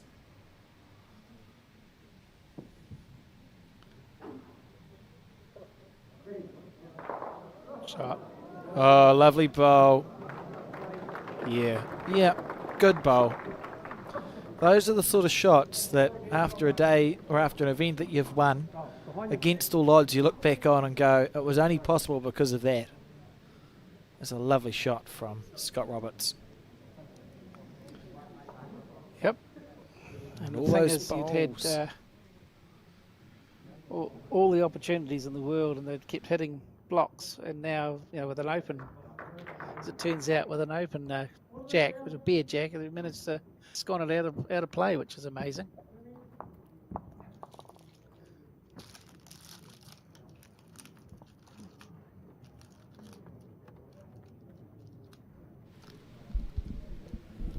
Would you look at that? I just remembered I have a kill graphic. Isn't that brilliant? Thank you, Colin. Don't you be thanking Colin for that. I pressed that button. It was hours of work this time last year. Was that first displayed at an international? Can't remember now. It's too long ago. But I remember working on it and I pressed the button, which was very exciting. Anyway, I still have that button in front of me, so I'll try and remember to use it for the killed hens. The second killed hen we've seen in this entire game, and the first one was when we were outside. Yes, that's right. The false start. It's now 2 o'clock, and I feel like the first one that we saw was at about 9:03. It's been a while. Let's just say that. Yes, yeah, some considerable amount of time. Can tell viewers who are interested that the score in the other semi-final, I've just removed from my phone by mistake, is 21-28 in favour of the Tahuanui team of Dave Walker, Graham Grocott, Mike Dickey and Chris Aldred.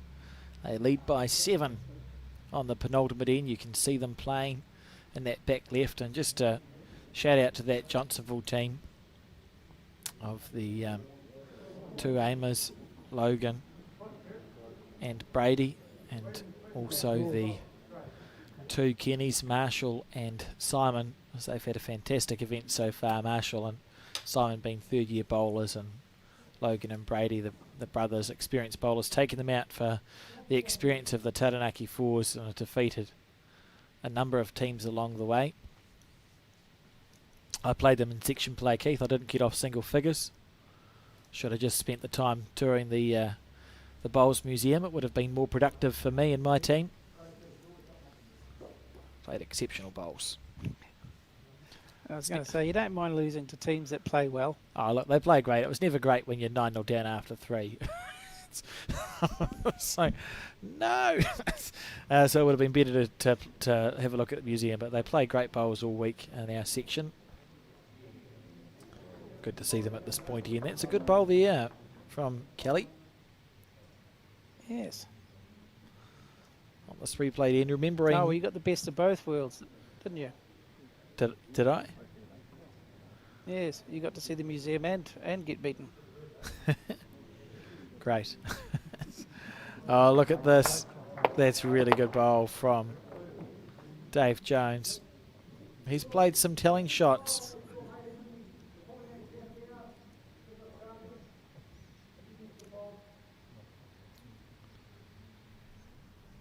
There's been some really good matchups in this game, and it's ebbed and flowed. I've really enjoyed the battle of the twos, and just the difference, as we saw with the leads changing from long to short ends, and how Terry was really good earlier on, and then Mark came on, and so on and so forth. It's been quite a battle, and even though there's 7 or so shots in it right now, I think it's been closer than that. I think it feels like it's been closer than that. Certainly, probably it is a product of those first 4 ends where Dan's team went to a 9-1 lead after 4, or certainly an 8 or 9 shot lead after 4. Sort of when everyone was still a bit shell shocked from going outside inside and everything was happening, and you blink and suddenly there was like this 9 or 10 shot gap. That's probably been the big difference, because it's been evenly contested since then. Arguably the last 20 ends of the game have probably gone slightly in favour of the Roberts team, but just a smallest smidgen. Look at this here. That's that was very good.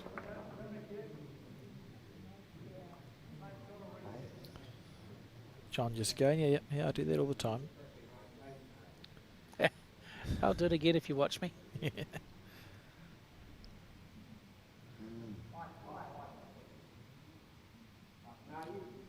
Alvin.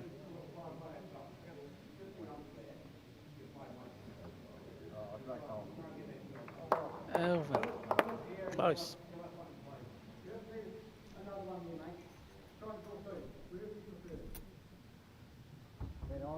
Is that low, is it?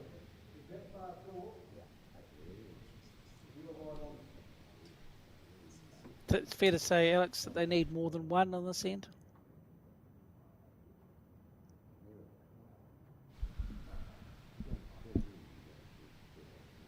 On the back end.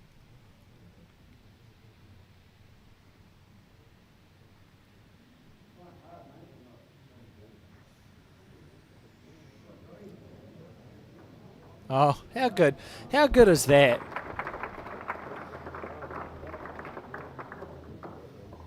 I think it's pretty good. Yeah, that would be fair. And Also, to be fair, need more than one though to be to be realistically in with the shout on the last end. You could make the last end by getting a 1, but I think to have a realistic chance, you probably need 2 or 3 yes, minimum. and there's that half a chance of that on the back end if Scott can slip that front bowl at 12. No, Move the the jack's jack. a couple of inches. Yeah, literally. Yeah. 1.5 to 2 inches, and you should have 3. Look at the green that these players have picked. 1, 2, 3, 4, 5. There's like 9 bowls that are literally straight down the middle of this rink. And this is only the 12th time coming this way.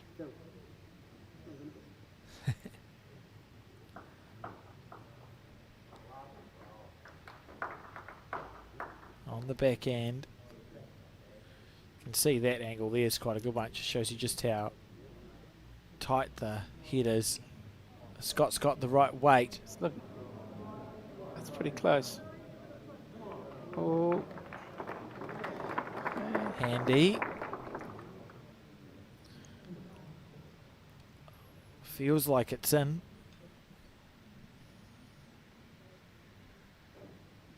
Yeah.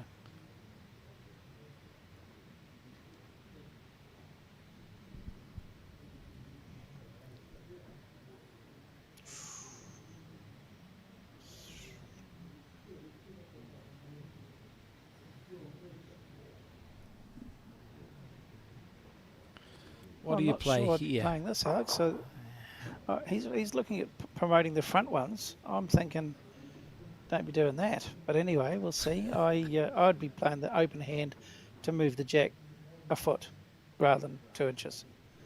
Landing anything on the backhand's good. Forehand is quite hard to get a result, and good luck to him if he does.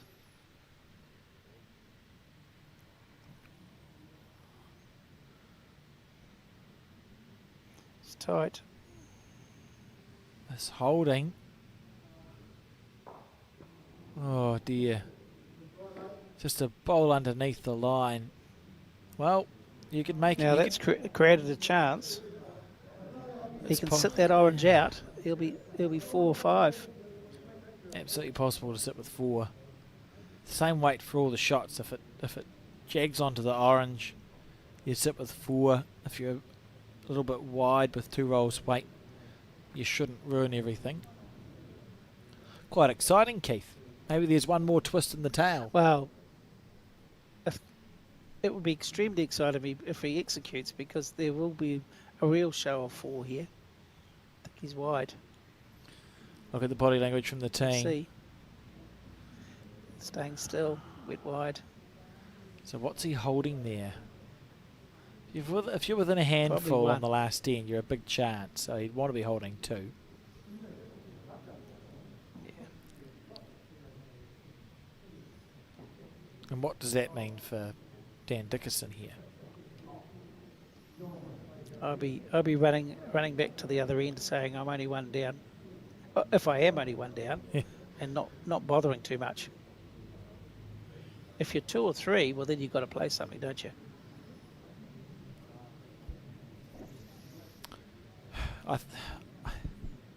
Is there any danger to just trying to draw it on the backhand for Dan? Shouldn't be. The only thing I'd look at is the one on the right hand side of Scott's bowl, if he happens to get a little bit frisky and sit it up and in if it's not already in.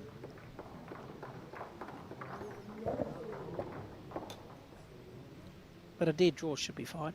He's got a look in his eyes that might suggest he's just going to hit this really hard. but maybe that's just how he looks all the time. Yeah, that's his normal look, Alex, I think. No. Okay, he hasn't changed much. Get Alvin square. Chip your own bowl out. I feel like that was a bit fortuitous, to be honest.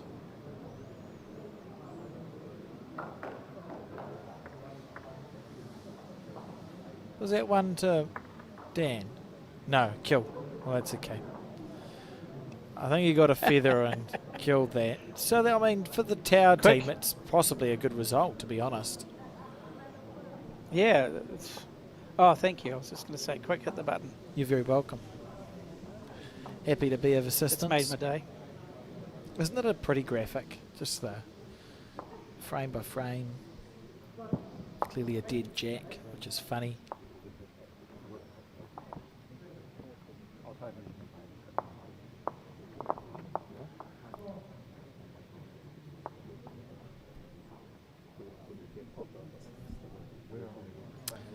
Looks like the other semi-final has been completed.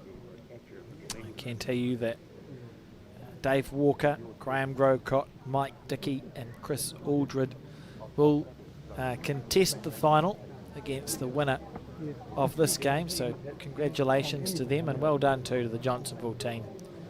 As we've spoken, 2 juniors, 2 experienced bowlers coming to the Taranaki Fours for the first time as a team of 4, defeating everyone in their way and making it all the way to the semi-final is a mighty effort. And I'm sure they deserve any hydration that they may imbibe this afternoon whilst the final is underway. Yep, those drinks will taste pretty good, but they would have tasted better if they were playing in the final themselves. I mean, what an amazing effort to get to that stage in this massive tournament. 180 teams is just in this day and age, to get 184's teams to the same place for a week is quite an achievement. Good bowl again from Mike. Mark. Yeah, Mike. Yeah. An M Starts word. with him. Yeah. Remembering that we think realistically Tower probably needs a 3 or a 4 here. Anything less than that, you're starting to require some things to happen.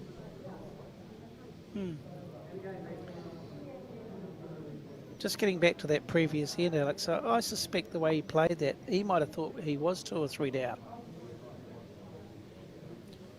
Yes, certainly at least the 2, because we saw that Scott drew level.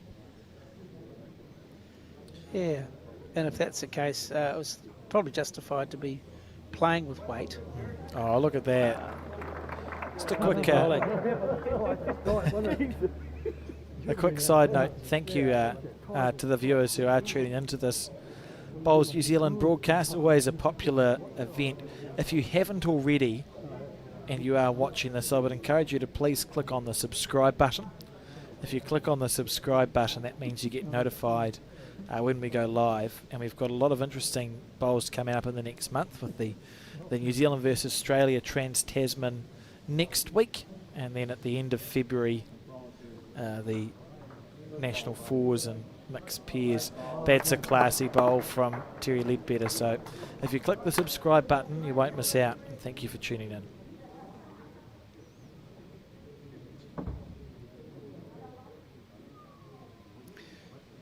Well, I thought with this transmission, you couldn't get much better quality or more exciting bowls, but with an international coming up, I guess that goes to a new level, Alex. Oh, for sure, yeah. Really excited about that chance to showcase the best players in New Zealand and Australia, taking place at the Nine Bowling Club. And it's been a while since New Zealand have defeated Australia at that test match, so I think now is the hour, and looking forward to hopefully broadcasting a New Zealand win in that event.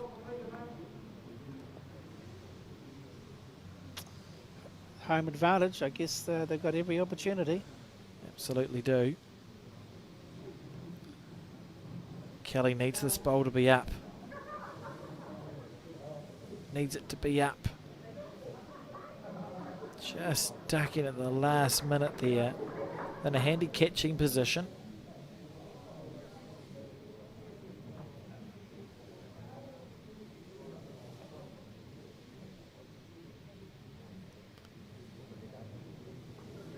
Dave Jones. He's managed to get second shot, which is helpful. Yeah, he did. That's handy. Lovely bowl here too. He's been very good with his timing, hasn't he, Dave, when required?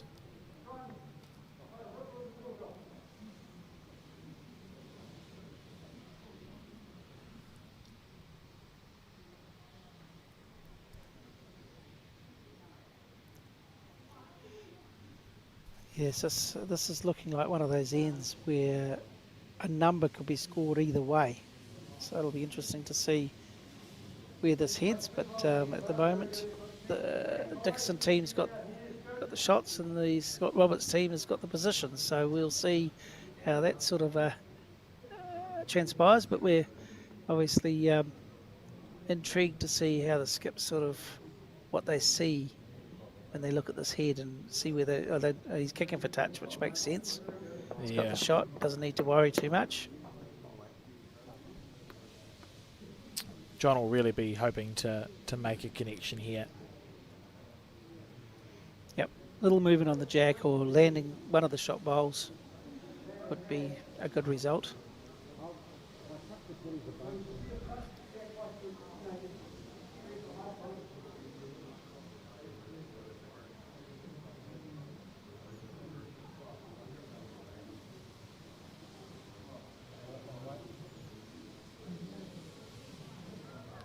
Not sure about the weight or the green. I think just the green might have been the challenge here. This could be unlucky. Oh, interesting. Seen worse. Yeah. I actually think there's nearly an argument now for Scott just to go it again, Keith. You, in a perfect world, you're actually looking to get the biggest chunk of the blue that you can. Try and clear off both the bowls. But if he's narrow, it'll just kill, which is... That's fine, isn't it? Oh, absolutely. I mean, you could perhaps afford one chance of nipping the jack in amongst your own bowls. Ooh, it's not like Alvin.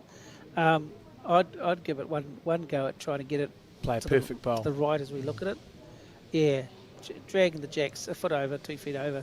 Little edge of the jack over to you, then you've got a chance of a number. If you don't happen to get that, you'll be sitting the blue, and certainly not doing any harm.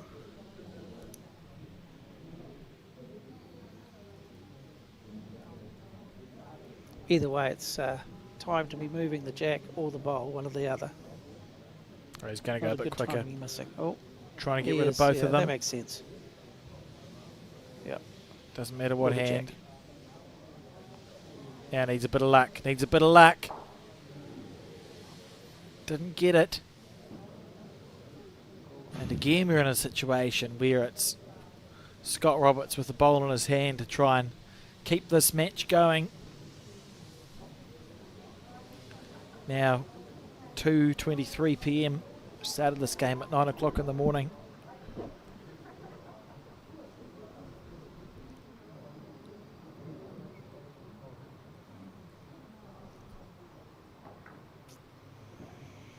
Rightio. Anywhere close would be a good result, wouldn't it? It'd just make it that much harder again. It would have to be a kill. Yeah, and short is fine, I think, here. Yep. In the eye.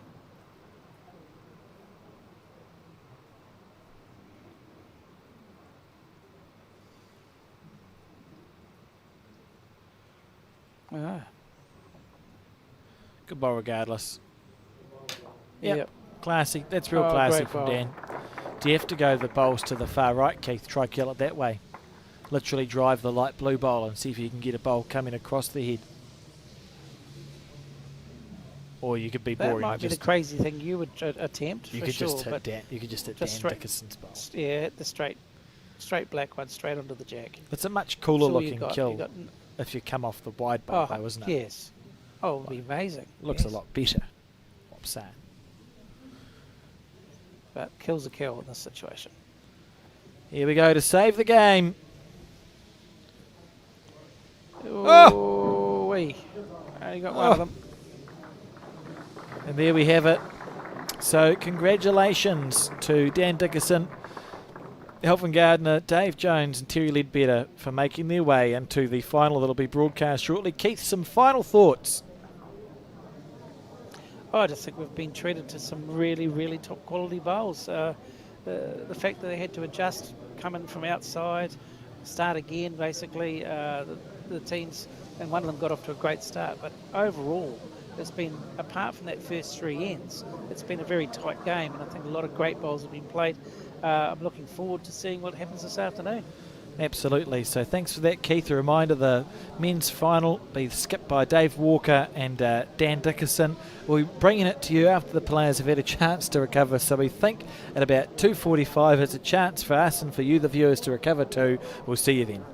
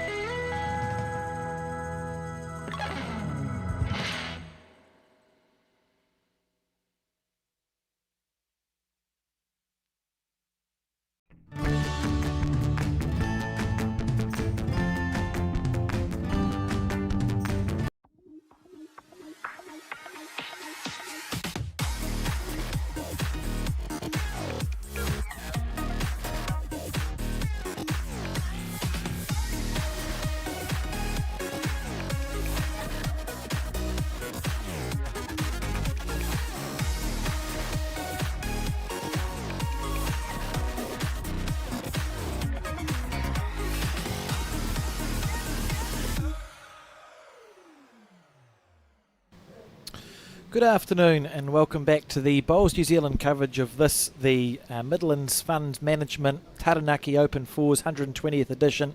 My name is Alex Reid. I'm joined in commentary by Keith Setter and Kevin Gledhill for this final. And the final, I can tell you, will be between two teams. The first team, Dave Walker, Graham Grocott, Mike Dickey and Chris Aldred. And the other team we've just seen win their semi-final, Dan Dickerson, Alvin Gardner, Dave Jones and Terry Ledbetter. Kevin, you were talking to me before we started, also welcome to the commentary. You said you've played a little bit of bowls with the team from Nelson. Yes, indeed. Before I actually talk about the team from Nelson, I just appreciate the opportunity to co-commentate with you for this final, Alex. Yes, I lived a couple of years in the Nelson region and I played with the Stoke Bowling Club, and I know Dave Walker, he's from the Richmond Club, but for this particular tournament he linked up with Mike Dickey and Chris Aldred, Chris Aldred also from the Stoke Bowling Club, but now I believe playing full-time with the Tahuna Nui Club as Mike Dickey. Graham Crocott, we spoke earlier, has come down from Auckland and he's living now in Nelson and has joined up with the Stoke Bowling Club, and they're all very experienced bowlers. I know both Chris Aldred and Mike Dickey have a huge involvement in the Tahuna Nui Bowling Club, be it selectors, be it management, be it board members, but they're all keen bowlers and they're keen to do well. Absolutely, and good to see them here in this final. Keith, we just watched Dan Dickerson and his team play a very convincing semi-final and had a good win against the Scott Roberts side.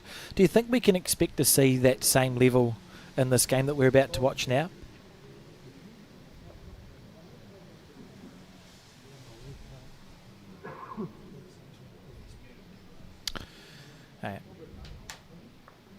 So we watch this bowl.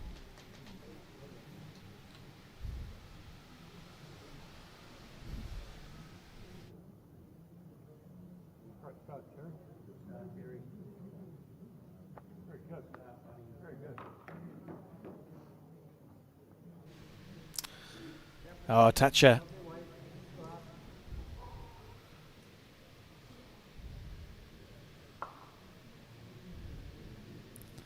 So who's this we're watching lead off here?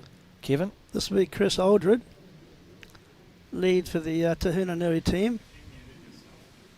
He's starting off on the forehand. Very experienced bowler in the Nelson region, has played for the representative team and several years with the Stoke Club as well.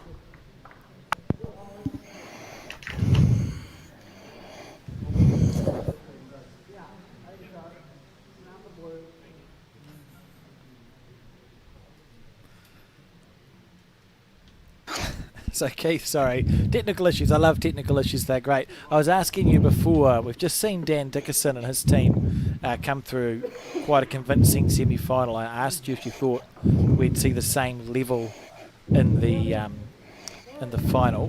What were your thoughts on that?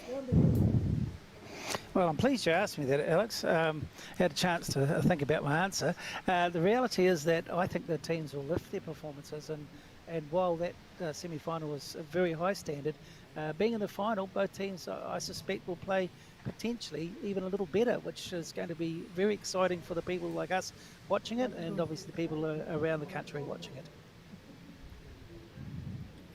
Good answer, Keith. And this here, Dave Jones. So just for the viewers' information, you'll notice that Dan Dickerson's team have stickers on their bowls, and the other team do not. So that's how you can tell the difference between the two. I think it's a dark green sticker for the Bay of Plenty team.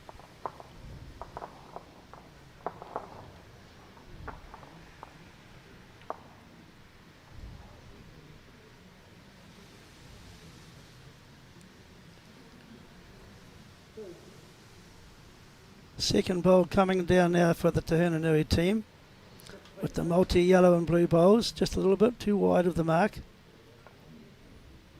Just in behind the kitty.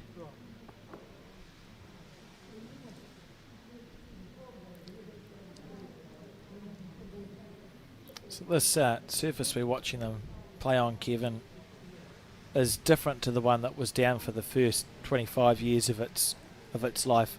Keith and I were saying it looked a bit slower than the green outside. Would you say that feels accurate? How does it play? Well, perhaps not. This new rink has been put down in the last 6 months, and there are a few issues with the green currently, and I won't go into too many details about that, but they believe, and I've played on the inside rink several times, it's probably playing very similar to an outside rink, about 16 or 17 seconds, so there shouldn't be too much variation in how the players adapt to the inside rinks. Look at this from Graham Grocott. Pop the jack back. There's Dave Jones's bowl.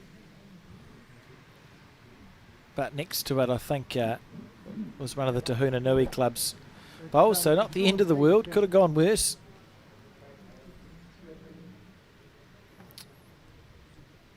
Alvin Gardner with a chance now to try and make a couple out of it.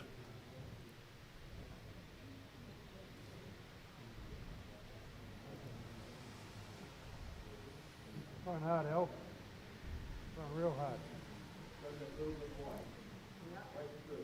Weight's good enough to count. Dave Walker is the skipper of the Tahuna Nui team now, having a think as to what option he might call his number 3. And that would be Mike Dickey, I believe. He's coming on his backhand. He's the vice president of the Tahuna Nui Bowling Club in Nelson. Weight's good enough to count, Al. Just fell short. This Alvin Gardner here with the orange bowls.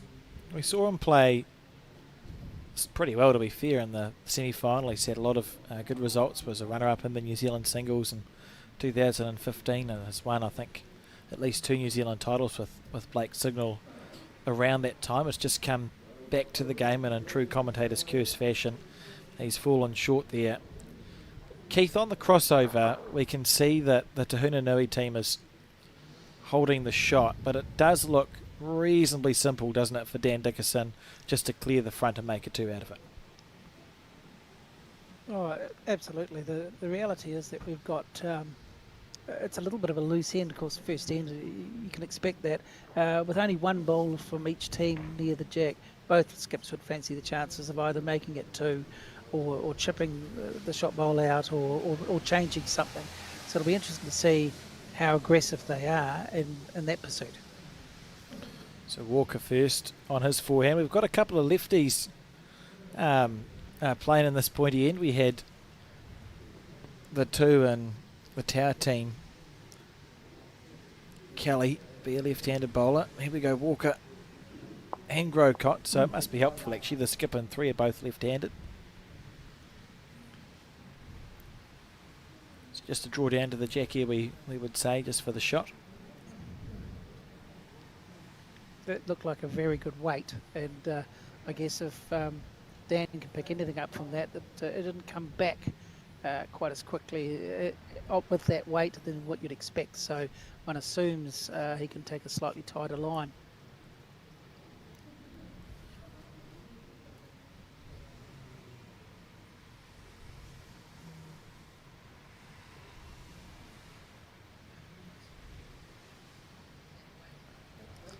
So Dan Dickerson on his backhand, his first delivery in this first end. Not far away. He's in the right direction, Alex. Oh! That's an inch wide. What a great effort that was. Excellent bowl there. Dan Dixon won this tournament in 2021, but he had different members within his team, so he's got a new group of people playing with him today, and to make the final, well done Dan Dickinson with those new members. Walker doesn't like this bowl at all.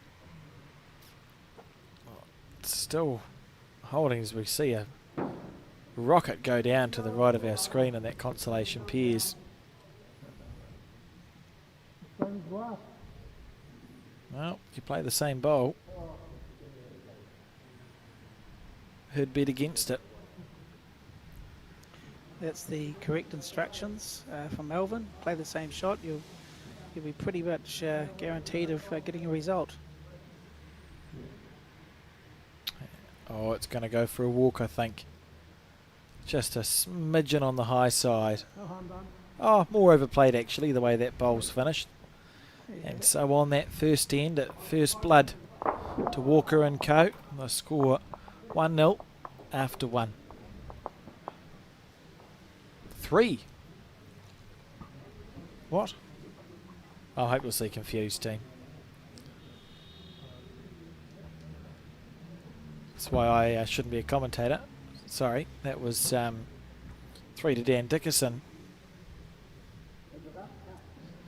It's always good to get those, shots early in the tournament and the game, and having 3 shots early in this 25-end game will be a great confidence boost for his team. Yeah, thanks, Kev. Yeah, that's good. We'll just pretend I didn't call this call the score wrong. Interesting to see here, and it was something that Keith and I spoke about in the semi-final, Kev.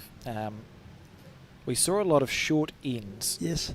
And we felt that it actually favoured the Tower team, perhaps a little bit more so than it favoured Dickerson and co.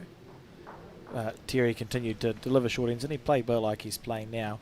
I'll be intrigued to see as this game goes on whether the different fours teams favour a different length of head, because Terry's just immediately delivered that short jack and put a bowl sort of there or thereabouts. I wonder if perhaps the Tahuna Nui team prefer the longer ends or not.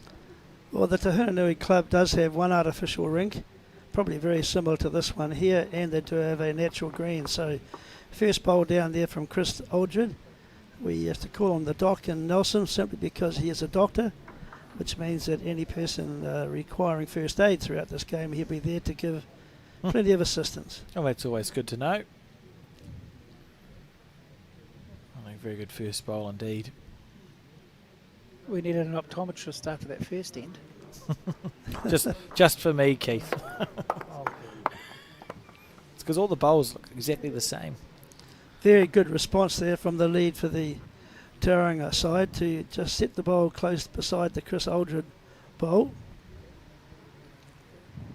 He now has a chance with his second to get another one close. Lovely smooth delivery. Watch it come from the side of your screen to be the right of your screen. Good shot. And already I think the quality is slightly better than the game that we saw this morning, Alex. Yeah, I think as you said, these players, it's a very long event. You've played so many ends of bowls to get to this, the final game. You're going to be leaving it all out there on the paddock, aren't you? So they'll be trying their very best here.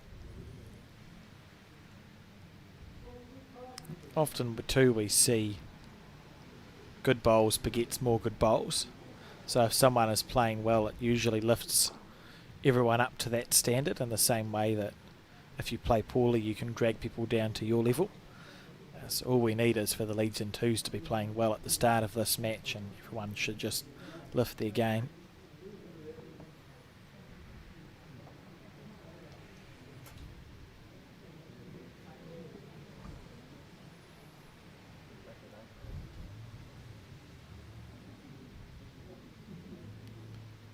Dave Jones, little feather. Oh, good try.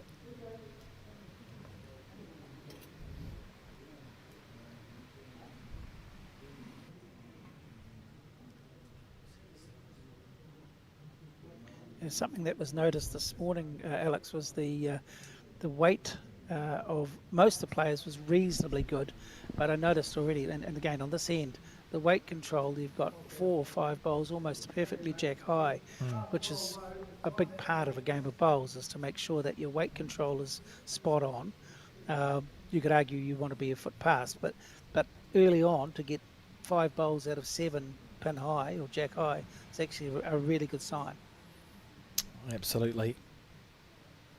Alvin on his forehand. Oh, he's fallen a bit. That's your fault, Keith. He's fallen short. Commentator's curse, that's right. But put my hand up. You can't see it, but I am. Oh, I can see it. Good on you. So this here, Graham Grocott, originally from Auckland, a holder of a number of Auckland centre titles. I think he won the New Zealand Open singles, maybe twice even, when that was still an event that was run, and had a strong peers partnership with a man whose name has escaped me from Blockhouse Bay.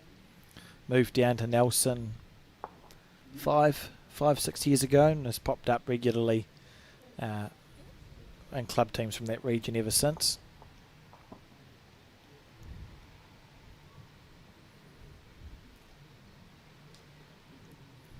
Alvin looking to make his correction. Good thing he's got stickers on his bowls because they look exactly the same as Graham Grocot's. They certainly do, Alex, and one has to watch closely as these bowls come through to get the stickers. It's just a correction time here.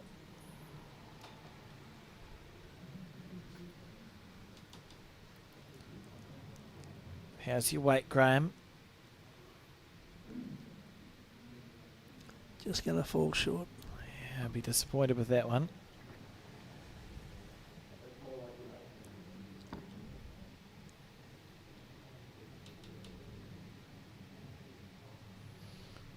Just as they're coming down to inspect the head, as the skips go back to plan their shot selection, 126 visiting teams here for this Taranaki Men's Open Fours, 54 local teams, 45 qualified into the post section, and we're now down to the final two.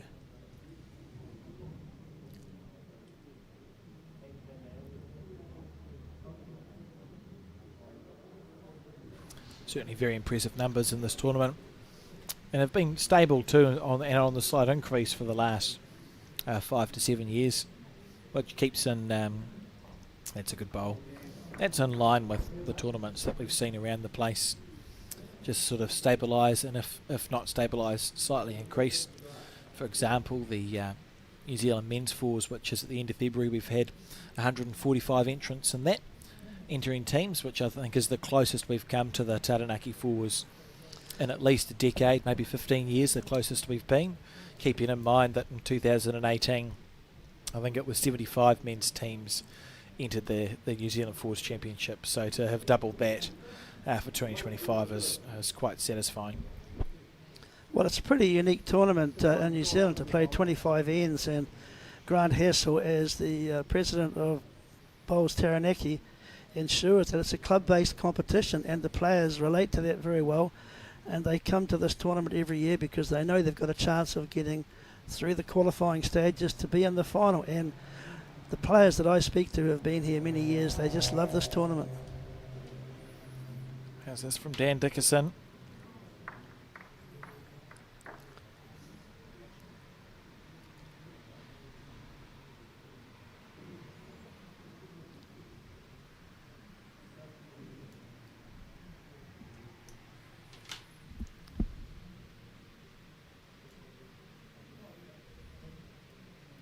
Oh. Right. So that bowl's not done much, and Dickerson scores again. Got off to a great start in the semi-final. They were about 9-1 up after 4. Never really relinquished that lead, Keith. No, they turned out to be good leaders, didn't they?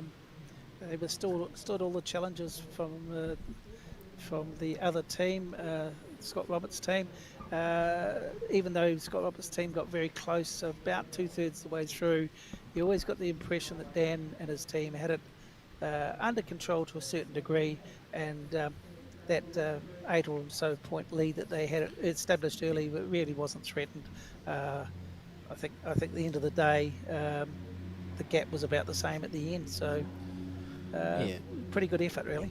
It seemed as that game went on that there was always a big bowl left in one of them, be it Dave Jones, Alvin Gardner or Dan Dickerson, to just turn those heads around. It was left to Dan on 2 or 3 occasions to turn a head around, but they just had that ability to play those bowls when they were in those situations, which I suppose is why they are in the Taranaki Fours final. You mentioned earlier, Alex, he about play playing a couple of bombs. You mentioned earlier, Alex, about playing shorter ends, and you've just seen a shorter end played now from the Dan Dickerson team, and obviously just trying to test the opposition as to how they manage a shorter end game. Yeah, but it's interesting. It'll just be interesting to keep an eye on as this game progresses. We see Terry Ledbetter here. Clean run. Oh, a little bit stiff to get bogged. So you can talk to us, Kevin, about some of the sponsors behind this 120th Taranaki Fours. It's the Midlands the Midlands Funds naming sponsor rights people. How long has that been a thing for? I believe it's about 2 or 3 years now they've had this naming rights, a major sponsor, but we also have several other key supporting sponsors. Auto City, we have the Devon Hotel, Peter and Rosemary Tennant put on a good show there with the Marbles Buffet as well, sponsored this tournament. Venture Taranaki as well come on board, and Toi Foundation, which is strongly linked up with the TSB Bank. So there's a great community feel here and a lot of community support for this tournament, and the community does well out of the people who come here financially, at the restaurants, the accommodation centres and so on. So it's a well supported tournament, and we thank you for your support. Yeah, it certainly must make an impact into a significant impact into the local economy. If you think about the number of people, 700 people here for the best part of a week. We usually go and find places to have dinner for most of those times. We found accommodation, etc., etc. It would be very close to a 7-figure injection into the local economy, I would think. And good to see that the community repays that with their support of this event.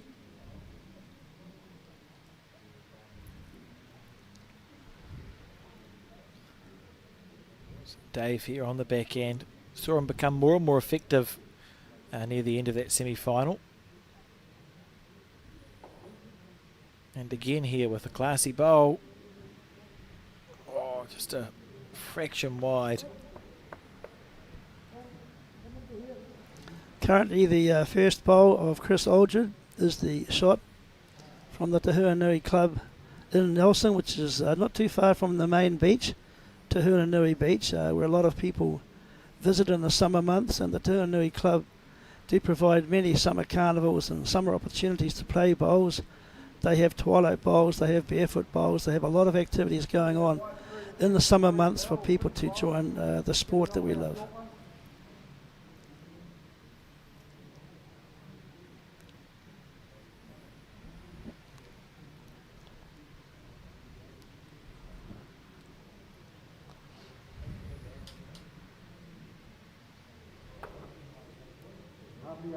Half a chance. Oh, that's an outstanding shot from Alvin Gardner. Outstanding, Alex. Finished very well. So what would you call here for Graham Grocott, Keith? He's one down on the head, holding second shot. Well, I think he's following Alvin's bowl through, looking to push it through or grab the jack. Very little harm in taking the jack clean. And if you happen to be a bowl wide, you get Alvin's bowl and sit there for the shot anyway. So he's got a couple of options, and he needs to just be 6-8 inches over just to make sure he's through it. On a high line here, the weight. Yeah, The weight's weight not was the horrific. crucial thing there. It's probably the weight that kept it out, though. That's the problem.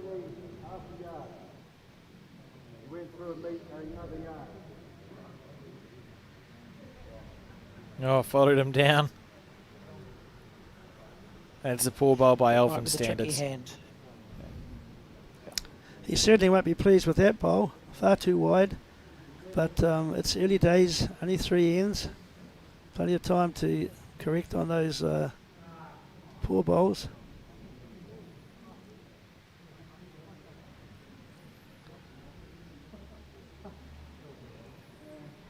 Can't be far away A here. bit closer.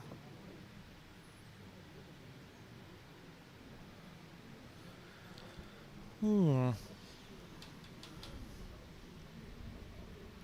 be intrigued to see what hand it is that Dan Dickerson opts to play. given that he's holding the shot here, is you could take a risk, because you've got your 2 bowls of Dave Jones that sit at 4 o'clock to the jack. If Dan played his forehand, he'd be unlucky if he's looking to take it to those 2 bowls for the jack to get stuck on the second shot of the Walker combination, or maybe he'll opt to play his backhand, which is to the right of your screen, and just sit there for 2. Wait and see, I suppose. He's got more chance on the forehand to get a great result, but probably less difficult to play the backhand.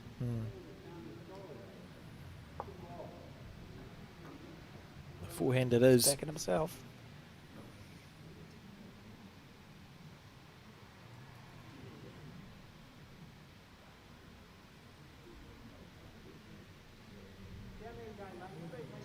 I don't mind this. If he gets a clear run, he's actually improved the head for himself, because it covers the jack coming back in the 6 o'clock direction. So that's correct, yeah. it's Very strategic game, bowls, as we know, and skips are always looking at the opportunities as to what the opponent might be doing and trying to cover that before the eventuality happens. So even though the head may look a little bit different to viewers, there's some good bowls there because they've planned well ahead for what may happen.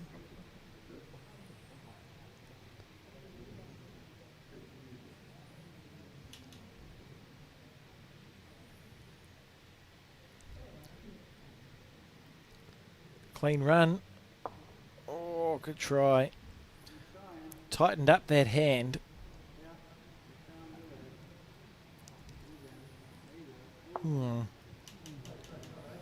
So, looks like such a lonely shot pole, doesn't it? It's got a limited lifespan, I suspect, if it's not given a mate. So I think you'll find that there'll be some aggression shortly. Well, he's certainly got the cover bar at the back to allow himself that opportunity. Well, yeah, I mean, you'd be surprised if there isn't an attempt at the bowl here. The only question is, what weight do you play it with? You don't have the backist bowl, but you'd be from one down to one down if you took the jack back.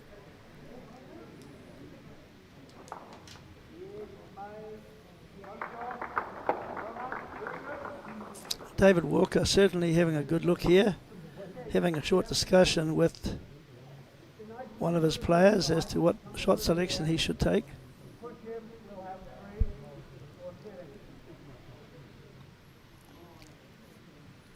There's no time limit in these 25 end games. This the final.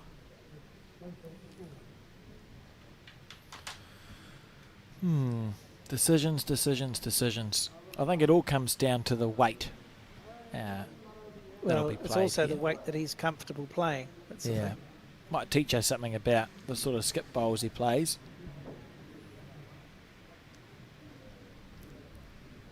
We'll know soon.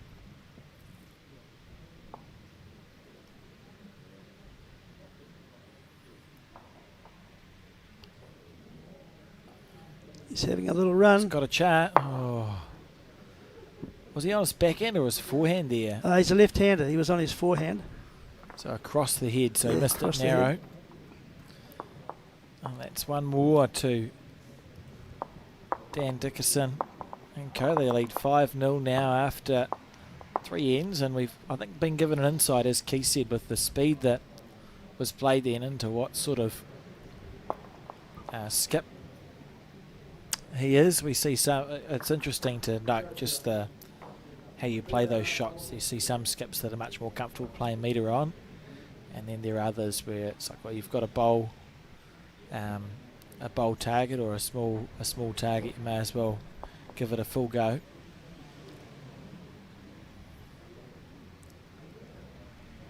If I may at this time also just give a special thanks to the photography that has been taken throughout the 5 and 6 days of this men's open tournament. Kevin Jordan and his wife Mary Salt have been around all of the rinks and taken many photos of the supporters and the players both in action and just their shots sitting with their teammates, and it's very much appreciated because they don't get charged for those photos. They can download them, keep them, frame them. So thank you very much, Kevin, Jordan and Mary Salt. How would people find those photos, Kev, if they were looking for them? They just find them on the Paratutu Bowling Club website currently, and there's 120 odd bowling photos per each day of the tournament, Monday through to Saturday. And I do have, if anyone needs to contact you through me, their contact details, but that's where they can find the photos and just save them to their phone and so on. Oh, brilliant. It makes a difference when you have that sort of coverage of an event, and really cool to hear that it's essentially a voluntary basis from the photographers. Yeah, it certainly is, and they love doing that, and they own the club rooms now, taking photographs of those who are there supporting the club on this final event, and every year they've been there taking photos of the players in action, and it's just so good to see because the players love being at this tournament, re-establishing friendships and so on.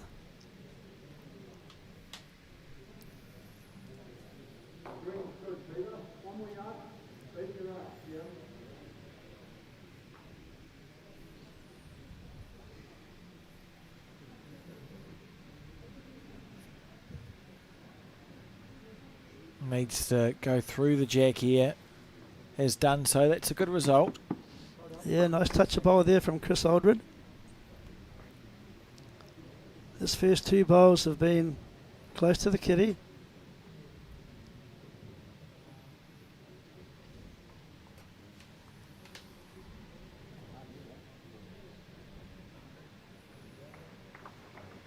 Oh.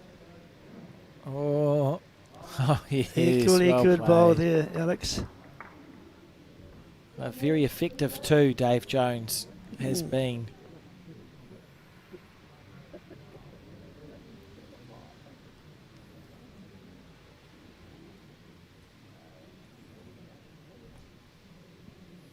Well, at least I know that these bowls are not the Dickerson team's bowls. Easy to spot. Mike Dickey, just a little bit too much speed on that delivery.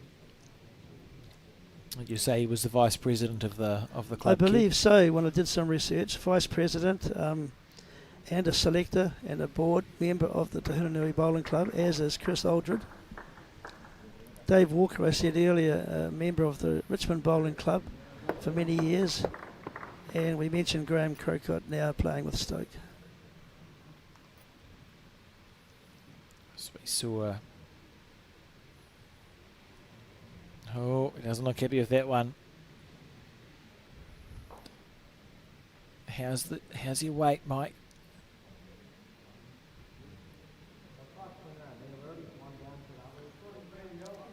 Oh, we may have done enough for third shot there, but will still be a little bit of pressure on Graham Crocott to try and draw the shot.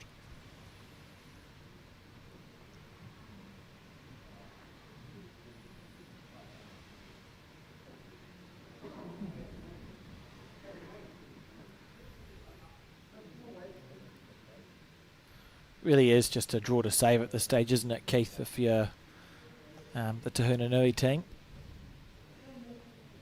Yeah, at this stage you haven't got much to work to. I can't remember a bowl going past the head, so they really have to try to get a close one.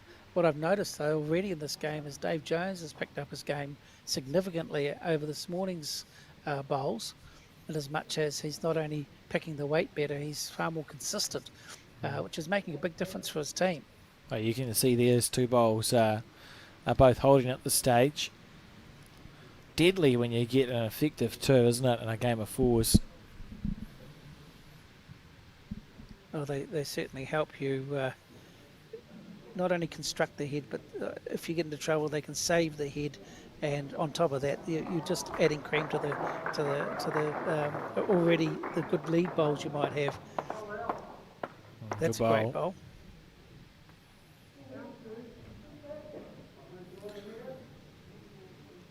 Tauranga team currently holding two shots this end. This is the fourth end of 25.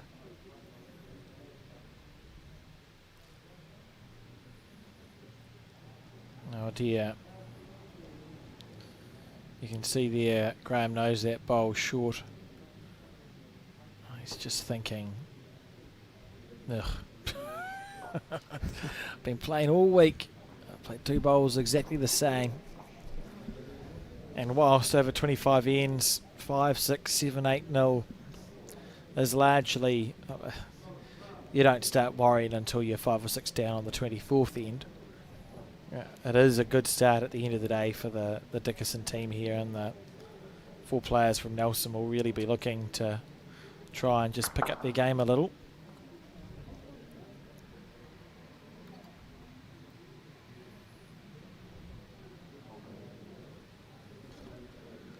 So Dickerson is the skip of the Taranaki team on the forehand, trying to add to the count. They currently hold 2 shots.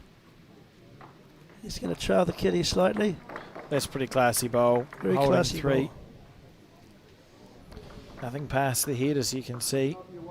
Very good weight control there.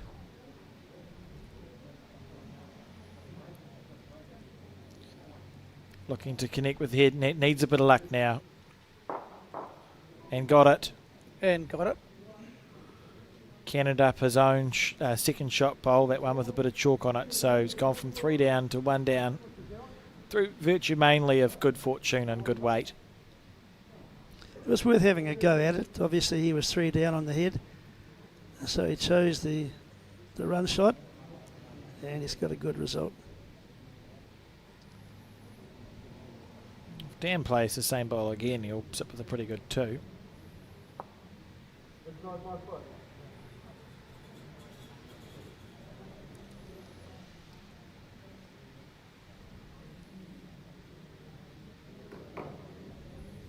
He's close here, team. Excellent bowl. Excellent bowl, Alex. Just drew it off the kitty. And Graham Grocott indicating that they're holding 3 now. Yeah, beautiful.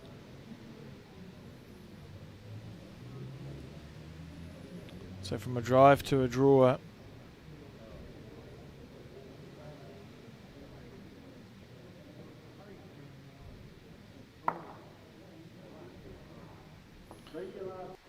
He's gone zipping past there. You can see that into the ditch. And 3 to the Dickerson team. Good starters are this team. The score now 8-0.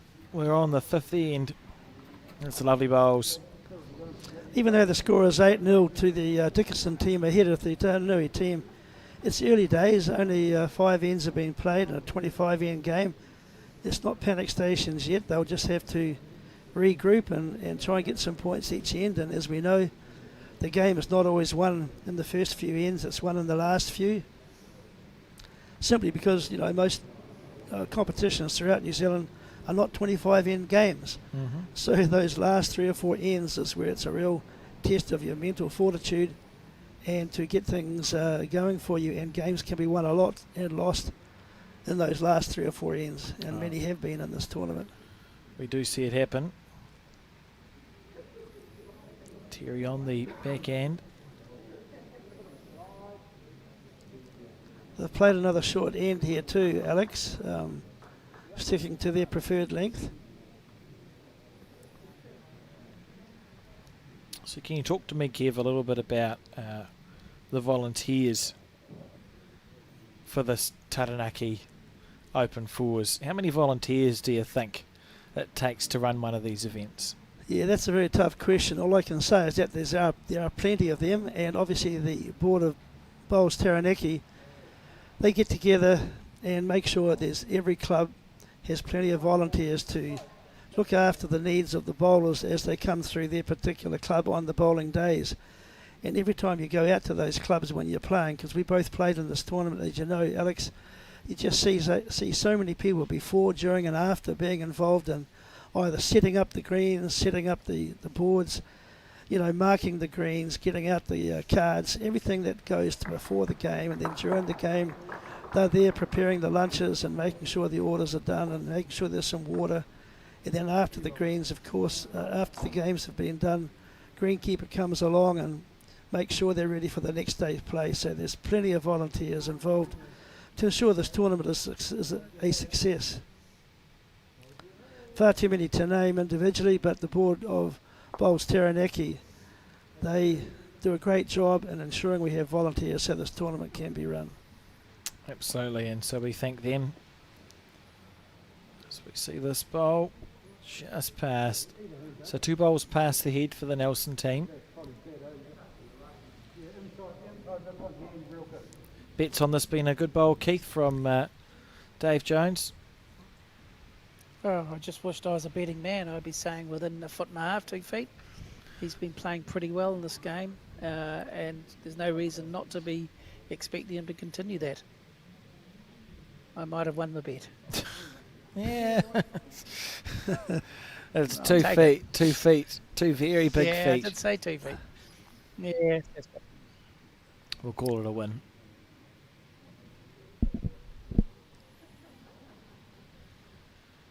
Just getting back to the previous end when Dave had a run, a drive at that head there, 3 down.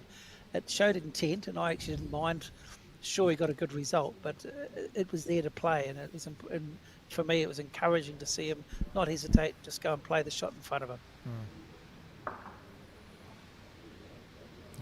Oh, Dave doesn't look happy with that one at all. Oh, Not I entirely wouldn't be sure winning my why. bet this It looks fine. Yeah, terrible, isn't it? What was That's wrong true. with that? Yeah, he's demanding a high standard of himself. Maybe he expected a back toucher. Yeah. So Mike on his forehand now.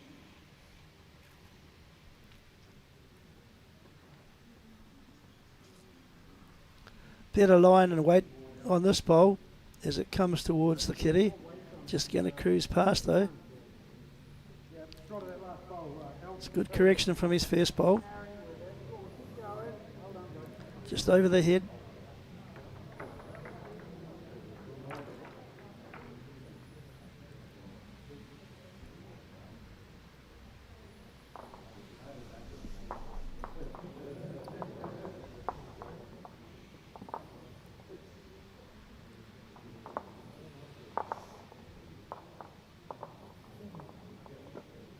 I think you'll find that forehand, Alex, is a tighter line to the kitty, and 1 or 2 of the players have picked that already, but 1 or 2 have not yet found the correct line. This one looks a better approach to the kitty. Yeah, come right to the back. Just lacking a bit of weight. Yeah, head's fine. Yeah, there's a ton of room. Short of the tee.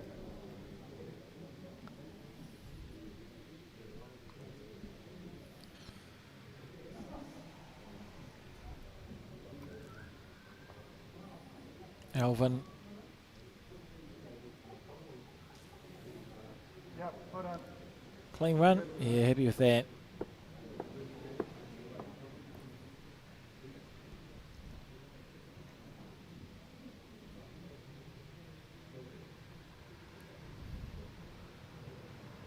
How's your weight, Graham? Not to beat. Talk to us, Keith.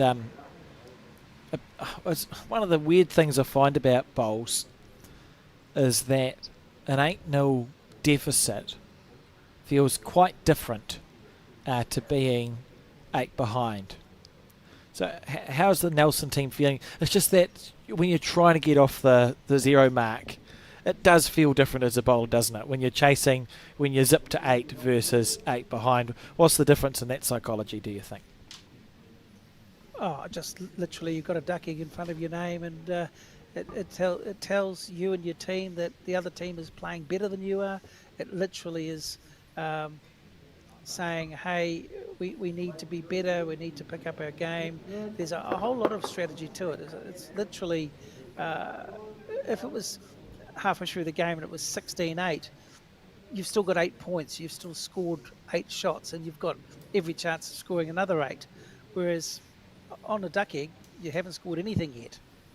So I think that's where the psychology comes in. But once again, it doesn't matter about the shots in the early stages. And Kevin was dead right when he says it's 25 ends. We've got plenty of time to work things out and come right. Dickerson and Co are holding at least a 4 here. Interesting.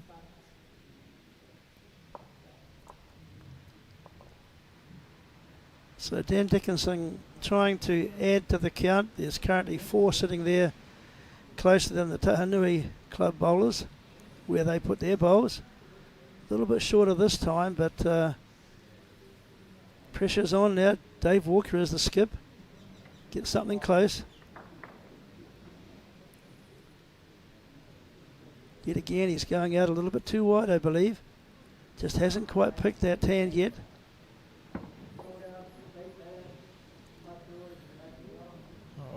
Well, we'll see. 1, 2, 3, 4. Maybe a handful here. Now, we do keep talking about how it doesn't matter in the early stages, but 12-0 is 12-0, no matter when, no matter how many ends you've got to come after it. And the team that's going to be feeling happy at the moment absolutely is the Bad Plenty team of Dan Dickerson and co. I'd like to take back what I just said. It's a little bit catastrophic when it goes from 8 to 12. Having said that, we've got to remember you're 20%, not even that, through the game. Oh yeah, you are 20% of the game finished.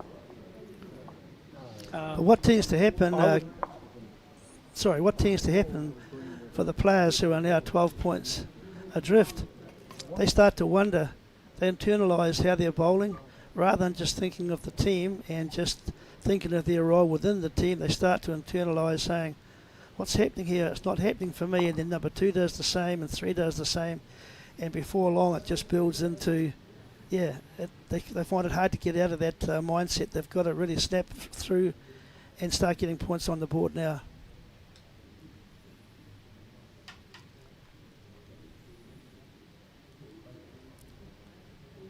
Terry. Yeah, he's playing good bowls. It's just as steady as she goes from this this team. All 4 players playing very well.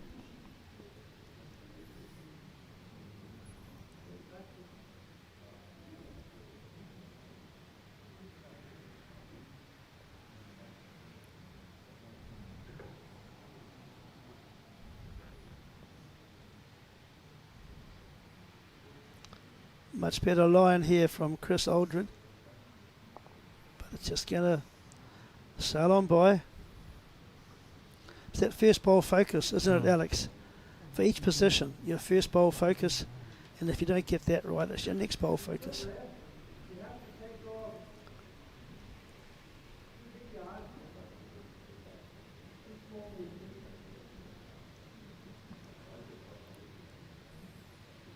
How's the weight?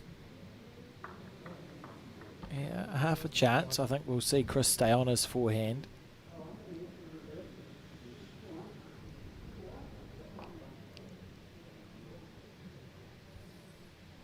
And a very tight semi-final with the 2 aimers and then the father and son combination from Johnsonville. Just getting ahead in the last 3 ends of that match. It was all square with 4 to go, I think. Yes, it was. It was 21 all. And I checked the scorecard and it ended up, I think, 26-21. So they got a bit of a march on in the last 2 or 3 ends, the Taranaki team, to make this final.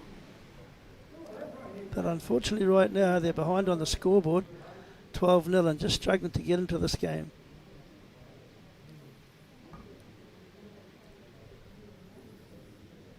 Dave looking very focused.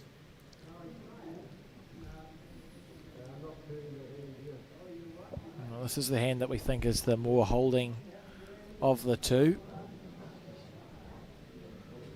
And we can see there his green was actually okay. It was more the weight on that bowl. A little surprised to see Mike on the backhand here. So you look at the head and you see you've got the 2 Nelson bowls that sit at 4 and 5 o'clock. Sort of half expected to see him play the forehand underneath, so that if you're taking the jack, you're taking it towards your bowls. Maybe it just looked like the open hand.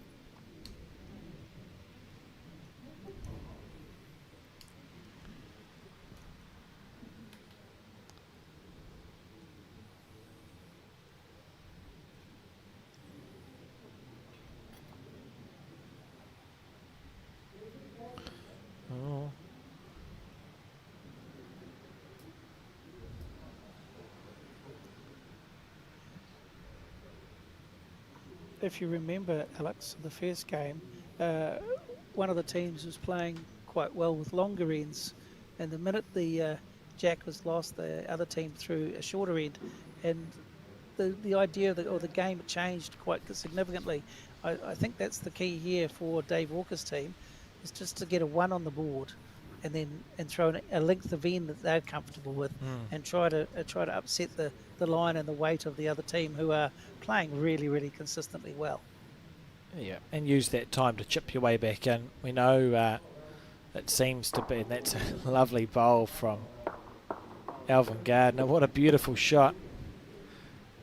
Certainly was. Everything was correct on that backhand delivery, the line, the weight, just resting up on the kitty, applying a bit more pressure to the Taranaki side now. And those two bowls of the lead looking to be utilised by Graham Grocott here. Needs it to hold at the end of the track. Perfect weight, so that's a good catching position for the next one. He was certainly trying to draw it off, and it had good weight for that shot. Just not quite able to do it. What I was halfway through saying before I distracted myself is it'll be interesting to see, as we have this afternoon tea break at this event. It's sort of usually between the 11th and the 14th end, they'll pause. It's probably about, that's two outstanding bowls from Alvin Gardner. I think we hit this. It's probably about making sure you're not dead and buried by the time you get to the afternoon tea. Have a cup of tea and then come back out again. So for the Nelson team, even if you could be 6 or 7 down going into afternoon tea, that's fine. As it's sitting, and that's a poor bowl from Graham Grocott, the shots are just racking up on the Dickerson side of the board and have no sign of stopping at the moment. Well, sometimes your shot selection may not be what you really want to do, but because the score is creeping ahead of you and there's two close bowls on the kitty, your mind says, I better have a try and run and poke those off, when perhaps if you were closer to the score, you might just try and draw to save or draw to get up to the kitty, and that's what happened there. Two bowls were tried to draw it off just to try and get themselves on the scoreboard, but both ineffective.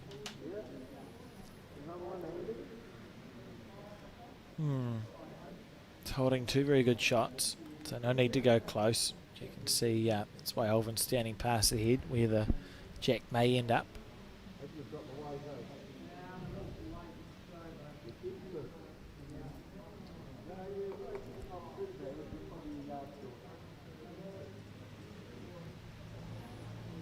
Handy bowl. Oh, we've seen he's not backwards and coming forward, so I think this might be quite quick. On the forehand, which means he has to go underneath the bowl. This is going to be super duper fast. It's his backhand. No, he's on this forehand. Oh, yes, too. I would have sworn he was playing this backhand, and I should have sworn. How do you question me? Somebody has to, Alex. Somebody has to. I'm a little surprised that it was on the forehand, to get under that front one. Yeah, that's real why tight. it had to be proper fast. Dan now looking to sit with 3. He's not going to. Yeah, well, we'll see aggression again here. Well, Dan Dickerson has played 2 bowls, both cover bowls on the left and the right, anticipating what you'll probably see now, which will be a drive. He's quite content with the 2 shots he holds. Oh dear. Oh dear, it's his bowl. He's chipped it out as clean as you could chip a bowl out. But I think they've still got 3rd shot. I was just looking at that and thinking, well, they've got 3rd shot, which looks like it's quite safe. And there would have been an absolute sick feeling in his stomach when he let that bowl go, because it was headed straight for that split bowl. Only the 2 though. Oh no, it was a 3. And so did pay the price there of missing that shot, and quite remarkably, it's quite remarkable, the score 15 shots to 0 on the 7th end. We could be witnessing history in a number of ways, because if the Nelson team come back, what a story that's going to be. Even if they can, at this stage, if they're competitive in the last quarter of this game, it sums up what's brilliant about the 25 ends.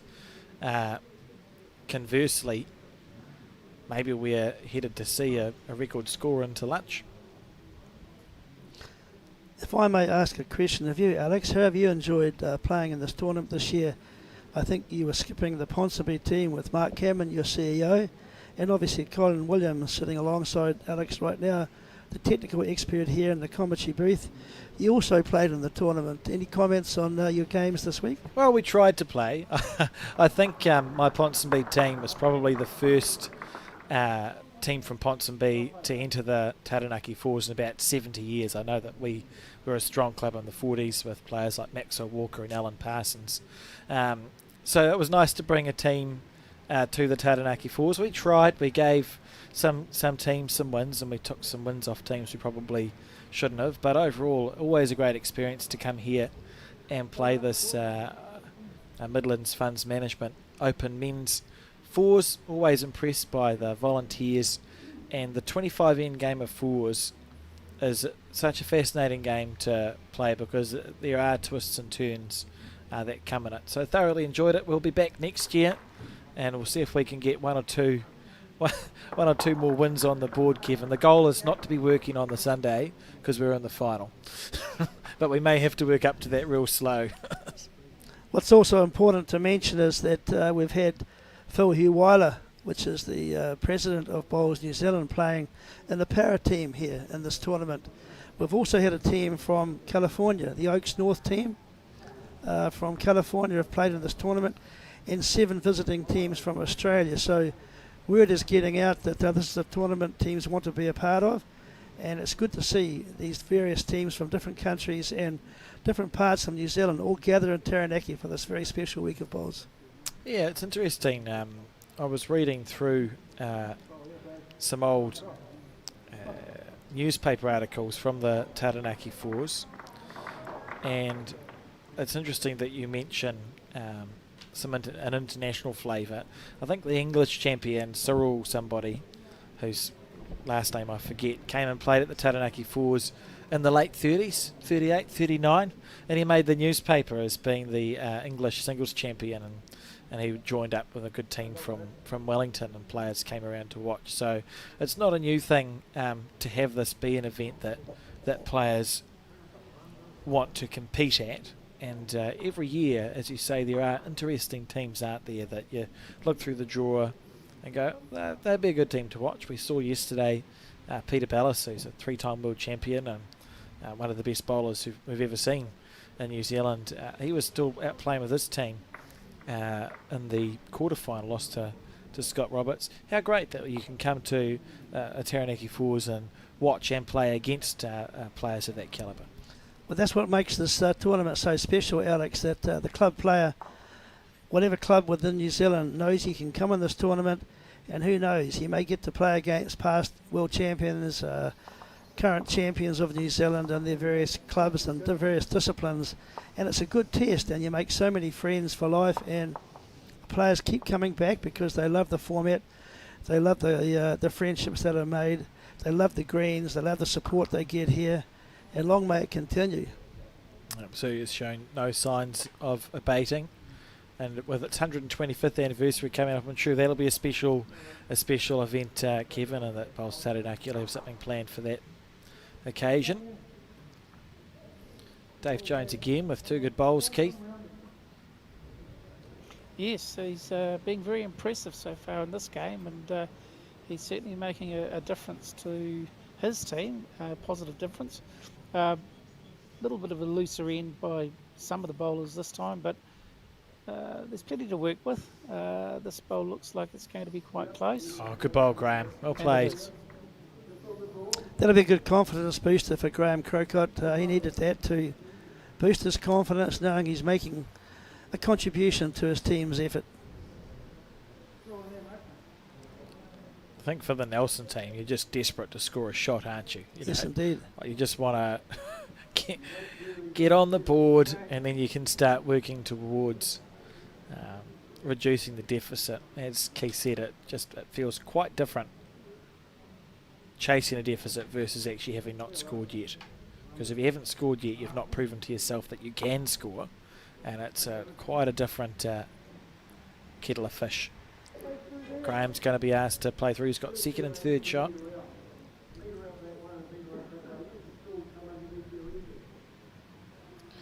Beautiful delivery on his backhand.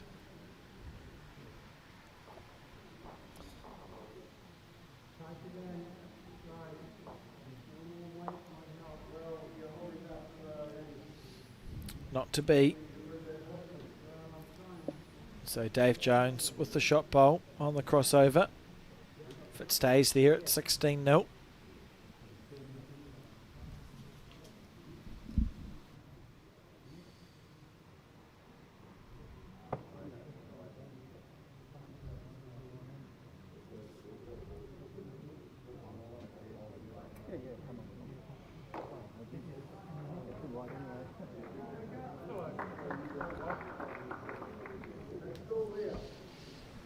Do you think across the head, Alex, for the shot bowl? Yeah, and we can see that Alvin's bowl that sits at... So I'm talking on behalf of Dan Dickerson. So I think Dan will play on his backhand because he can rest that bowl of Alvin's up for a second shot. But for sure, we'll see the Nelson team across the head for the shot bowl. Almost regardless of what Dan does here, I think that'll be the shot to be played. So Dan's given himself options. The only option he doesn't want is square onto this bowl that he's about to hit. But he may have got away with it. He may have just pushed that shot out to gain the shot, or maybe even the second shot. So he's given the shot away.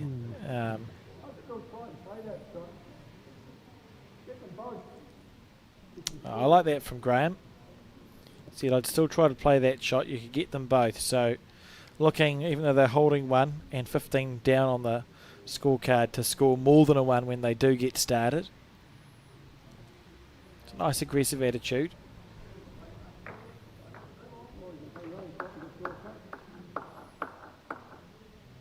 And it's like I was listening to Keith Setter because Graham said, you could play your own shot and draw it. Which I don't think is what Graham was hoping for. But a good bowl nonetheless.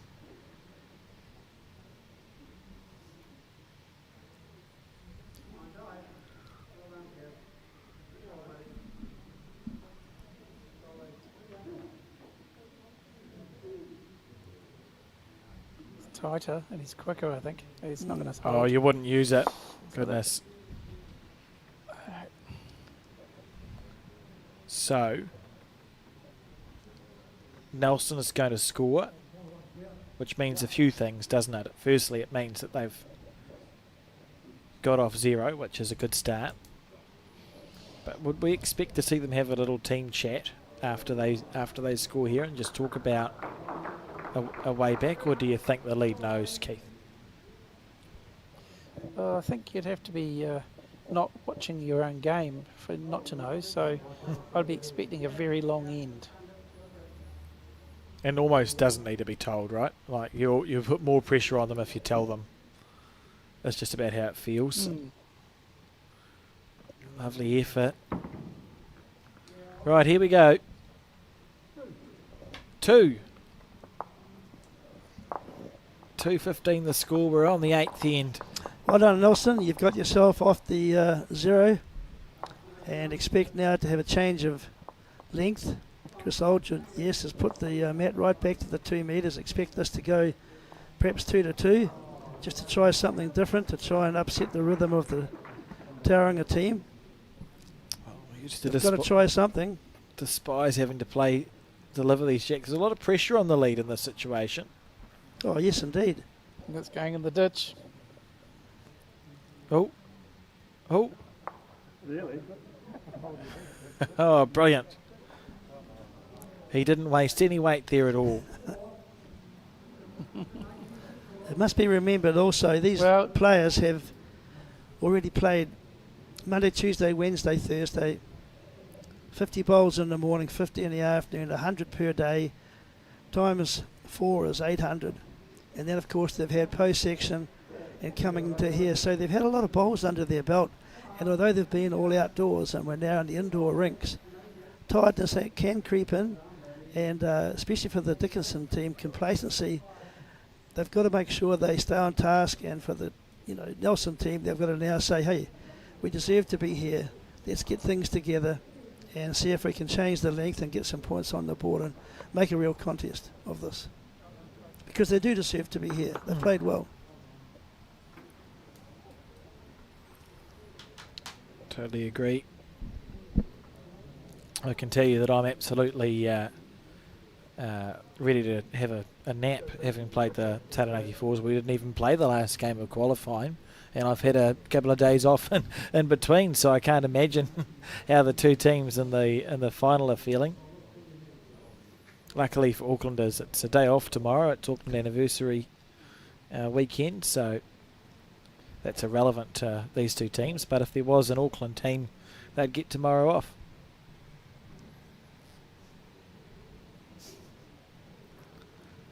To recall a win.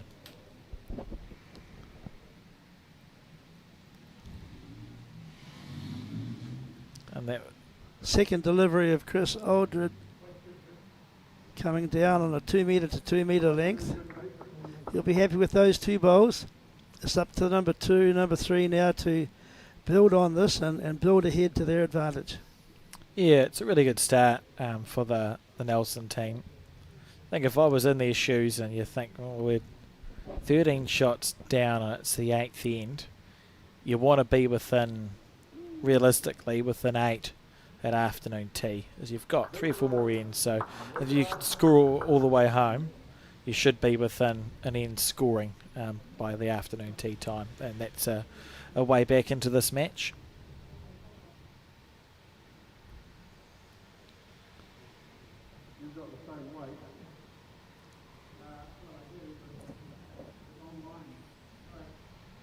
Smooth delivery from Mike.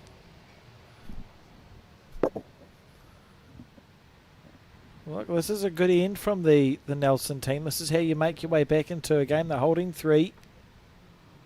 Dave Jones, who's been a star in the early parts of this game, now with his opportunity.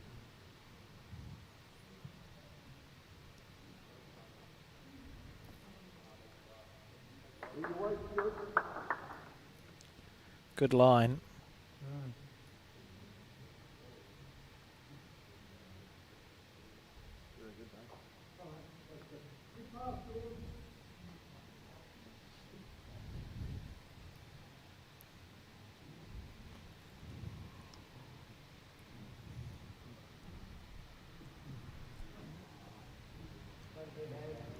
You played this event as well, Kevin. How did your week go? Well, very successful. We won our 6 games, 6 out of 7. Didn't need to play our 8th game and qualified. And lost our first post-section game against Rob Ashton and Peter Shame. I'm sorry, he told me how to pronounce his name. S-A-I-N. It's Peter Shame. And it was an excellent game, and we had a great chat afterwards. And they had a very good game against, I think it was Scott Roberts earlier, to make the semi-finals and just missed out. So that was our tournament. 6 games out of 8 qualified, or 6 out of 7, and then first post-section. So it was a very enjoyable week. Oh, well done. It's an effort in itself just to qualify in this event. 6 wins out of 8, so you can afford to lose 2. So it can get pretty stressy, as we see. That's a beautiful bowl from Graham Grocott, now holding 3, 4 maybe on this 2 metre to 2 metre. I was saying, yeah, you lose 2 as your maximum. So if you lose 2 games on the first day, game 1 of day 2 can be pretty stressy. And then you get to qualify for the pairs. Oh, look at this difference that the 2 metre to 2 metres made here. Well, they're just taking a bit of time to adjust. They've been playing shorter ends, and this has given the Nelson team an opportunity now to, get 3 or 4, maybe 5 shots, and just get some confidence back into their game, which is needed. Really exceptional timing from this Nelson team. I would say, now holding 4, maybe 5 shots. So Alvin Gardner under all sorts of pressure here. But it's a pressure they've, witnessed many times in their bowling career, and this would be no different. They know what's at stake. Just a case now of trying to execute, and he's going to come up a bit short. So not at the moment. Nelson have a good number of shots around the head. This is what they pay Dan Dickerson the big money for. He'll be at least 4, maybe 5 down. This is a perfect end for the Nelson combination. Be really looking to add another shot here with this first one, and just say to Dan, well, what can you do? You've had it all your own way for the first 7 ends, scored 15 shots and 7 ends. Not really a ripple of resistance, to be honest. What can you do when you're 5 or 6 down? To which I'm sure he'll have an answer. What you can do is ask the question. So what can David Walker do with this bowl? It's going to hang out a bit. Just not got the line for the 2 metre to 2 metre length yet. He's opened the door for Dan Dickerson there's a drawable opportunity here to take those shots away, and he's certainly capable of doing that. We've seen many times throughout this week him draw the shot when required. Now's his chance.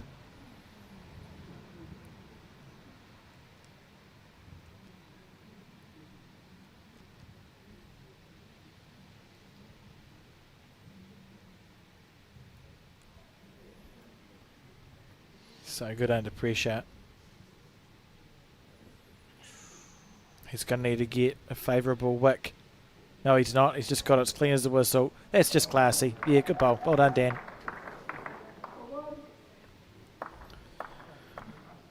Thoughts, Keith? Two things that sort of crossed my mind. Firstly, Dave needs to take that bowl out and force Dan to do what he's just done again.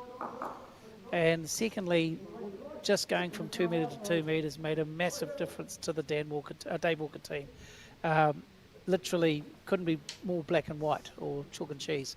They just simply jumped onto that line and that length better than what the Dan Dickerson team has. I was about to say tomato, but then I realised that means the same.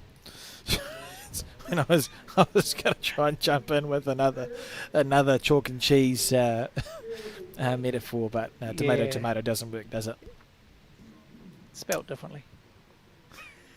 So there we go. Looking to remove Dan Dickerson's bowl.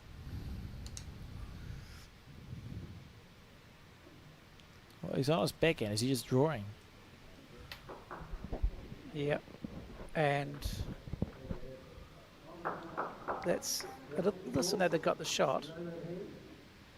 Get a chance of putting a lot of pressure on Dan. That's a very patient bowl. Yep. Yeah, second shot there. Got two out of it. Yeah, good shot. Dan now has a decision to make. He's good enough to draw that, but his third shot has hidden him behind the short stuff, so it's safe enough to hit if he felt so moved. Go through the last bowl that was played, remove both of the shots. Play it either hand he likes either as well. Yeah, it's open both ways. You're pretty safe because your bowl couldn't be more protected by the short things as long as you're on the forehand and don't miss it by 1.5 metres.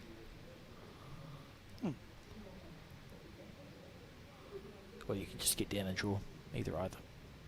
I'm not good enough to draw it, so I'd try and hit it. Forehand draw shot coming through here.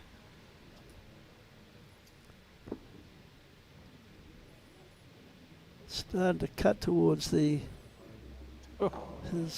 second shot bowl, but following through. See how many is conceded here. Grant Hassel in the background, dressed in white. And 2 to the Tahuna Nui team, so it's now 4 shots to 15. We're on the 9th end, and I do have an apology to the people of Tauranga. apparently the Auckland Anniversary weekend is celebrated there as well, which I should have known because I spent the first 22 years of my life in Tauranga, and I don't recall Auckland Anniversary weekend. I probably just thought it was like a Monday off. They should have their own anniversary weekend. Why are they stealing? Why don't they take Auckland's one? But I should have known. So the good news for Dan Dickerson and co is that they get a day off tomorrow on Monday, which they need because it's a long event at the Taranaki Falls. So yet again, the Nelson team have decided to go for a bit longer length, not quite 2 metres to 2 metres, but it's certainly longer than they were playing earlier on in this final. And it's up to the, and he's done that. Chris Aldred, first bowl effectiveness, very good. Got a toucher as well. And sometimes in the indoor rinks, you know, the moisture, with a lot of people watching and so on, your hands do sweat up a little bit. And you see them actually wiping their bowls. Could be a bit of nervousness as well, but it can get quite warm in the indoor stadium. And so we'll see how the rest of the ends pan out.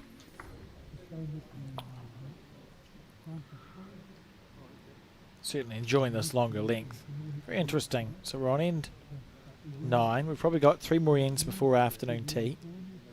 And they're 11 behind. So getting within that end scoring is quite important, isn't it?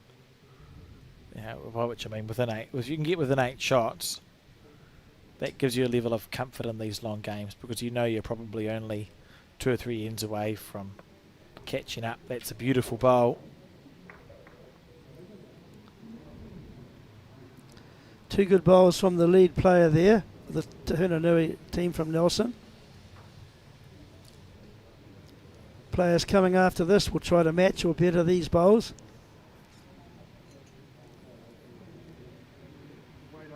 Terry Ledbetter with his second delivery, falling up short.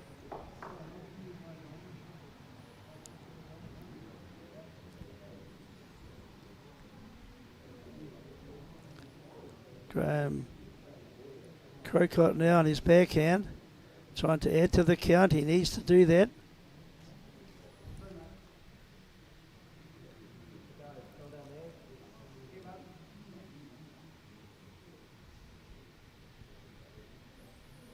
Yeah, it's good signs here for the Tahunanui team. Currently holding 3 shots.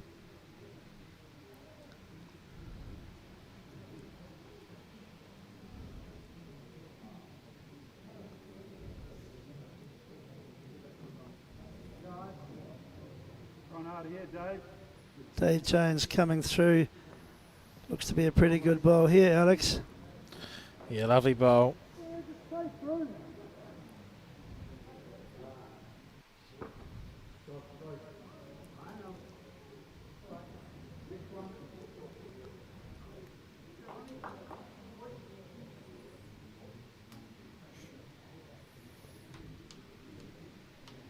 Same bowl, Dave. Bump yours a bit further. Good. So Nelson with second, third, fourth and fifth shot here. So important for Dave to get another bowl on the head. Looking lonely.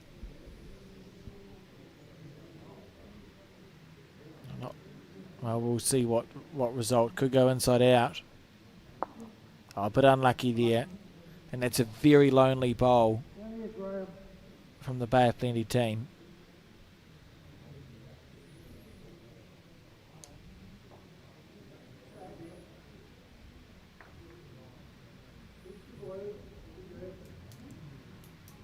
Holder of a number of Auckland centre titles, Graham Crocott. For bowls like this, he's got it as square as you can get a bowl. That is a beautiful shot. And holding 5. How good? Oh, very good. Pressure's now been applied and turned up a little bit onto the Tauranga side. How will they handle this? They cannot afford to get complacent, even though they have a good lead. They still have to do the job. Every ball counts.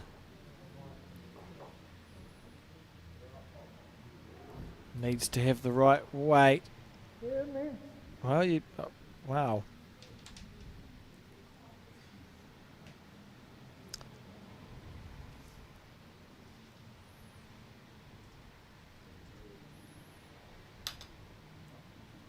Graham making sure he was through the head, and he was. He found fresh air all the way through, which you wouldn't think was possible. So still holding the 5, this Nelson team. Alvin Gardner with a correction to make.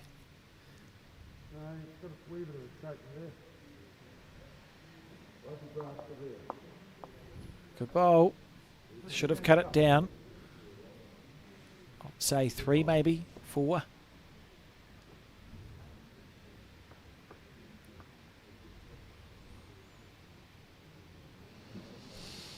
Turning into quite a fascinating game, this one.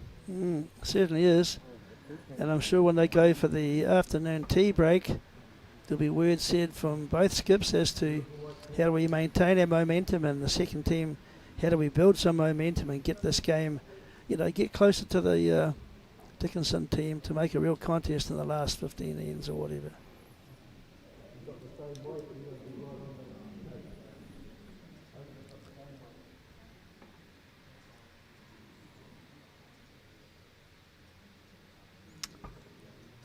So Dave Walker's going to fall short too. Just a bit conservative on that delivery. I don't imagine Dan Dickerson will be too conservative here, Alex. He'll be trying to make sure he's reaching the head. Yeah, we've seen him play quite well that bowl where you sit a shot bowl out, and I think that orange bowl of Graham Grocot's that sits at 4 o'clock is probably Dan's target. Looking to sit through that. If he's narrow with that weight, he'd get a good wriggle. So 3 or 4 feet over the head.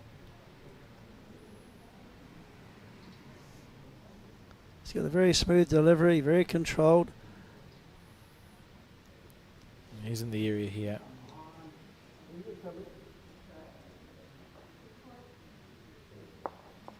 But underneath the line. Just not able to get past that pack of bowls in the front, the moat. He needs to get another metre and a bit on that for his next delivery. Incredibly, it's such a tightly packed head, isn't it? Lots of bowls just about touching other bowls, but all slightly shy of the jack. Really want this one to count. He's got the weight. And that's a good outstanding. bowl. That's absolutely outstanding. 1, 2, 3, 4, maybe 5 shots. Nothing to hit. It's just a draw shot on for Dan Dickerson. Do you see anything else, Keith? Is there anything to... usually wouldn't be that hard to convince to hit something, but it just doesn't look like anything's lined up. You got it again. I think you're reading that about right. As far as I can see, even though he's 5 down, the time to attack was the previous bowl. So now he's basically got that draw shot. No use being short. He's got the orange bowl he can land on for second. If he gets off that bowl and grabs a jack, happy days. But I did see a plant at the front of it before his last bowl, but he didn't play it. He tried to draw his way out of trouble. You can probably get rid of 2 bowls if you hit the front one. Dave Jones's front bowl. Probably drop a 3 instead of a 5. So yeah, a draw's the call here for Dan.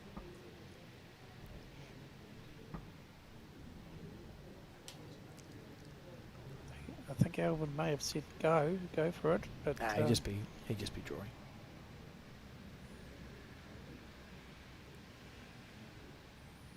Yep. He's on the right line.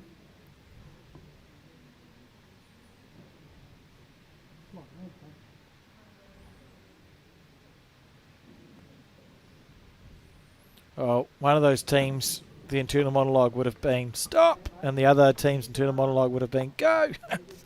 And I think it's gone halfway in between. So 1, 2, 3, 4. Goodness, these long ends are really paying their somethings. What do you call it? dividends. dividend. Paying dividends. Thank you, Keith. Could be 5. They're about to measure. Yeah, no, 5 is the call. We'll No, they call- are going to measure. Just double check. We'll call it 4.5. And we spoke about the Nelson team wanting afternoon tea to hurry up and get here. If I was them, I'd be wanting it to stay as far away as possible, because what great momentum we've seen in the last 3 ends.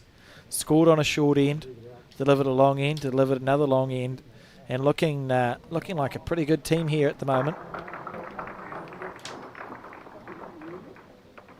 I think one of them said, Alex, that they want afternoon tea on the 20th end now. Let's not be silly about it, Keith. Of course, it's no longer a full replay if the final is drawn. It'll just be one extra end and 5 shots. 1, 2, 3, 4, 5. And just like that, the click of a finger, the score now 9 shots to 15. And the Nelson team absolutely flying. Well, the last 3 ends, Alex, they've scored 9 points.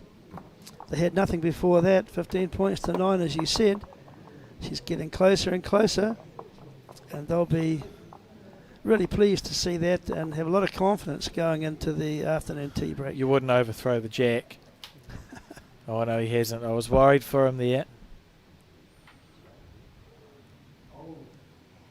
Great stuff. Fascinating game. What a difference the jack length can make. I'd be saying that the Nelson team is feeling a bit more relaxed now. There's no tenseness in their delivery. They're feeling relaxed. They're in the game, and they realise now there's a chance to, keep the pressure on. Oh, we spoke about trying to get within 8 by afternoon tea. They're within 6 already. Within a handful is usually happy days. Across the line there. Yeah, good weight. He'll be happy with the speed.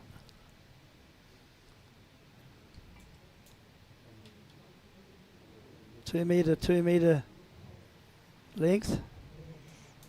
Terry Ledbetter on his forehand.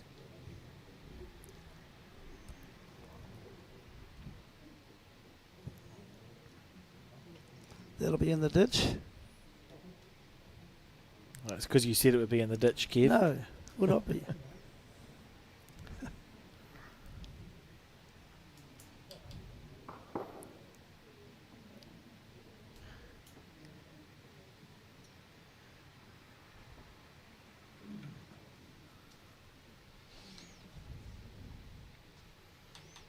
On the forehand.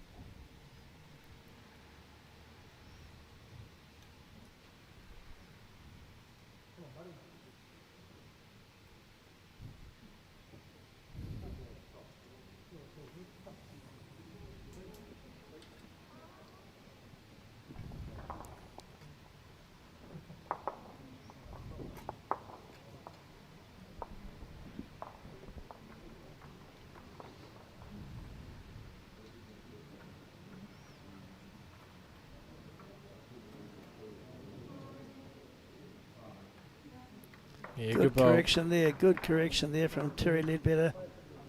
Currently holding shot for his Tauranga team. He's done his job. He can relax for a few moments now and just watch what his teammates can deliver. Give them a bit of encouragement, a bit of a boost. Same with the Nelson team. Each of the players will be trying to give each other a bit of a encouragement boost.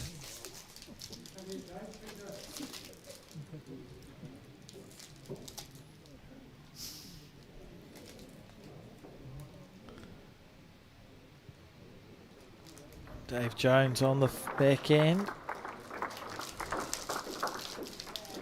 Oh, who's making that noise?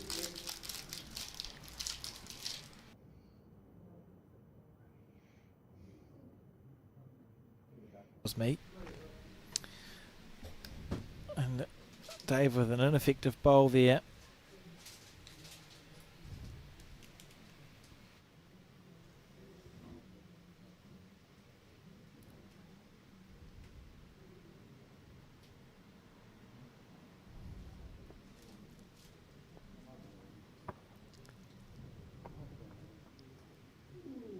This looks pretty good, Alex, coming right up to rest.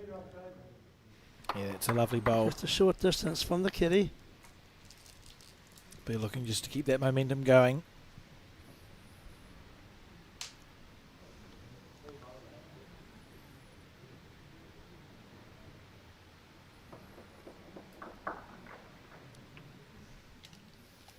Not a million miles away, but just going to pass through.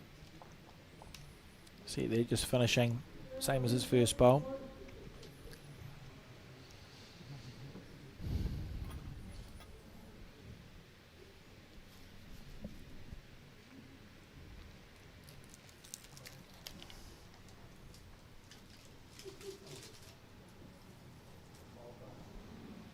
Quite promising, this bowl. Just on the outside of the shot bowl currently, yes. Yeah, we've started to see some of the class of Graham Grocott in the last few ends. Certainly good delivery there and a good result.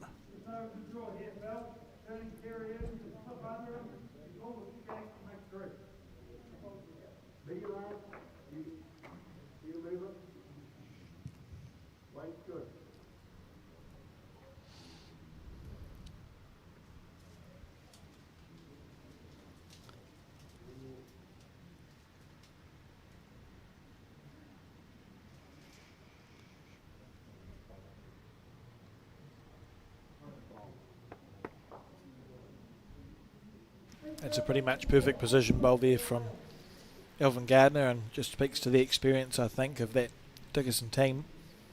So now he's got the opportunity to play through the orange bowl and the Jack Lee the pop there, or if he gets a bit wider he can sit there for one himself.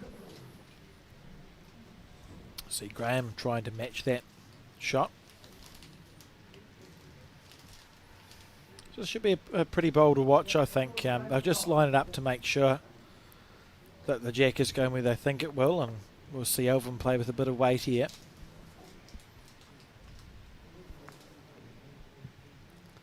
Yes, he is. Clearly obvious he is playing with a bit of weight. Try and bowl through that bowl. That's sitting on the kitty.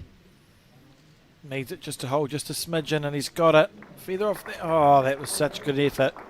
Jack would have gone directly to that orange bowl at 7 o'clock. Just shows the positioning of the players looking to position a bowl prior towards they having the shot that they would like for the next bowl. And you saw an example of that, how the bowl was positioned first and then the just overhead run shot come through, but wasn't successful. But certainly a strategy used there to be ready for the shot that was coming next. So Keith, do we think we'll see Dave play to the left of our screen and just cover where the Jack will go? Is that the option here? Well, he's already got one pretty close to where it's heading.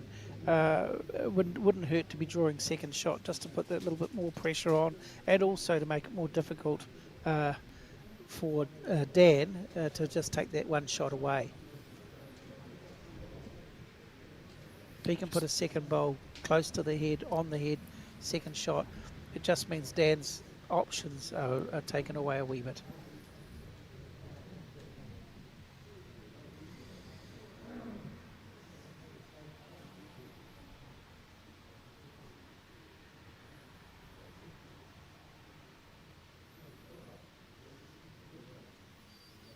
Oh, sort of a bit of a wishy-washy bowl there.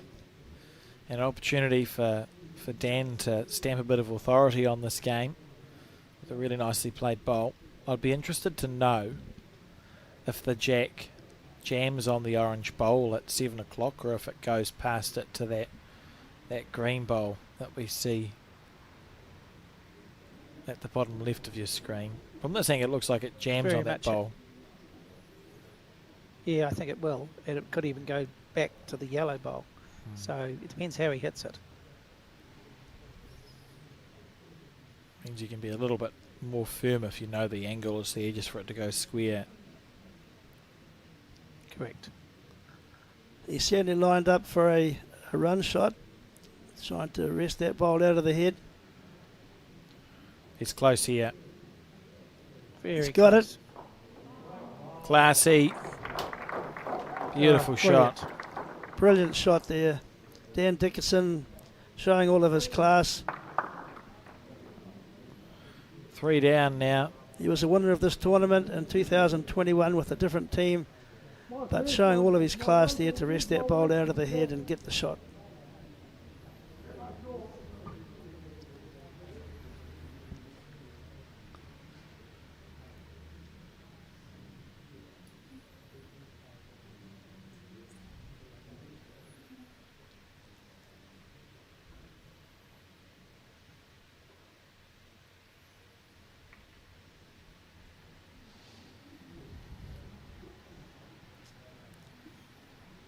Down to the weight.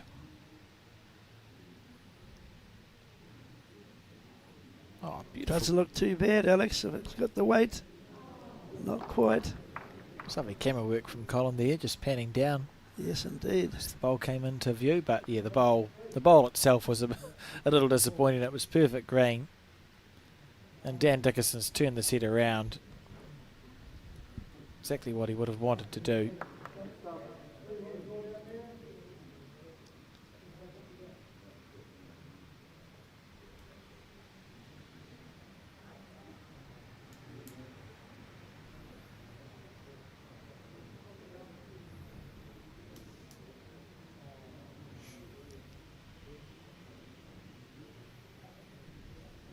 It's important the whole team understands the shot that they wish to have Dan Dickerson play, because it's a team game. And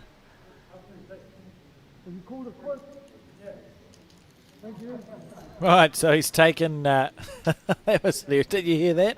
So it's afternoon tea. He's taken the 3 shots, okay. and he said, "Oh, I don't want to play my bowl. Can you take it up for me?" And Dave Walker said, "Oh, have you called it quits?" Which I really respect. I think that's great. Kev, thanks for joining us for the first half. Before we break for afternoon tea, was there anything that you wanted to mention before we bid you adieu for this year's Taranaki Fours? Not really. It's just it's been a privilege to once again co-commentate with you, Alex. And it's been an excellent tournament for the people who have come here from all across New Zealand and Australia, and in fact, as I said, from California. They've come here expecting to play, you know, in this tournament with good greens and good support, and it's been an enjoyable experience for all of those people who have come here. They come back every year, and I hope they'll continue to do so. And it's a big thank you to all the supporters and all of the personnel behind the scenes who have made this tournament happen, the tournament committee who put together this program, and it's been a great event and a great week. And next week we have the Taranaki Women's event, which will go through the same procedure. So thank you, Alex, and we'll catch you again next year. Great stuff. Thanks, Kevin. For our viewers, we'll be back in about 15 minutes with the rest of the Taranaki Open Men's Fours final.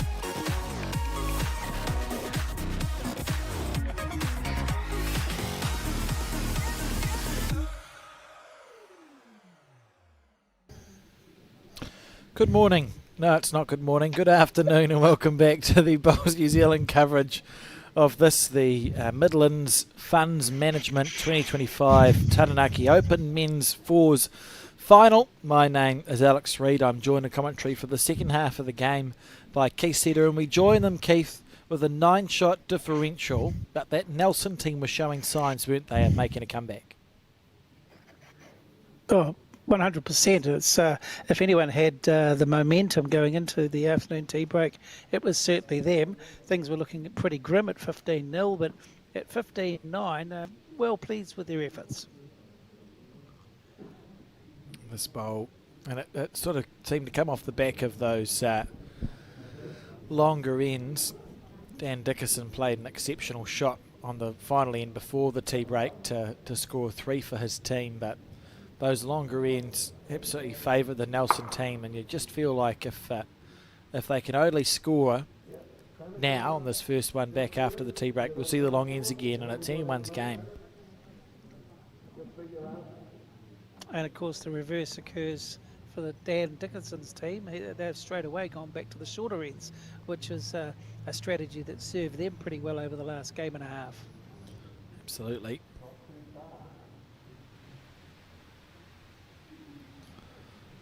Very interesting. I just wanted to say, Alex, that it was great to have Kevin's knowledge and insight for the first half of the game. He brought a lot of information which I wasn't aware of to the table, and I thoroughly enjoyed listening to some of the things that he was able to tell us. For sure, he always does his research. Does Kevin has a history in broadcasting. Used to do the radio for the rugby, I think, in Taranaki.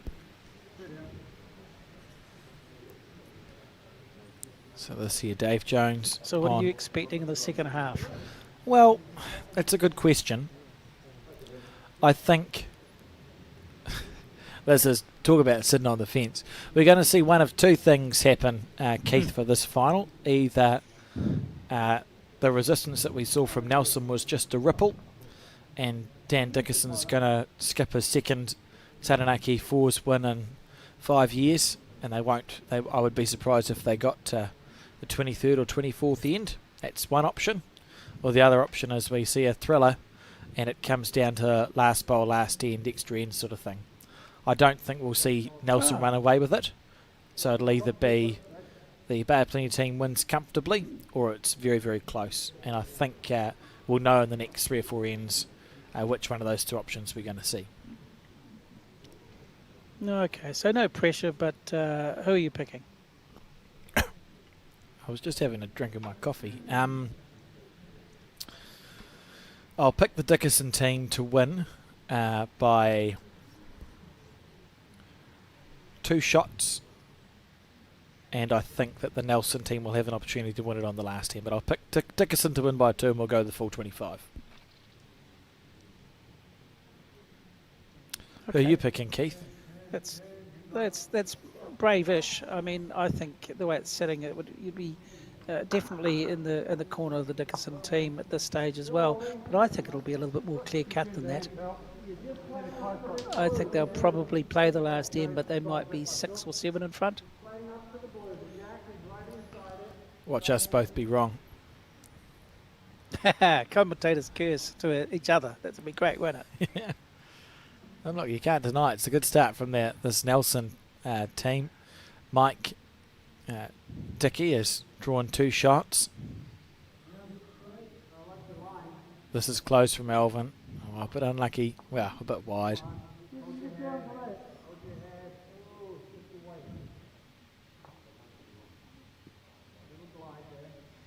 Yes, it was an intriguing start. Once again, the Dickerson team, just like the semi-final, they got off to an absolutely brilliant start.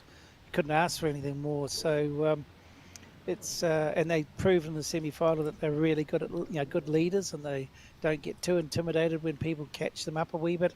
So I just think that's sort of set the tone a wee bit. They can afford, if they get into trouble, to perhaps just cut shots out rather than take a risky option. And it will be interesting to see at the end of it whether you're right and it's close or whether I'm right. But either way, I think overall the game's the final has been a better quality of game, which is it's been a real treasure to watch. Oh, for sure, we've seen some big moments from all these players. Such an unusual start with Dickerson getting well in front early. But that just adds another layer of intrigue to it, doesn't it? As we see Dave Jones's bowl get shunted a little bit closer again. Still 2.5 to the Nelson team here, I would say.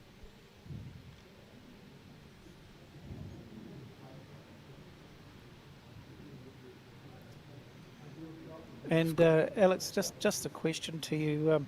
You know the 3 that was scored on the last end before the break. Yes. How important psychologically was that, do you think? Oh, I think it was huge, really. I think it was huge more for Dickerson than it was for Nelson, because Nelson is still in a chasing position. But for Dan to cross over him with his first bowl, play a bowl with confidence and make a statement, I think is important for him, because it means he knows he can play those shots when he's under pressure. So if it comes to it, and there are some stressy moments left in this game, Dan will have nothing but confidence to play those shots.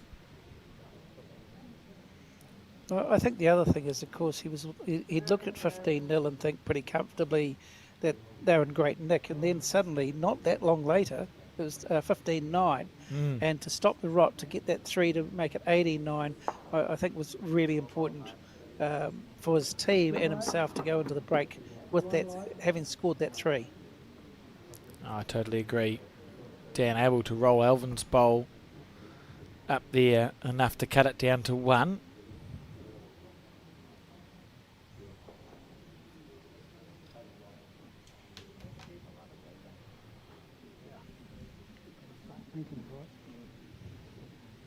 Still a lonely bowl. Do you think we'll see Dave come through on the left side of your screen as we see it and try and replace that second shot bowl? Certainly looks like an opportunity, doesn't it?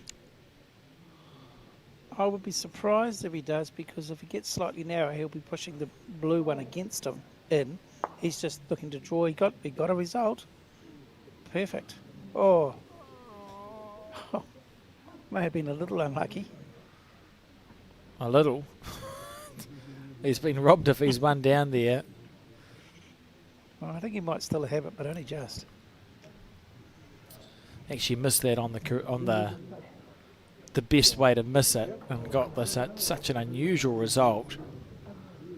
Still looks like a lonely orange bowl though. Nelson's got second, third and fourth shot by this camera angle.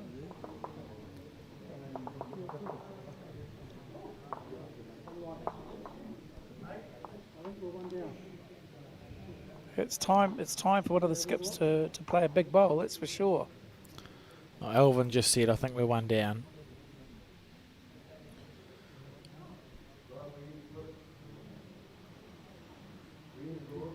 If they're 1 down, does that mean that Dan would be underneath that bowl at 11 o'clock to remove the shot? Well, it could mean that, because if he got slightly wide on it again, he's got a chance of setting the front one up 2 or 3 rolls, same weight, and getting the shot of it, plan B. What he doesn't want to do is be missing wide and chipping his own second shot out. Well, he's heavy, so whether he's narrow, that's the other thing.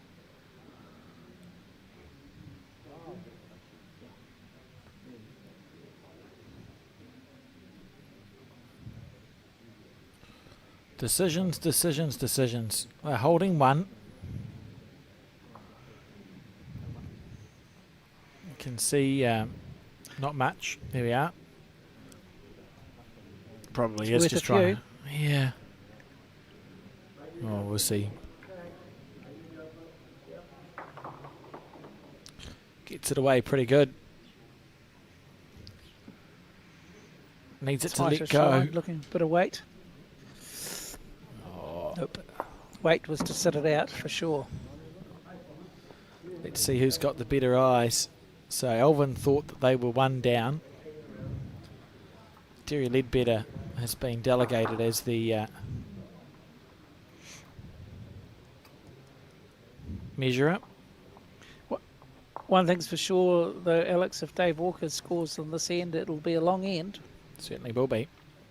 I'm enjoying the confidence in And- which we've seen Eldred pick up the ball. Yeah, it was. There we go.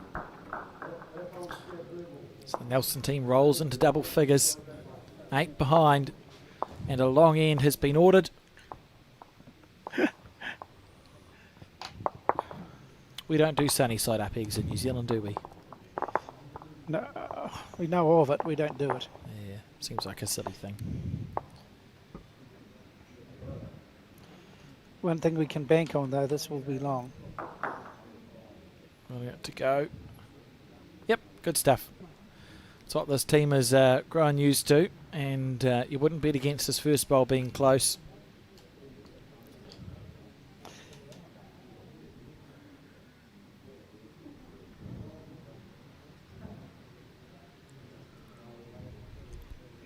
The funny things that one notices when one's watching a lot of bowls is that I think I said earlier on that Dave Jones was playing really, really well, and he was on the shorter ends, and subsequent to the longer ends, haven't really mentioned his name again.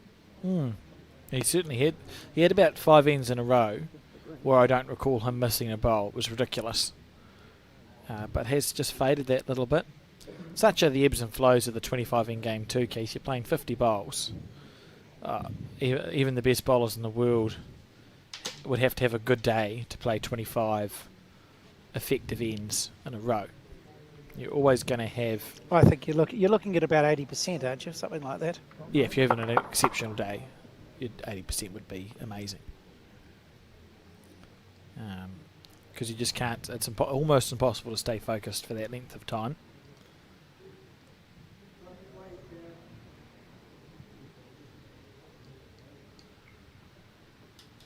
First bowl finish past. And also with all the different things that people have to put up with. Again, if you're outside, you've got the wind and the rain and various other things to take into account. So the length of the end's the last of your worries.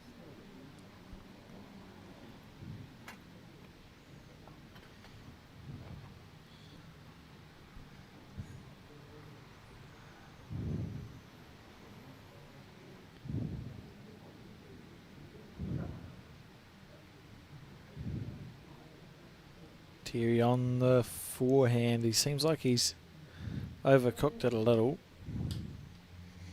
So a loose start from these leads.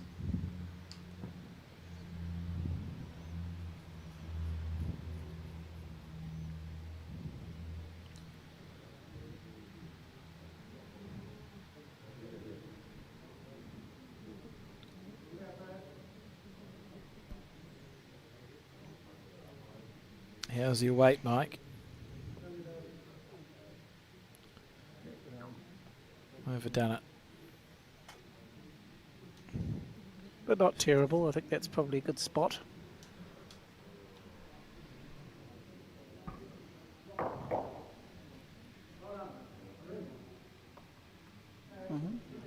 Come on, Dave.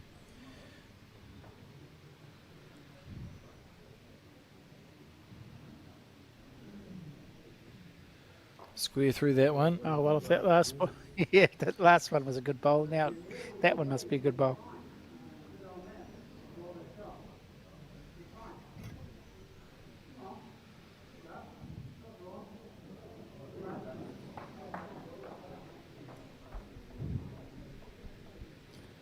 Needs it to keep running here. Not quite enough.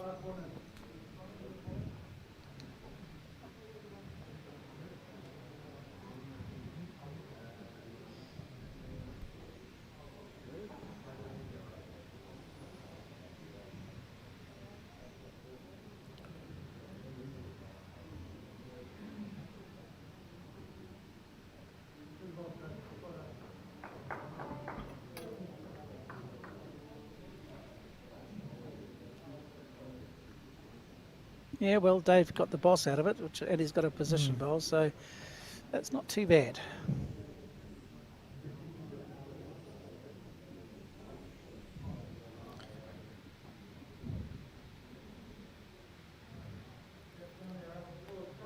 Turning. Oh, just a smidgen off. So Alvin now with a chance to draw close.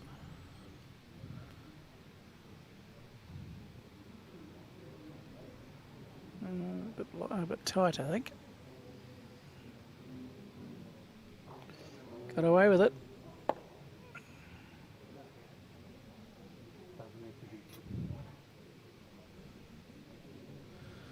It seems like there's plenty of room here. Just a lull in this game, isn't it? Just feeling each other out, making sure that they don't make too many big mistakes. So this looks a lot better. Well, we would know. Oh, yep, he's done it. I think he's holding the shot. One down to that, he says.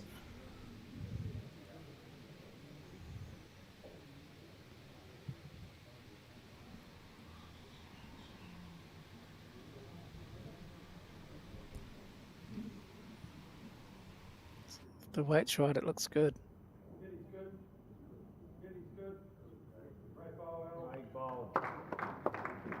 Lovely shot there from Alvin.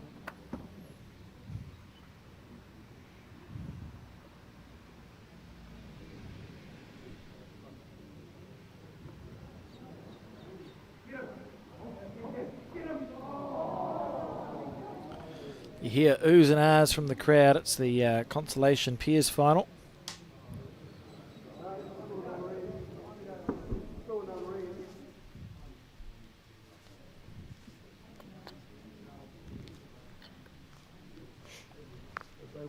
There's still plenty of room out there to be drawing the shot, isn't there, Alex?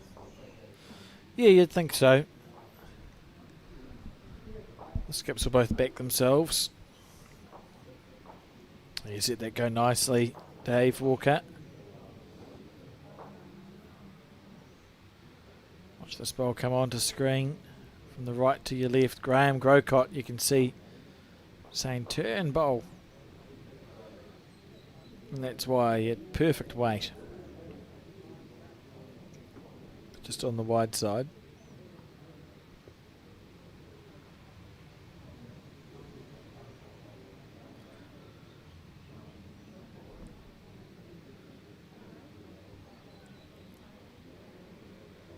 Put it on it, Pete.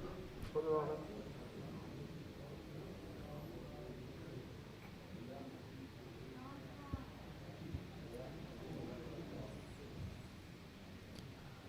Dan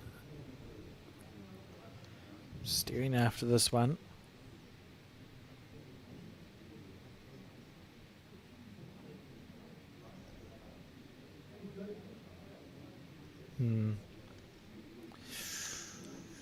Well, he's in the eye. It's not necessarily a good thing, but it could be just a distraction.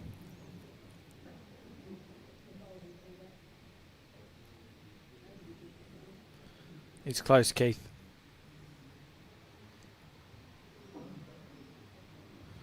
But no cigar. And we're going to see a number here.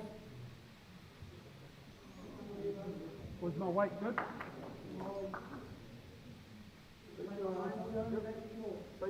Weight of my foot. And another half a metre on.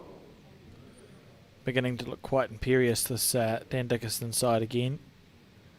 After that little hiccup that they suffered before the tea break. They've now, on a long end, it's looking like they're going to score. Well, that's a poor bowl from Dan if it doesn't make it up.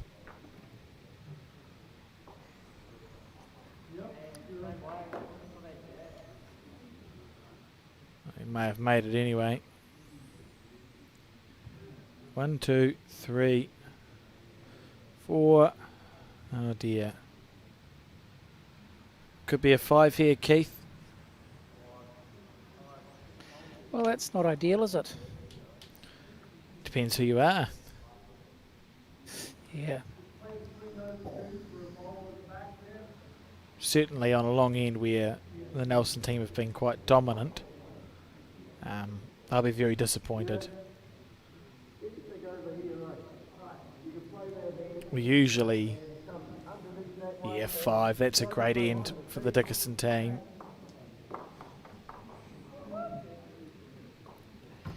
And at 23-10, we're on the 13th end. It's a long road back for the Nelson combination. Usually at a Taranaki Fours, Yes, if they can just first team to 20 will win the game. Ordinarily, 9 times out of 10. And Dickerson just got 20, so good signs. I just worked out if the Walker team scores a 1 on every end from now on, they'll lose by 1. And we'll be absolutely gutted. yes. Worst second place ever.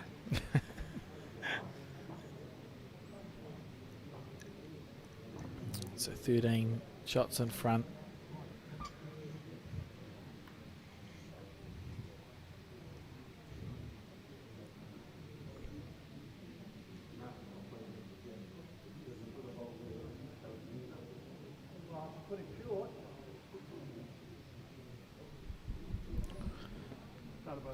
Yeah, good first bowl. Is it in my imagination, or are they playing in this game a lot more on the narrower hand? I think the rink itself is tighter than the semi-final. So yes, I think there are a lot more narrow bowls. Yeah, I would agree. It's been playing fine. And I think also the narrow hand hasn't got that straightener that the semi-final rink had. I haven't seen any bowls go for a little walk. No, I agree with you there. I think therefore it must be just consistent enough.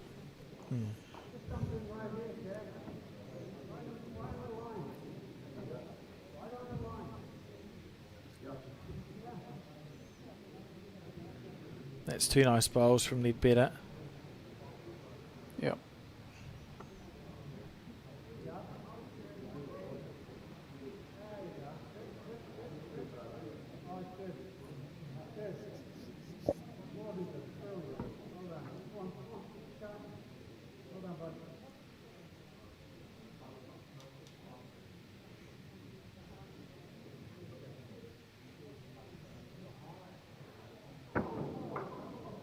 I'll be disappointed with that one. That line was perfect. It's just another metre required. As long as it's drawn to the pocket. Just go, come in here, you can sit there, knock them in a bit closer.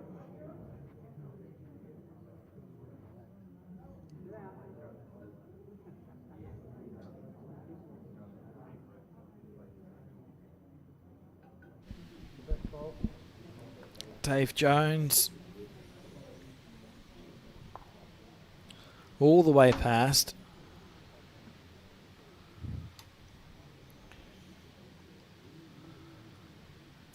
Yeah, it doesn't hurt to have the backest bowl from time to time either, especially if you've got the lead. People start having a wee rake at things, and the caddy goes back. Catch or the jack ball. goes back, Thank and suddenly, you. Well played. that person, well done. It was quicker than you or I would have done, Alex. I probably would have broken multiple bones if I went for the bowl. So I wouldn't have gone for the bowler. The head would have been destroyed, and they would have had to replay it. That would have been that. Very impressive catch. Oh.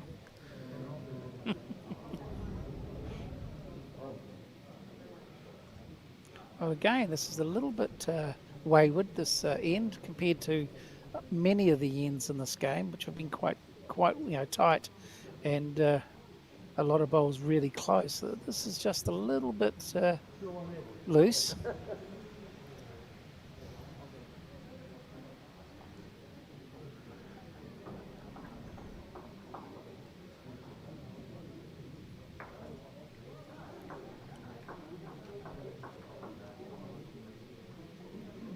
Close here.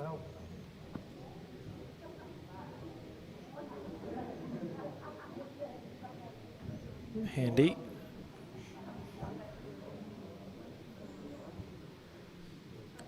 Graham Grocott Just needs to draw the shot. He's got plenty. Well, he's got enough room for a man of his ability to draw it.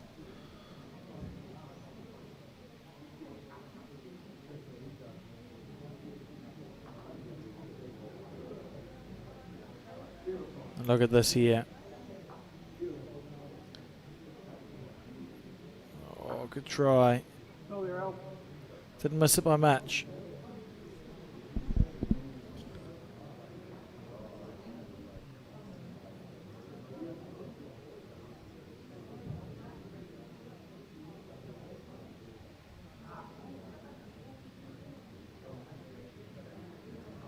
Good.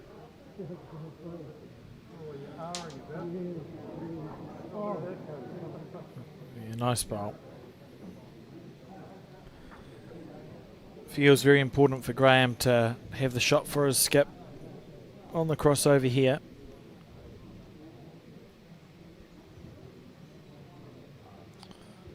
Let it go nicely. It's becoming more and more important with the state of the scorecard. Yeah, well, he's done the trick there. He's holding one. And you can see that the Nelson team have got the backest bowl as well, that split orange and blue bowl.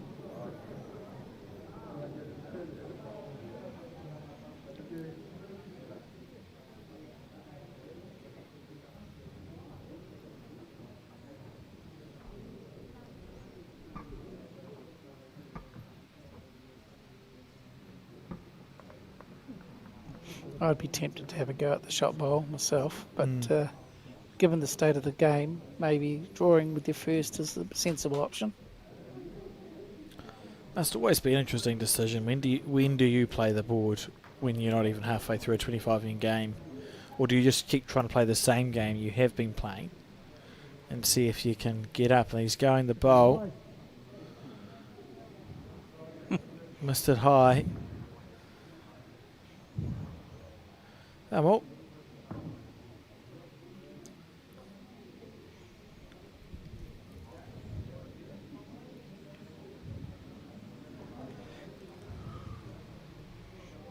Indicator was that he's playing confidently and he's playing for the bowl, which was a good option. Needs to be careful here. Nothing's changed. May as well change. Or may as well play the same ball again. Yep. So you'd often say Jack in the ditch is worth 2. There we go.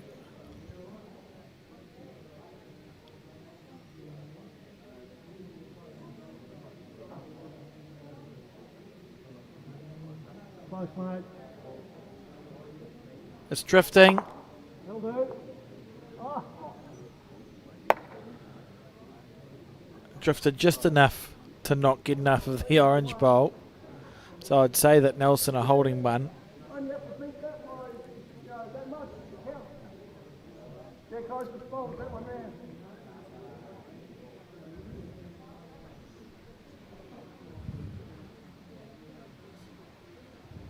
With room to draw for second shot.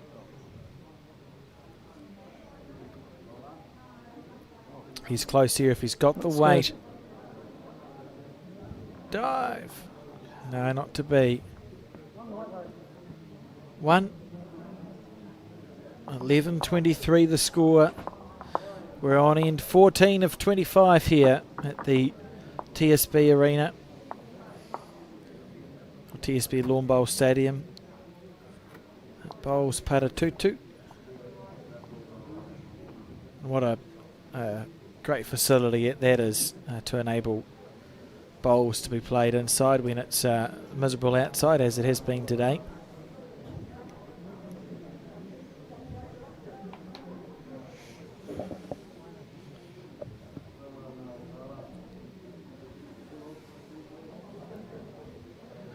Long end again, Keith.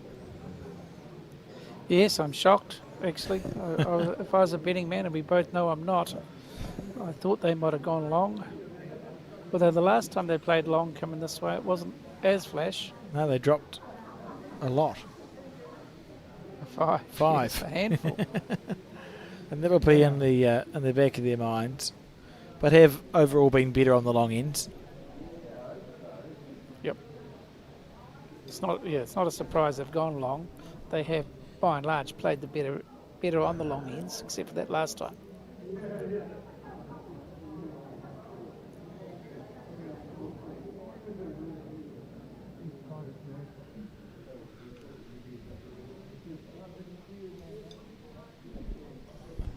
That's a good bowl from Terry. He's played quite well in this game. I think, again, just hearing you as a commentator, his name has cropped up as playing a good bowl more often than he did perhaps in the semi-final. So that's a good sign. Yeah, he's played very steady bowls.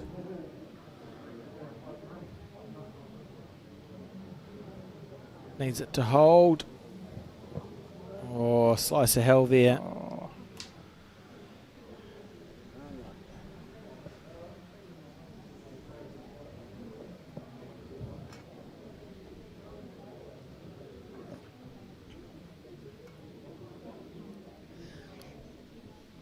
Terry would be looking to replicate his first bowl. It would be ideal.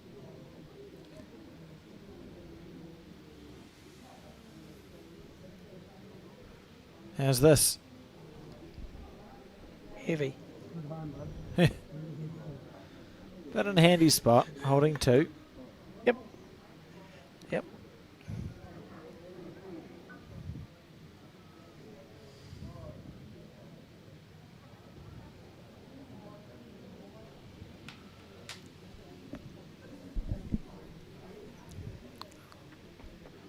Mike here. Yeah, that's nice. A nice shot. Be close to holding.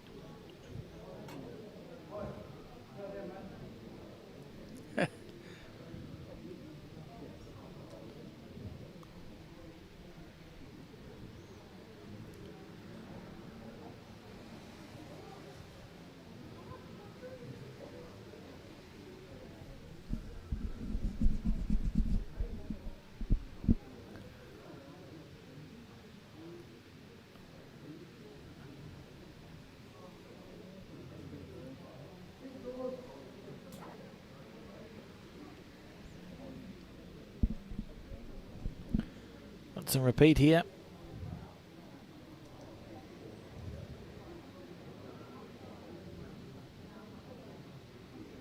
Feel like he's on a good line. Really good. It's marginally overplayed. I'm backing Dave Jones in here. I think he's going to play a bomb. He's let it go smoothly, which you would think is a good start. That's a good sign. Yes.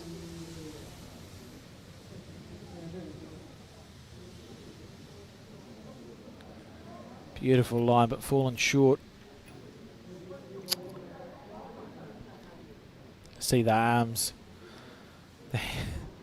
The double teapot from Dave. Yeah, it really felt good when he let it go too. The line was perfect. Yeah, we see a lot of bowlers do the double teapot. Could get unlucky and sit it out. Oh no, he's okay. He's got away with that one. Graham Grocott.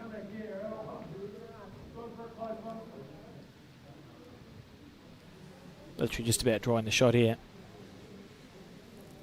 Yep. Alvin's been going well too. There's been a lot of really good bowls played by all of these 8 players, and I've been very, very happy with the quality of bowls that they've been sending up.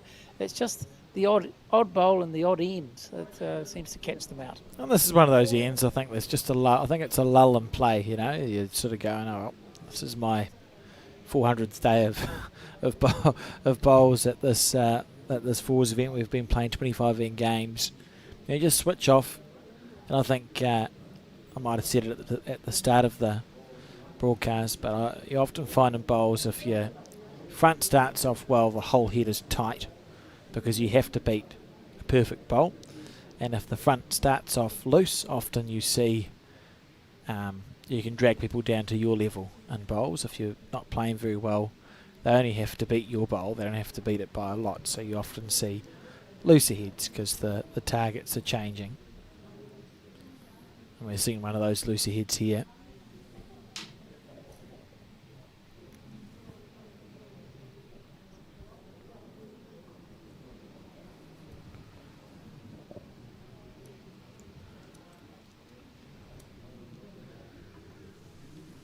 There's not too many flash-looking plants or anything like that to hit when it's like this, which is a little bit more exciting for the spectators to see a drive go up and half a dozen bowls be clattering through or out of the head. This sort of thing, it's purely who can draw the best. Yeah, it becomes nice and simple. And often we find our top skips are the skips who this is their bread and butter shot.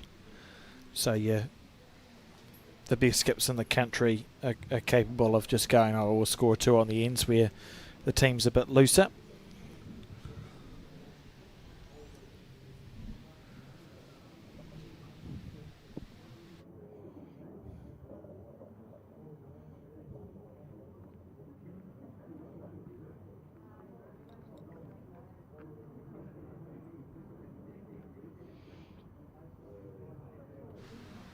Dan to go now.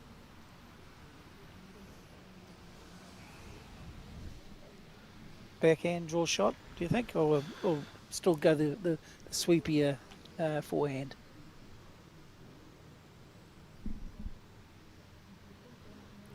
I'd be on the backhand if I was Dan. But I'm not. I only had 3 wins at the Taranaki Fours, so I wouldn't listen to my opinions.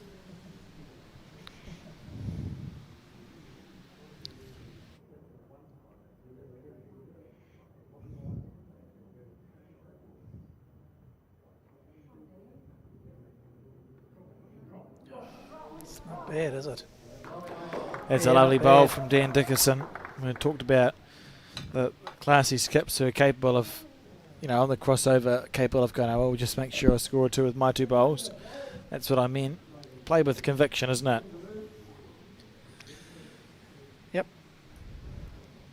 You back yourself. And that's why you're skipping, and there's no disrespect to leads, but the skips get they live by the sword, they die by the sword, and when they play a great bowl like that, they deserve all the plaudits. This is going to miss wide, I think. Yeah, just the bowl. The bowl on the outside, and Dan now with his chance to make it 2.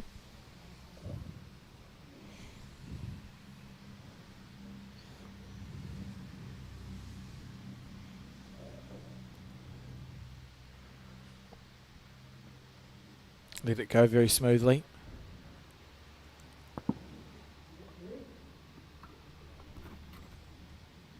He's right in the area if he's got the weight. Crossed over down, drew 2 shots. Classy stuff from Dan Dickerson. And they're at the quarter century mark, 25 shots to 11. And we're on the 15th end of a 25 end final here at the 120th Midlands Funds Management Men's Taranaki Open Fours Tournament.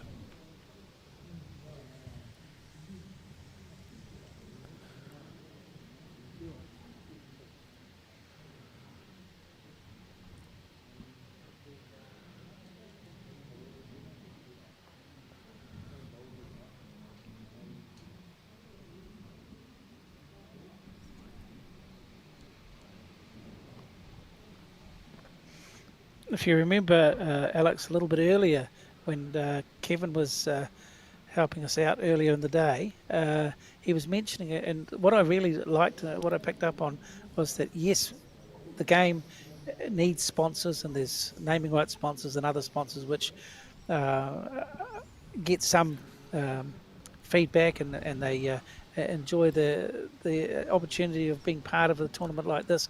But the thing that I picked up on is that the volunteers are a massive part of this whole operation, right from all the people that give up their time at all the various clubs around the area, and they do it willingly to foster the game of outdoor bowls, which I think is still one of those cornerstones that as a a sport that needs that support and is getting that support. It's really healthy. Oh, 100%.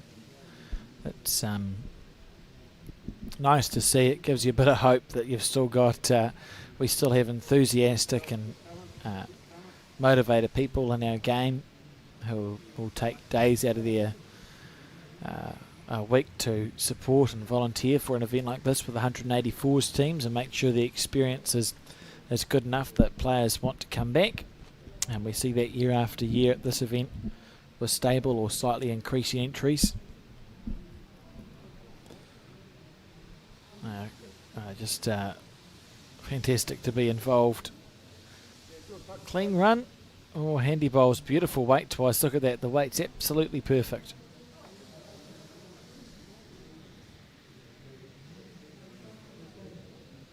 Dave started this game very well. Has faded a little in the last 5 or 6 ends. Again, just a little looser there than he was at the start of the match. Inside those greens.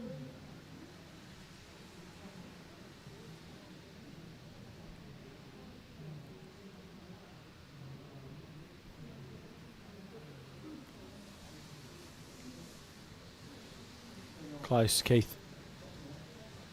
Yeah, this is a really good line. Gets around that front one. Meter off, Dave. Really good. Yeah, good bowl. I'd say the Nelson team holding 3 here.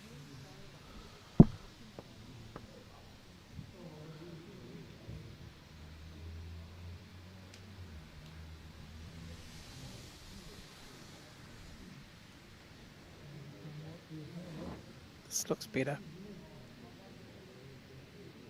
Still a bit quick perhaps, but the line's very good.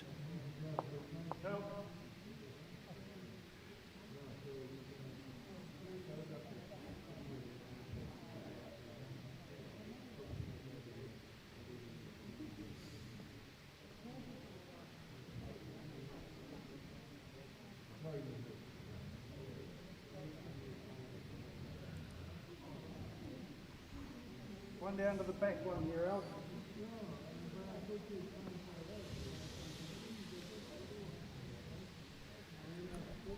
It's fairly hard to pick on the screen, isn't it? I would have thought the last bowl of Dave's was possibly the shot. Pin Yeah, high, but quite nice that Dan told us who was holding. yeah, And now we can makes it a clearly little see. easier than guessing.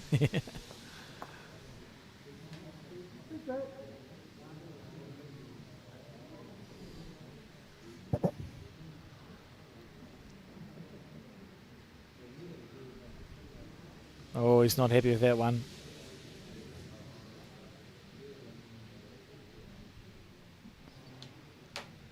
See why that bowl just Yeah, mate. Feet to ask. he would have known it was heavy the entire way down. Foot, yeah.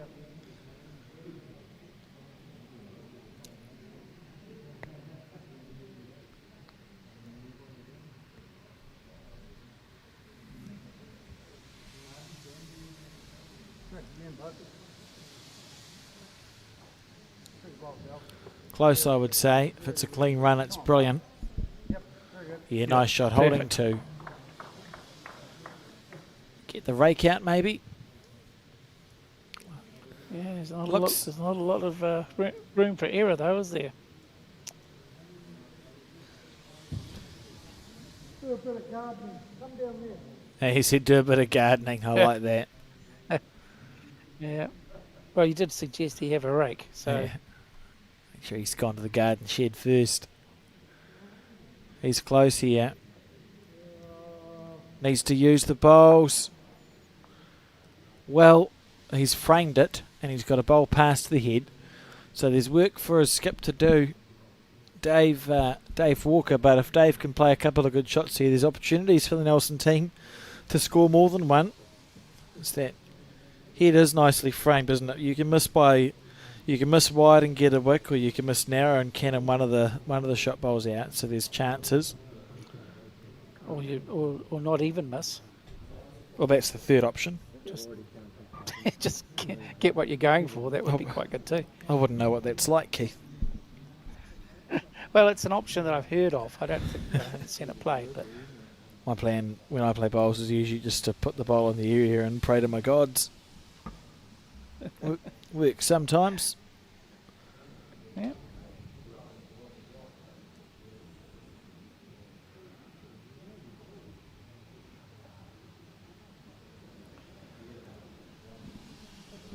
For me, the concern is that there's still plenty of gaps.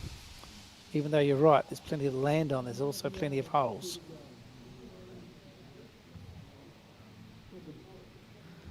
Next time. It's not worse, it's not better.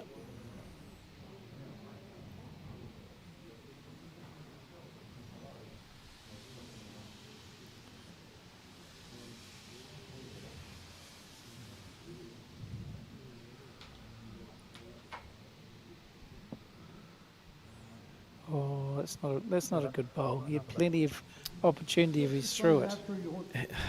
Yeah. You would think it was an accidental dead draw, right? Maybe he hit the ground. There's no other reason. Well, there's no reason to not be a metre through at a minimum onto this head. You see, you've got Graham's 2 bowls at 6 and 8. Now, irritatingly for Nelson, Dan Dickerson's bowl has stayed alive, but you'd think we'll see some sort of movement here on his backhand. He's let that one go nicely.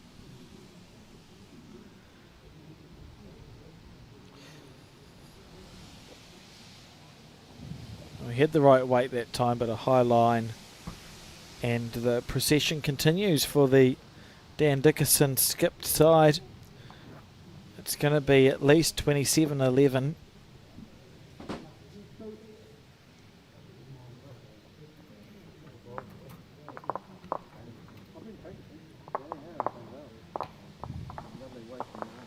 And really hard to see a way back for the Nelson team. Keith, can you see one, and if so, what is it? Well, on what we've seen already in the first 16 ends, I really don't see a way forward. I'd like to think in a game of bowls anything can happen, but at this stage we're looking at a reasonable amount of luck and maybe an exceptional amount of skill to get back in this game, and I just don't see enough consistent bowls from the Nelson team as yet. And we have still got 9 ends. It seems a long way. But I think what we talked about earlier is that having that big lead, you can cushion any and mitigate any issues when you get into trouble by drawing second shot, or in one case, Dan actually drew 2 shots when he turned down. So, this doesn't seem to be much room for the Nelson team to come back at this, but we'll have to wait and see. Yeah, it feels like you would need the Bay of Plenty team to have quite a dramatic drop in their level at the same time as the Nelson team increase theirs, because as you've just pointed out, on the occasions where we have seen Nelson put the back end Dan and Alvin under pressure, they've had an answer most of the times. I think there was one number that went to Nelson, maybe a 4 or a 5 when they started making that comeback. On every other occasion, either Dan or Alvin have been good enough to play that bowl to make sure they're only dropping to 1 or even scoring, and we'd need to see that stop, I think, for there to be any chance at all for the Nelson team to win this match.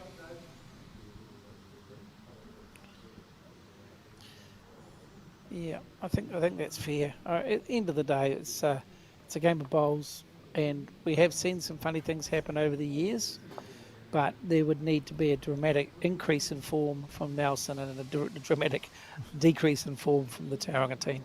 Look at this from Dave. Oh, still struggling a little bit after such a good start.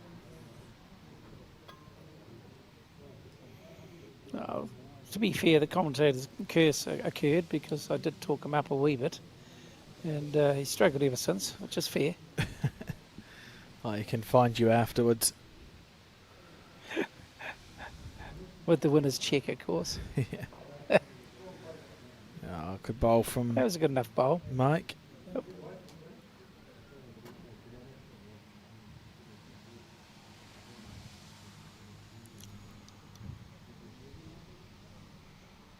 I'm just pleased we don't have to award a player of the day. Mm. Oh, they can all have it.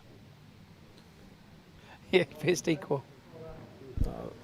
Here's a good correction. Very nice bowl. He's back.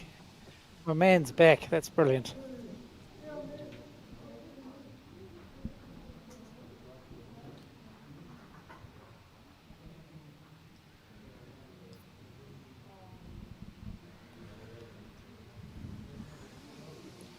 Well, I just want to say, Alex, it's an absolute huge achievement to get to the final, regardless of the result. And and somebody's got to win and somebody's got to lose, which is a cliche, I know, but having played the amount of bowls over the amount of days that these gentlemen have, it's a huge achievement. And if you run second, it's nothing to be upset about. It's still a magnificent tournament.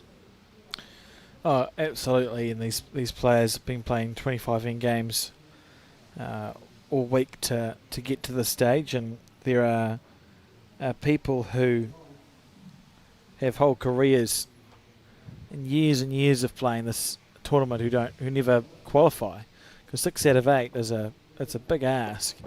So to make the final can't be underestimated. Decisions here. Another good head building. Graham being asked to play with some weight on his forehand. Through that split, so the collision bowl is doing all the work here. The bowl in his hand. Careful. Well, it's not worse. It was a lovely weight that he played that with.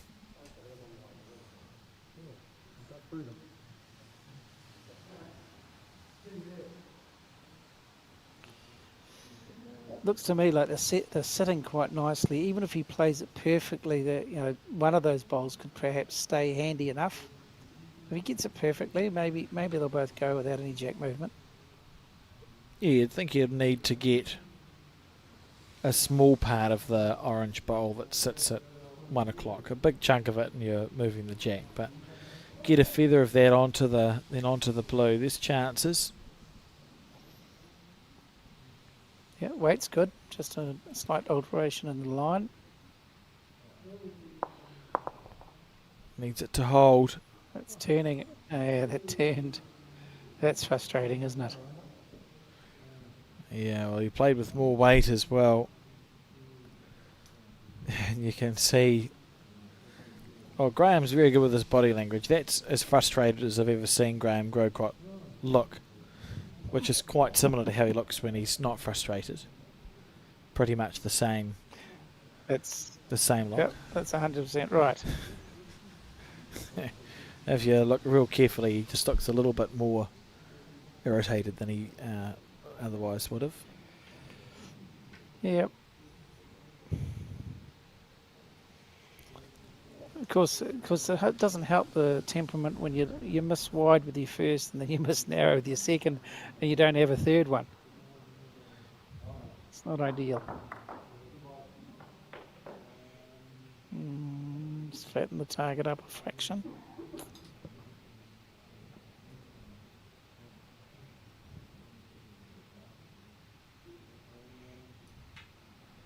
Swing and a miss. Oh, this is getting Well, a little bit dire. Yeah, that's I think the only word for it. Possibly in front, but he wouldn't care if he drew another one. It's in front, I think. It's pretty good. Oh, that's such a classy bowl. Yeah. See a little plan. Oh, Holding for. Have to make a connection here. Dave. Walker.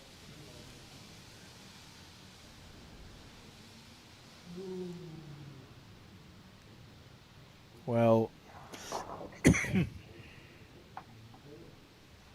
I don't mean to be a bit doomy, but that's 4 shots, which means we now see Dan Dickerson roll into the 30s, and I know that we talk about 20-point differential, yeah. battling it out and playing the full 25 ends, but there must be something in the back of your head going, well, play it there and back and see how we're going, and if we're still 20 shots behind, we may as well stop on the back where our bowls are, shake hands and go, you were too good today. You have to draw a line in the sand somewhere. Yes. I was just thinking back to what you said. Most often the team that reaches 20 first wins the game. Yeah. I imagine the teams that get to 30, even a higher percentage. It's just hard to see. It's 20 shots and you've got 8 ends. So realistically, you just need to be scoring from here all the way home. So I would say that for Dave, he's probably thinking, we'll see how we go. We've got there and back because your bowls bags are down the far end away from this camera. We'll go there and back and see what the situation is. And if it's worse than what it is now, so if they're further than 20 behind, I would be unsurprised to see a shaking of the hands. Keith? I think that's likely, and I think it's fair enough too. I mean, there's only so long you can prolong this. No one sets out in a final to have a score against them like this, but it doesn't matter whether you lose by 21 or 1, does it?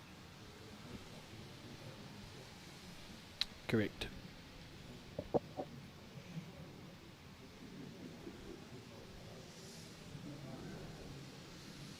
And as I said, literally a few minutes ago, it doesn't detract from the fact that it doesn't matter what the score is in the final, they've made the final, which is a massive effort. Oh, 100%.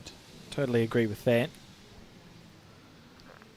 And in this final, it has just been, there was a little run. If I was being, if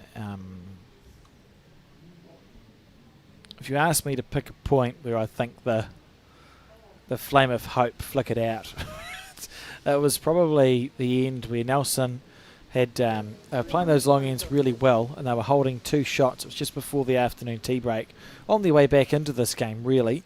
And Dan Dickerson crossed over 2 down and played an absolute bomb to make a 3 out of it. Wasn't able to be recovered, so scored a 3 going into tea instead of dropping a 2. And I just feel like had he not executed that bowl, it may have been different. It may not have been, but it may have been different because he gave himself and his team all the confidence in the world by doing that.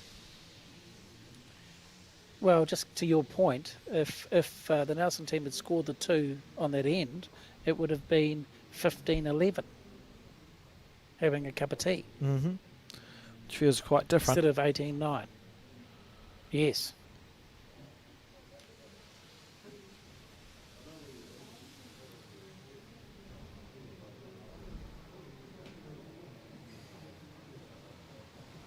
They've created a hockey stick. That's quite good, isn't it? Yeah. Or a candy cane. Or a boomerang. Yes, why not? It don't come back. Could go on. That last bowl was excellent. It's just been a little bit few and far between, unfortunately. They've had moments of brilliance, but have just been outplayed on this occasion.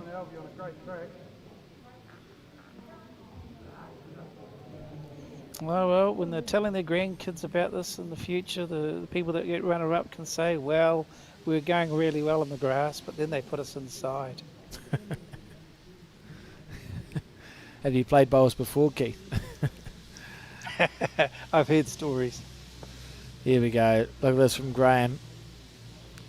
Look, it's good stuff from the Nelson team. Yeah, mate, I think you've got to try and play down through there. Wait through to here. Find the gap.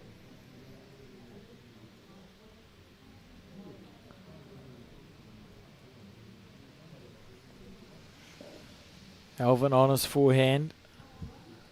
Needs to get a good connection. Good line. Yeah, that's good. May have rolled it in for third shot. Yes, I think he has. And he's cleared the path for Dan as well, so that's sort of a double whammy.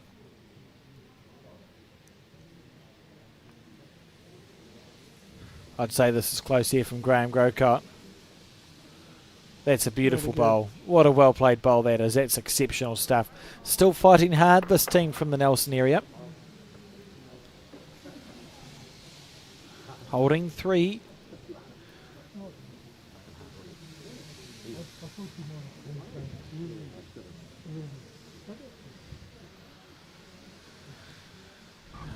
Well, if you were feeling really good about bowls, you could wind up and try and hit that gap at the front of the head to see what happens. Yeah. I was just going to say it depends how mean Dan's feeling, but he could go up the middle or he could draw through the gap on the outside. So he's got a couple of choices. Been drawing very well though, to be fair. And that's his choice. Drawing to trail the jack. I don't think it's coming back from there. It should walk out. Well, they're holding 2.5. Have I spoken too soon? I don't think so. I wasn't prepared to answer it, just on the basis that I thought you might. I don't think you have either. I think the gap's just insurmountable at this point.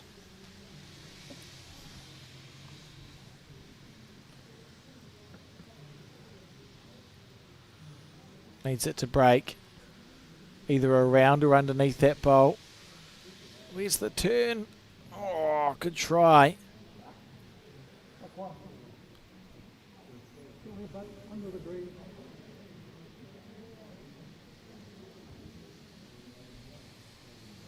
This would break their hearts if he draws a shot, of course. That would be, yeah, quite upsetting, I would say. Let that go nice and smoothly. He's here. Tap of the foot's always a giveaway. Well, an opportunity to make a 4 here.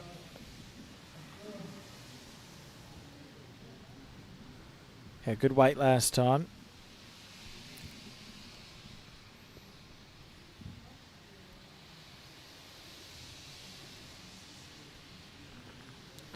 And he's in the area. He's in the area, Keith. Around it. Oh, literally the same bowl twice. Back. Yeah. 3 there.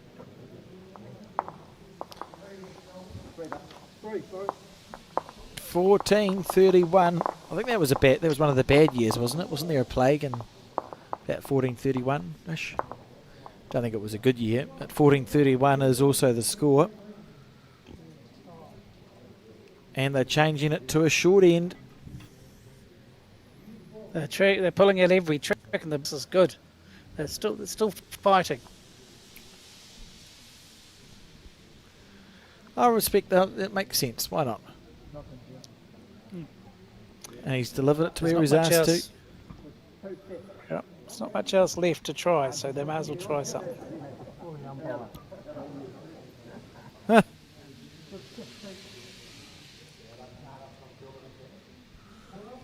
No. We'll call the umpire.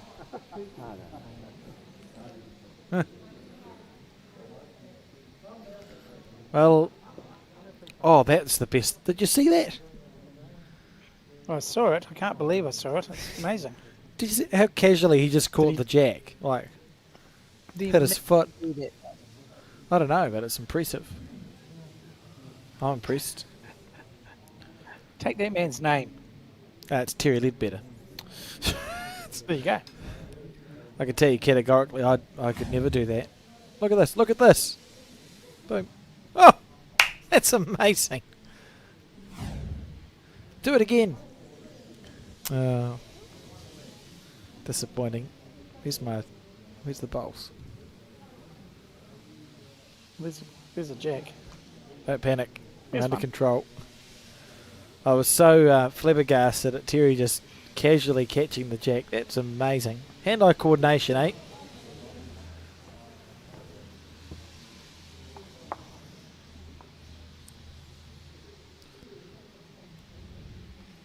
You'll see how good he is with a bowl in his hand. That's the thing. I'm so hand-eye uncoordinated that I took a bowls injury because I just didn't move. I was playing with Aiden Takadua, and he played a drive shot and he doesn't go that slowly. And I was busy watching the bowl that he was supposed to hit, and he got a feather off a front bowl, which I saw, and just stood there and watched as his bowl flew at about 400 kilometres an hour right into my ankle, Keith. I just stood there and it hit me, and then I was sore. So, well, what did you expect, Alex? I'm surprised. Yeah, well, I'm surprised that was the only result of that. Surely it should have been a broken ankle. Oh, I probably deserved it. It just clipped to the inside of my ankle. So I was lucky, really. Oh, But could have moved, I just didn't. Anyway, back to the bowls. you're still processing. You're still processing it. That's it. I was still annoyed that he'd got a feather off a front bowl, I think.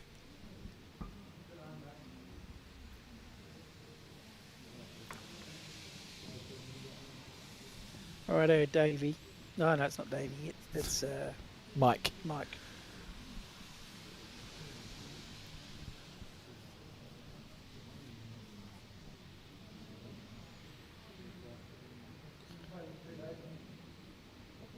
Hold. Yeah, good bowl. Nice shot. Now it's Dave's turn. Yep. Oh, don't let me down, Dave. You've been a bit heavy and a bit wide with your first one going down this way. Oh, he's not wide this time.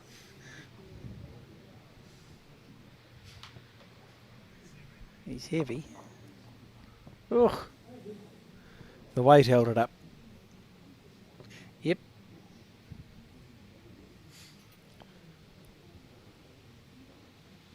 Do you think what you said earlier about up and back is still on, or they're still fighting? Oh, it's hard to tell. I can understand wanting to keep. I can understand wanting to play the last end, which would probably be their goal. And that's fine. But I could also totally understand it being thinking, well, we'll go there and back and see where we're sitting. If they score on this end, probably would be really hard pressed to shake hands because you've just scored. But perhaps if they don't score on this end, they might go, well, that's enough, and that's a very good bowl from Dave.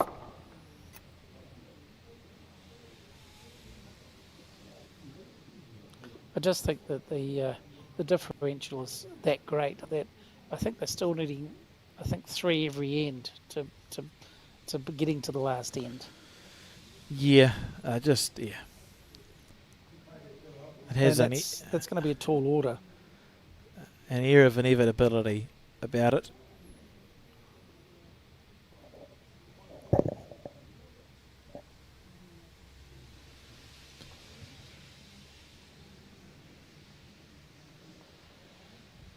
Alvin has played some very good bowls in both the semi-final and the final.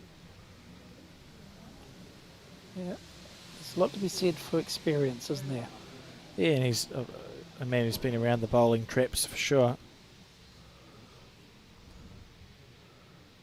So Davis taking a pew.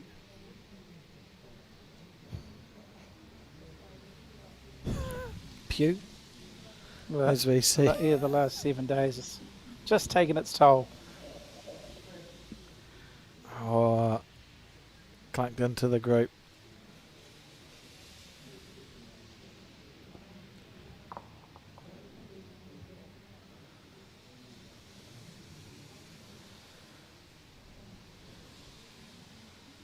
I don't want to preempt anything, but this is looking a little bit final, isn't it?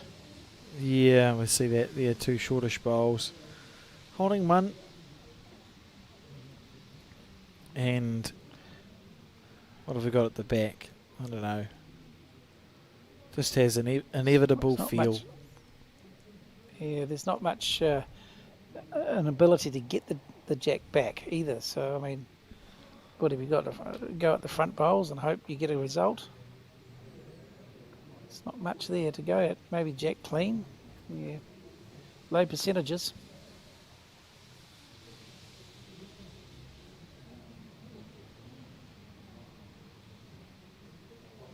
And drawing one's not much help.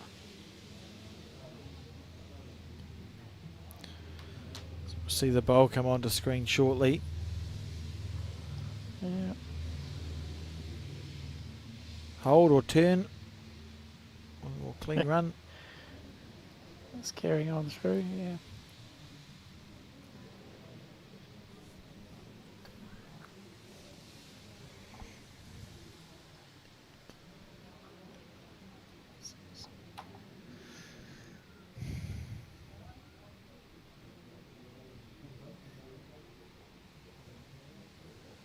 If he's got the weight right, this is very close. It must be... Oh, I don't know.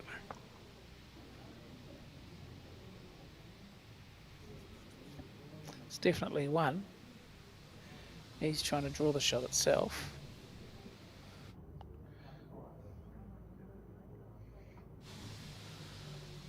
Needs a good result here. A feather off the inside bowl. Hasn't done it.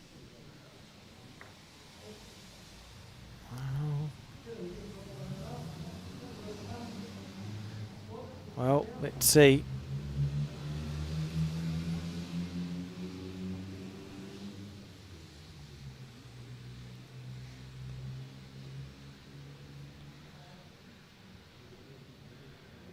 Dan on the backhand here.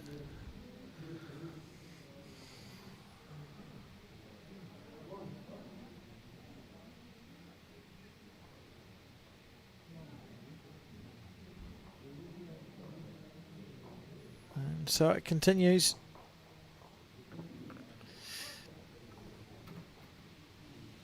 .32's a decent score, isn't it? Oh, we had a look at the spreadsheet for every game that's been played at the Taranaki Fours this year, and no one has scored over 30 and not won the game. So I would say the TAB would have suspended betting at this stage. Yes, if you took Dickerson's team, you're getting paid out, that's for sure.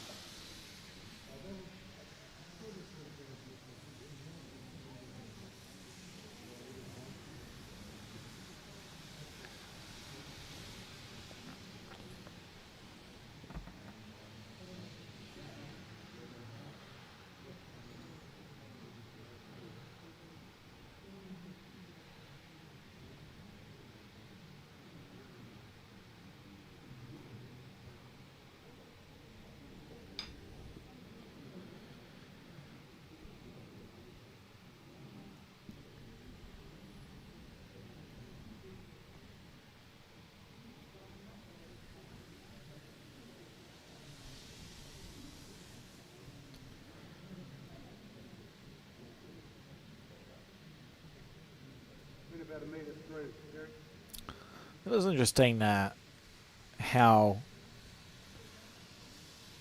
this event has grown over the years. I was looking back, 1943, they had an entry of 66 fours teams, and the record up until the mid-40s was 74 fours teams, which was 1941. In 1942, they had 50 enter. But we forget that this was played around wartime, and when you read the article, it talks about the tournament controllers were expecting more entries the following year because rail travel restrictions were being lifted, etc., in response to the war being nearing its conclusion. Which you don't really think about, but cool to think that in 1943 they had 66 entries, and in 2025 we've got 180 in this event. So we may not be matching the entries that we had in the 80s and 70s, but they were the halcyon days of bowls, Keith, where there was a plethora of returned servicemen playing our sport, looking for sport and recreation, and literally the world was a different place. So to still get 180 teams to this event in 2025 is a fair effort. Oh, undoubtedly better than fair effort. I imagine it's vastly better than 2021 with COVID. I don't think there would have been too many teams playing that year. So, yeah, they've certainly stepped it up since then. And, anything that to do with a catastrophe around the world is going to affect numbers clearly. And to have 180 teams come along and play in an event like this is it's almost a miracle these days.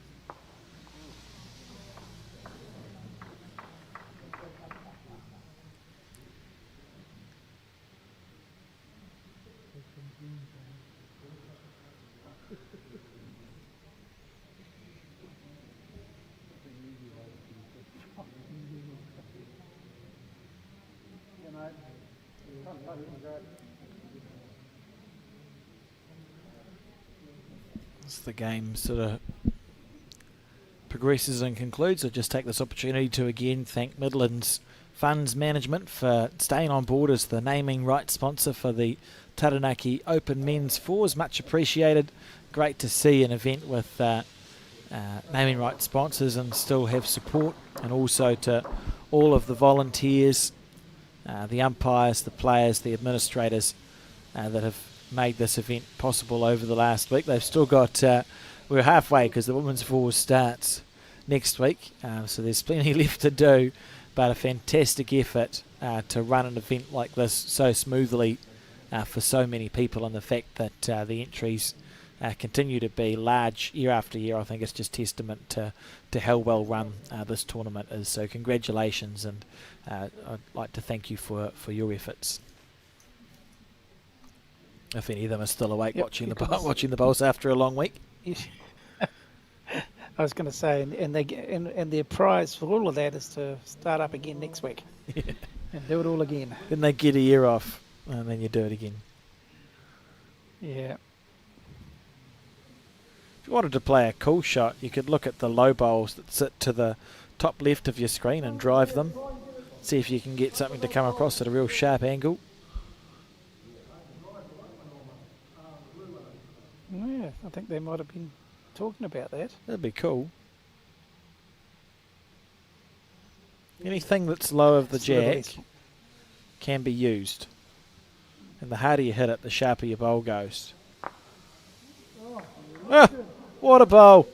Just like that. Well, it's not really what I was talking about, but it's the bowls I was talking about, wasn't it? They were low of the jack. Beautiful. Well, you did say to play a cool shot. That was a cool shot. Oh, yep, I would. Yes, I would define that as a cool shot. Absolutely.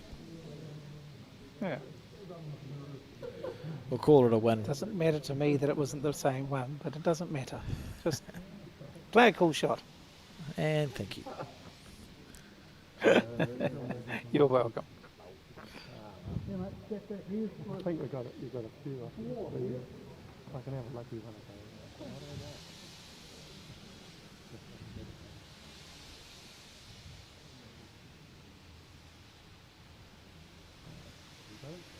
Here we go. He's playing with weight. Oh, he's found the gap. Where's the gap come from? There is no gap. Well, I saw it. I didn't see it. I just know that the bowl seemed to... It doesn't seem to be a gap there. The bowl seemed to How did he come do between the bowl and the jack for no reason.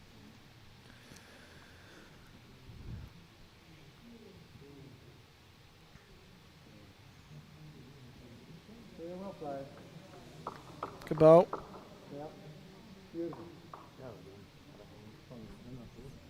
Hit it. Oh, yeah, Jack Kill or Jack Bin. Either way, it's a good result, isn't it?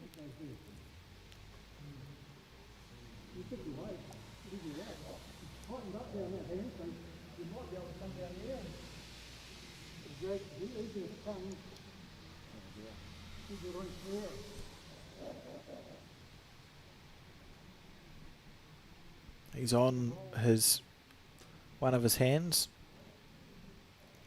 I think he's coming across the head now. Alvin said to play the jack through, and if he gets a rub off the shot bowl, that would work too. Just a little bit over the draw. Needs it to hold on. Well, it should. Could, should, didn't. That was such nice weight to play that bowl with, that swooping weight.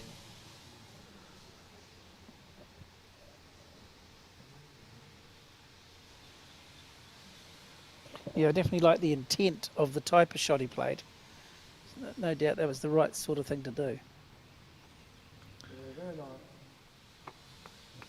Oh. Well played. 4. Was that a 4? Goodness gracious. So 1832.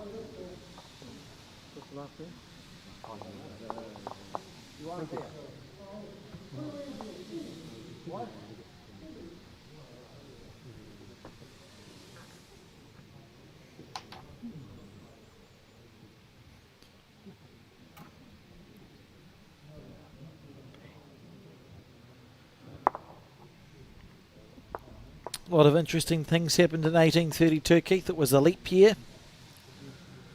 That's interesting.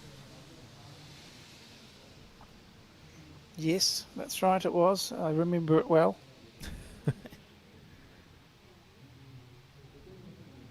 Been a few since then.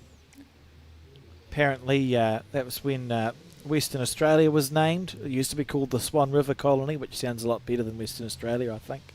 1832. They spared no expense coming up with that name, didn't they? Oh, what is it? Oh, Where is that part of where is that part of Australia? Oh, it's west. Well, let's call it Western Australia. that'll do. Yeah, we're going to have lunch now. The Durham University was founded, 1832. Did I hear rightly that the somebody just said, "Is this the last end?" I did hear that, yes. And I didn't hear what the response was.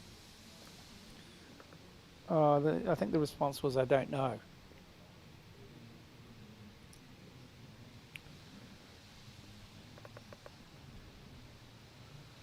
I think if I was asked that and I was 32, 80 and up, I'd probably say yes. Yeah, go sure, yep. just to make sure they know that I think it is. Very good grouping. Well done. And the only other thing I can find that happened in 1832 was the nullification crisis, where the US state of Southern California passed an ordinance of nullification which challenged the power of the US federal government by declaring that it will not enforce the national tariffs that had been signed into the war. Isn't it great that we live in such more peaceful times now, Keith, with less political issues? Yes, I agree. I'm not sure it's if you visited Ukraine that they agree with that, but I think tongue Yeah, firmly in by and cheek, let's be large. clear. Tongue firmly in cheek there. That's a good bowl from Mike. very good. Yes.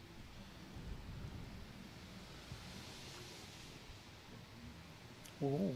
Lovely follow through from Dave Jones. Surely he'd have a locker at his bowling club, wouldn't he? He would. Yep, he sure would. And people have asked, whose is that? That's what Davy Jones is. Yeah, exactly. The bottom of the ocean somewhere. Anyway. So it's been I'm pleased you digress. I set it up and you hit it for a 6, thank you. Yep. Mike Don't like missing too many opportunities. Oh, well, this is good again. needs it to get down. Very good. Not to be. Jeepers, that just straightened. I'm disappointed for him.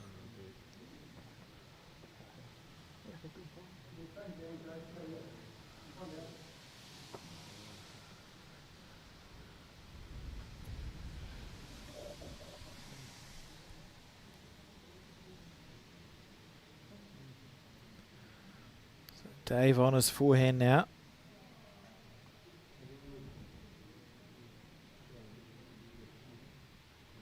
I think I like the... Oh, no, he's tight. Spoke a second too soon. Could be his last bowl of this event. Beautiful weight. Yeah.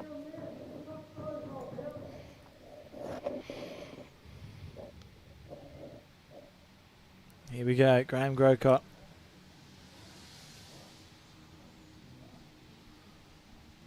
It's been an interesting final because I don't think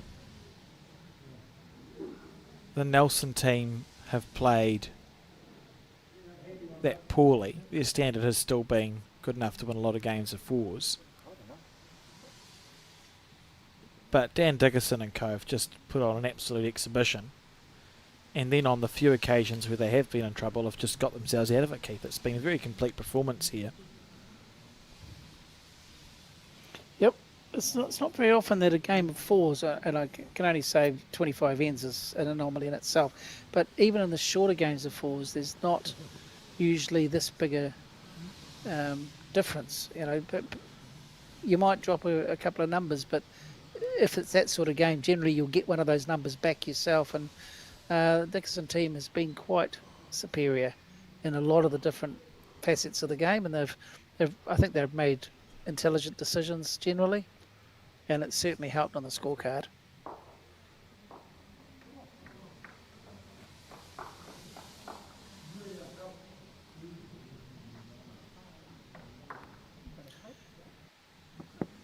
There's a lot to be said for playing smart, Alex. Mm-hmm.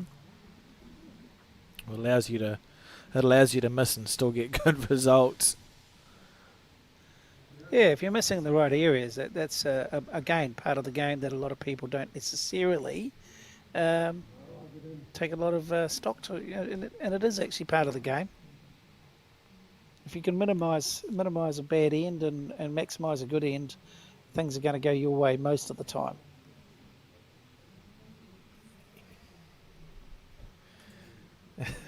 Dave Jones is from Taupo, so I think that his locker absolutely is in the bottom of that lake for sure, Keith. Well, deepest lake in the world. Is it? Or is it the largest? It's one of those two, I think. I don't think it's either. I think you've just made two absolutely false statements. It's a big lake.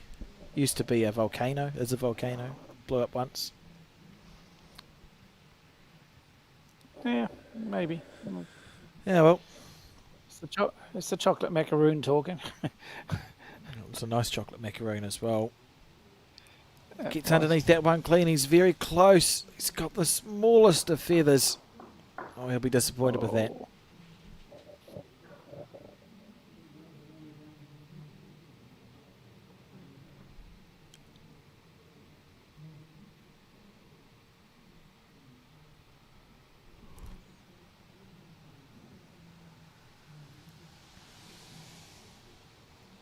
We saw Elvin use the finger measure, but he hasn't indicated what he thinks the situation is. That's a secret.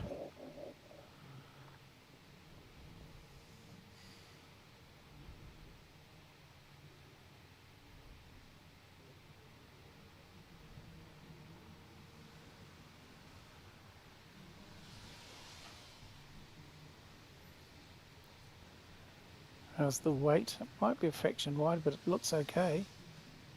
He looks is really good now.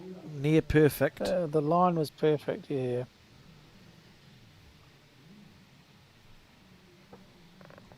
I've got to swing on to that orange one, don't I?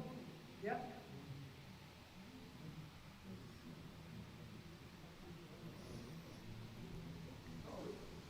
So Lake Taupo, is the biggest lake in New Zealand, and Lake Hauroko is the deepest. Thank you, Fee. I wish I could say I knew that off the top of my head, but I didn't. You're allowed to be right once every now and then, Keith. Well, yeah, I did say the biggest in the world. I knew that was a bit of a hyperbole, but hey, who cares? It's late in the day. I was trying to come up with something that might have been interesting. It didn't have to be a fact. Isn't that what? Oh, I'm not even going to say it. You wouldn't be alone with that. You wouldn't be alone with that attitude in the media landscape, as we see. You go to any bowls club, and that's what you're hearing. Rightio. Is This this could be it? Is this the final bowl of this year's Midlands Funds Management Taranaki Open Fours? And if it is, how good is it? He's got the mat in his hands.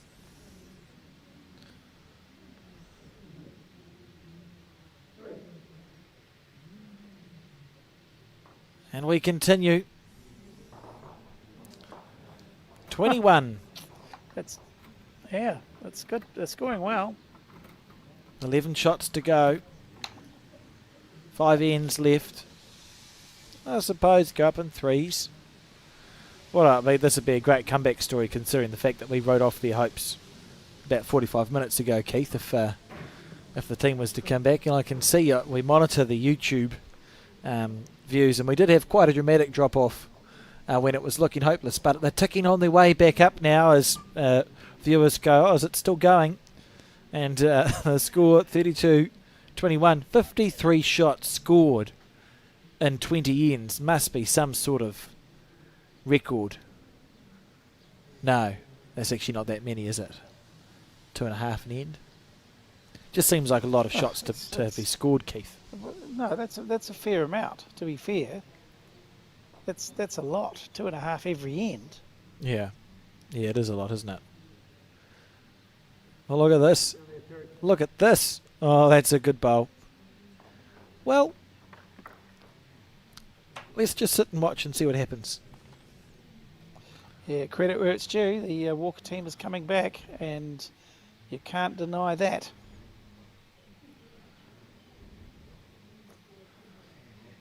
It's 10 shots and 4 ends they've collected, which is not bad. Do you think it's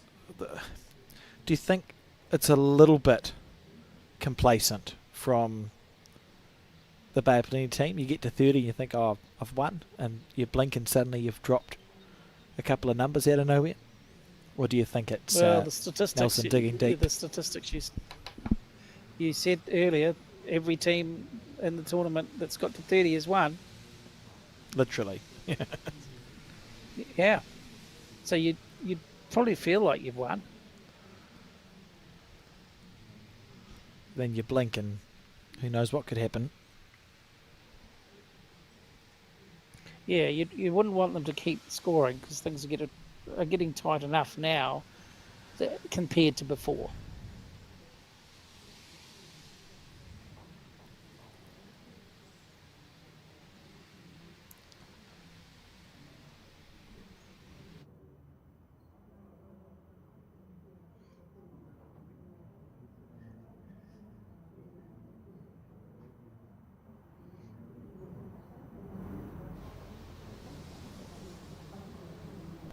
Draw to the jack. So, oh my, gentle draw. Good bowl.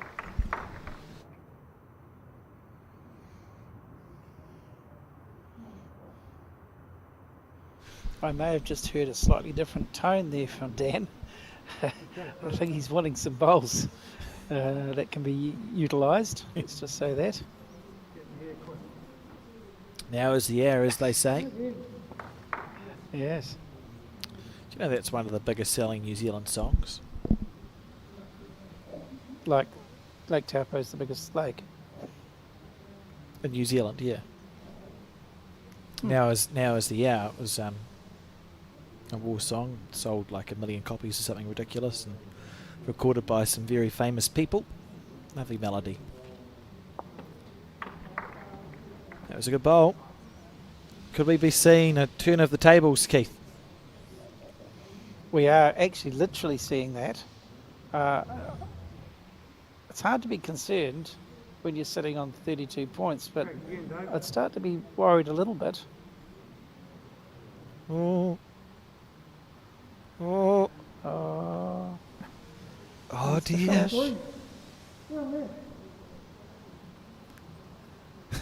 Dan just going, now's not the time. Now's not the time. We've still got ends to go.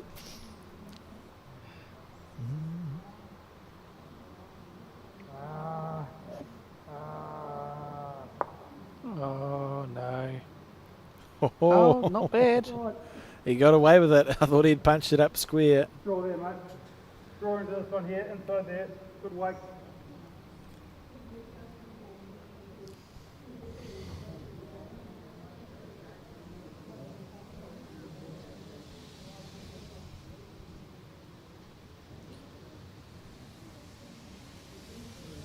Put it there, Al.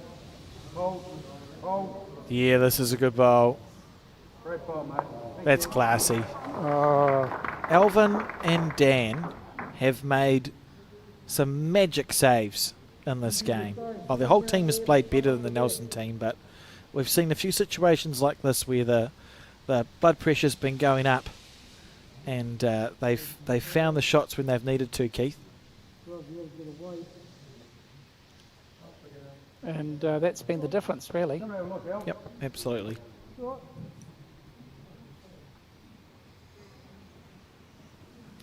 Still, that shot bowl of Elvin's is still lonely. Well, you can cannon it out on either hand. You could play the plant, or you could just go straight for it. Yes. If you flop it out 4 or 5 rolls, and don't disturb any of the others, you're back to holding 3 or 4, and things are getting a bit tight.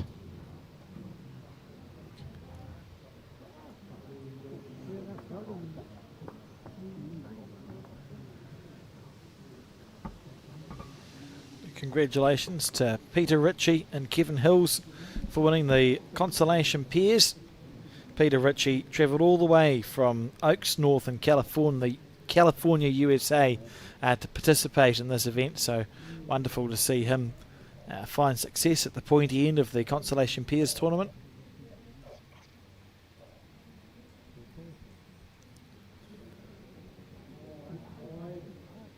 How's your weight? Was that on purpose? I don't think so.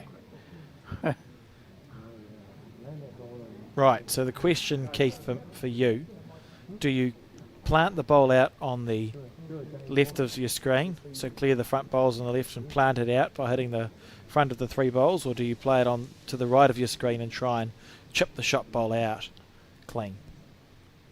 Get it square, chip it out. Slightly more chances of a good result, isn't there? Yeah, I think so. I think even if you got the jack at this stage, it wouldn't matter. So you've got more chances on that hand.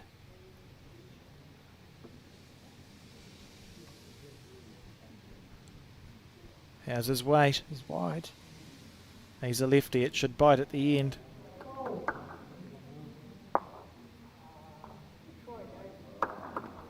That is such a lonely orange bowl. That is such a lonely orange bowl. Real important for Dan to get there too on the back end.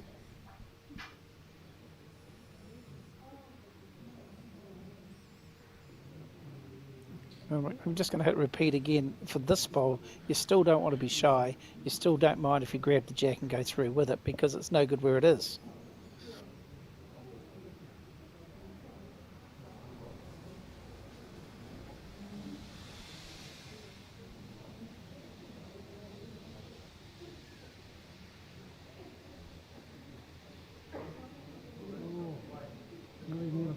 If he's up, it's good. Oh, I don't think he's there.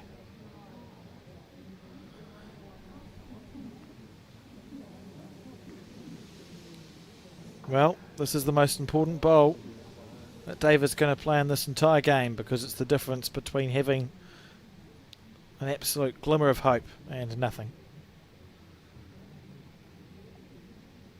He's got the weight right, he's close, Keith. If he's got the weight right, he's close.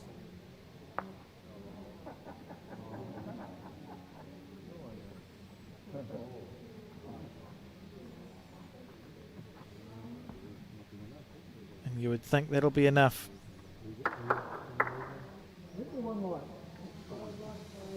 Or not.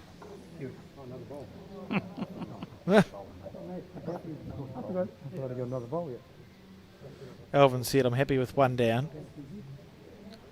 Is there any easy way to not be 1 down? You'd be unlucky to not draw it on the back end, wouldn't you? Just draw it on. Well, I think you've got plenty of room to draw the shot. Well, I can't see what's the danger on the back end. Or the forehand. What's the danger on either of the hands? How much are we missing by for there to be danger here? Yeah, I literally think we know that hand holds.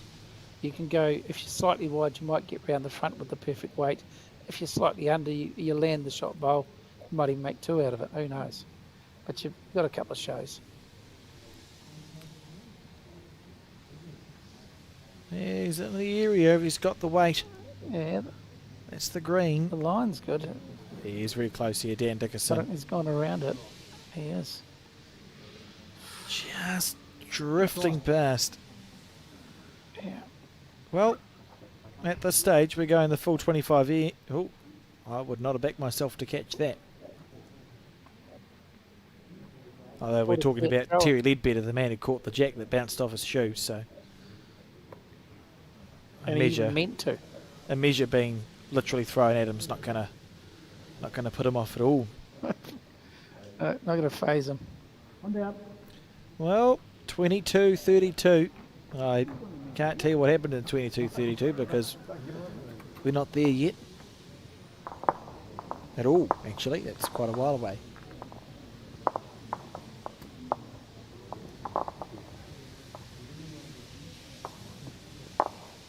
I'll be 69.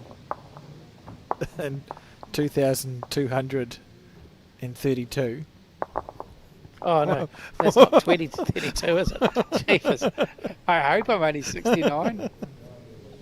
It's been a long day, Alex. Are you planning on time travelling sometime soon? Maybe we'll invent time travel. Oh, dear. Doctor Who.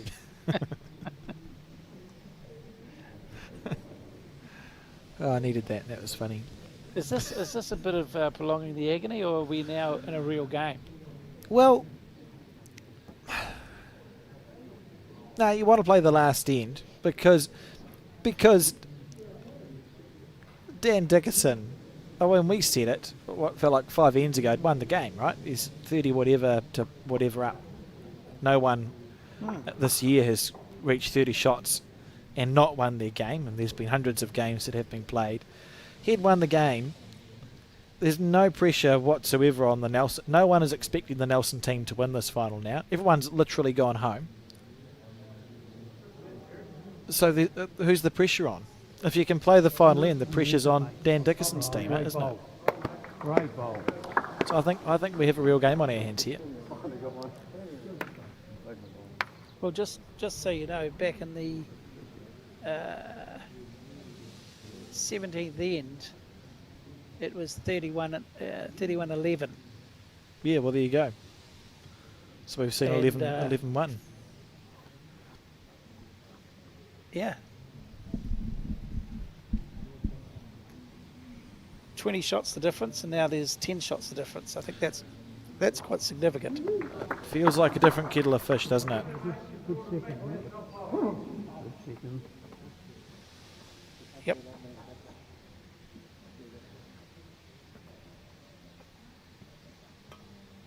Terry on his back end.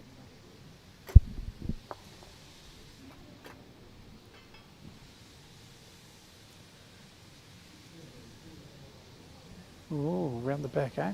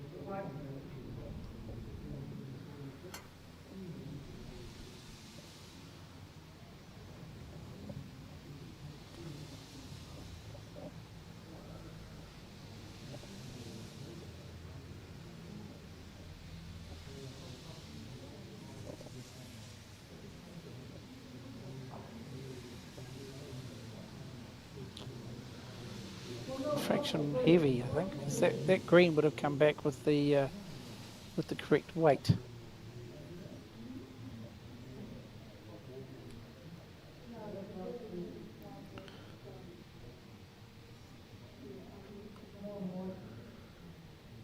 Mike, how's your weight? How's your weight? It's good. He's in the hunt. Oh, he's holding 2. Oh dear, how good is bowls?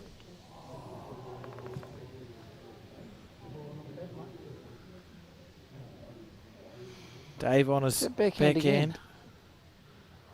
He's tight, Interesting. fading. Nelson holding 2.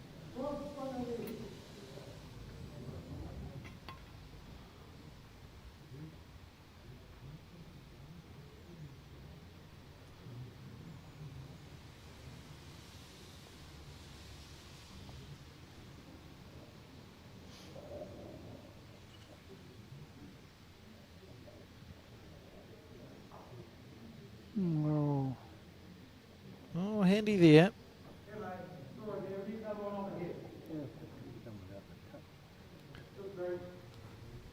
I do think Dan's demeanour's changed slightly, hasn't it? You know, it's Yes. a difference between a skip who's 31-11 up in a Taranaki Fours final and a skip who's 10 up with 3 to go in a Taranaki Fours final. It's like a bit's changed in the last half hour, 40 minutes here. His team has gone to sleep, and he's struggling to wake them up. That is how it feels. He's different. His voice and his demeanour has changed because life was good back at 20 in front. Yeah, it's interesting. So Graham on his backhand here.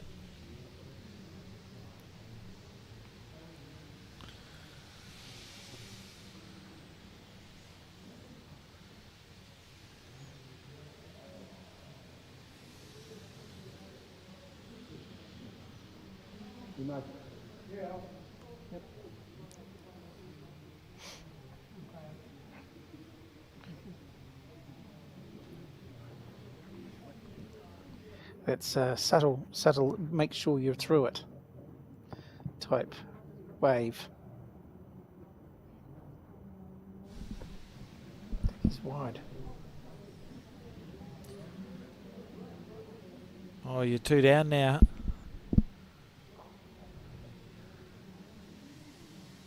How big are your shoulders, Dan?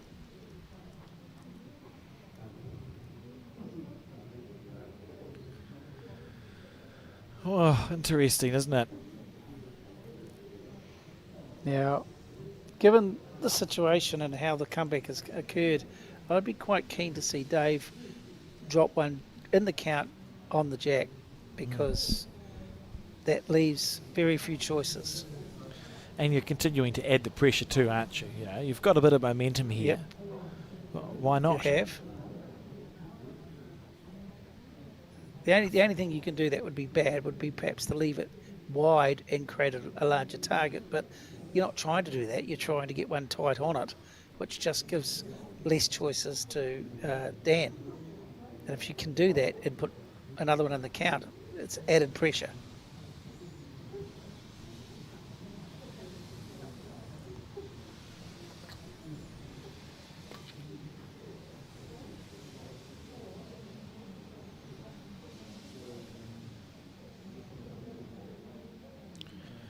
On his backhand.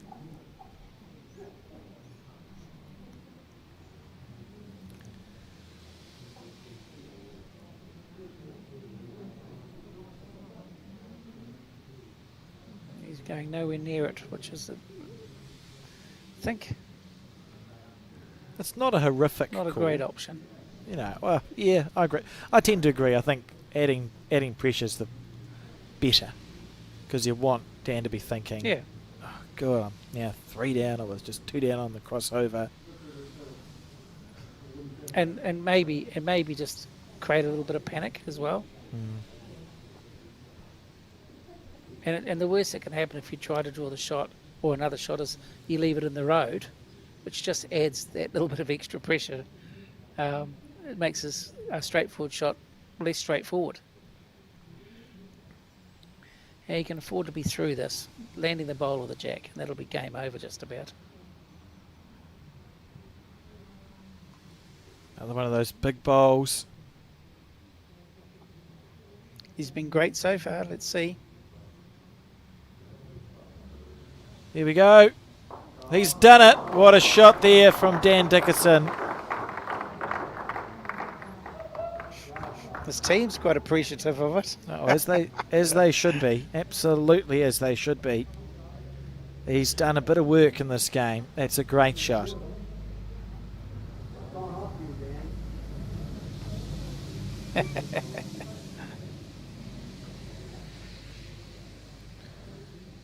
Try chip it off.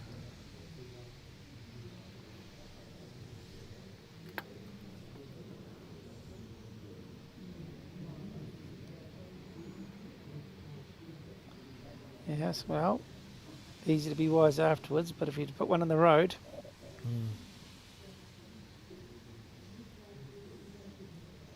Seven a go. It's a swing and a miss. Ooh. And one's good fishing here. Two's good fishing here, sorry. So it's essentially a game-winning bowl, it feels. And he's played a few of them in this match. Is 3 better fishing?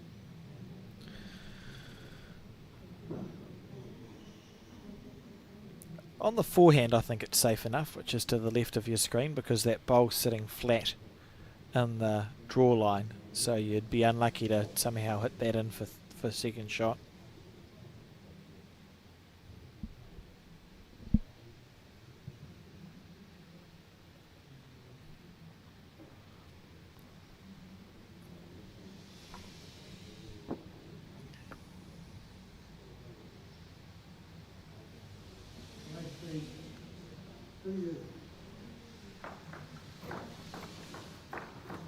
Right.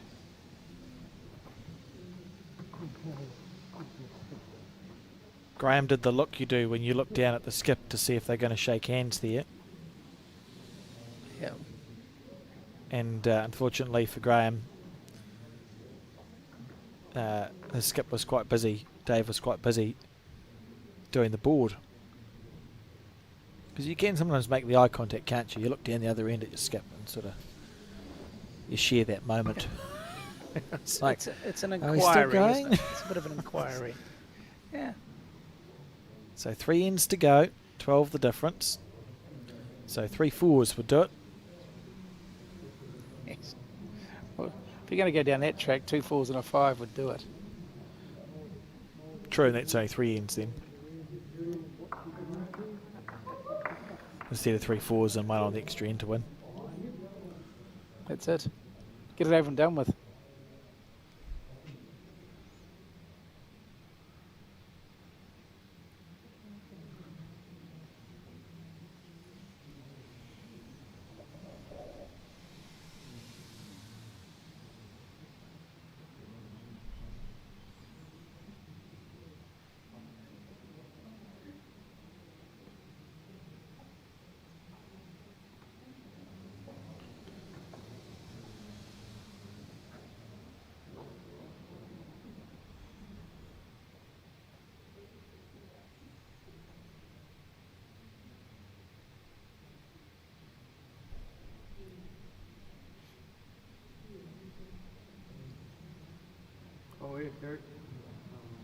Yeah, good ball. That's a good shot.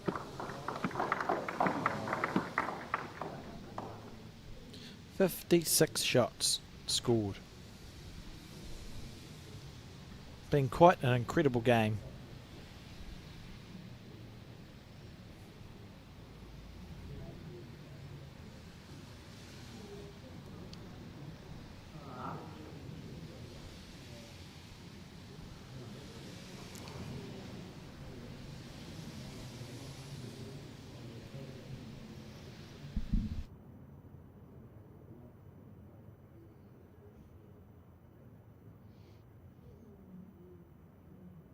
Oh, yeah, Dave.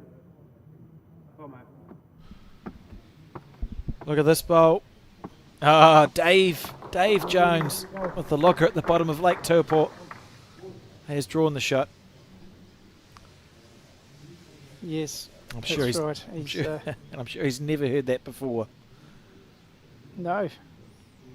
Luckily, it's only the biggest lake in New Zealand, not the deepest, so that's good. Correct, yeah, well remembered, Keith. It seems like an age ago we had that conversation. Yeah. Yes. Kicking for touch now, that's smart.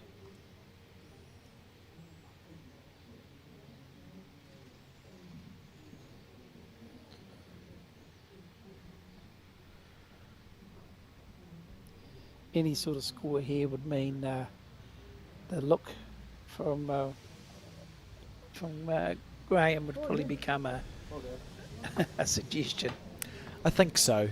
You know, they've done extraordinarily well, this Nelson team, to keep this game going to 23 ends. I know a lot of viewers will have switched off earlier. People literally left the building, and but for a bomb from Dan Dickerson, honestly, this game could have gone the other way. And I can think of at least 3 times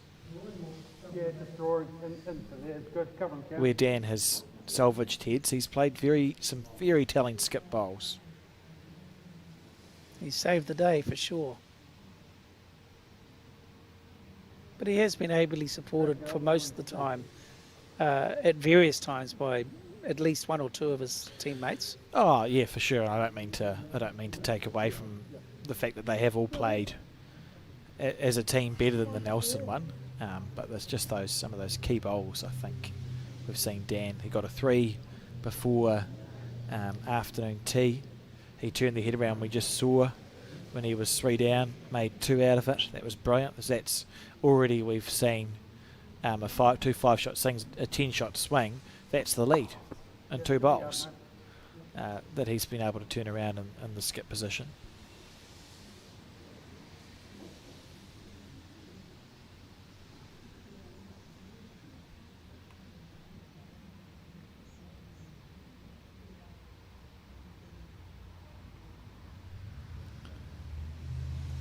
Some of these guys must be running on fumes by now. I mean, it's a particularly long day. It's been a particularly long week, and they're still trying to keep a standard very, very high, which we as people, spectators that are watching, I appreciate, and I'm sure the others that are milling around still do as well. It's just incredible effort, of continually being involved and keep concentration and all the things that are required to play well at this level. It's quite a spectacle. Yeah, and remembering they're pretty much at 10 hours of bowls now, on top of 50 ends yesterday, 50 ends the day before, and before, and before, and before, and before. You would be tired. I'm tired. As I said, I've had one and a half days off. We didn't play the last game of section play, and didn't play yesterday because obviously didn't make the post-section rounds, or the day before. What day is it? Sunday today. We've had 2.5 days off. I can't imagine what these guys are feeling. Shortly it'll be relief, I think.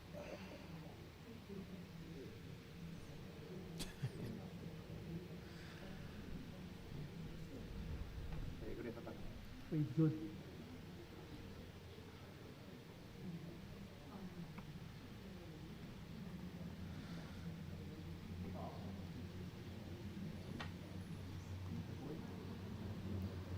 Oh, it's drifting on his back end.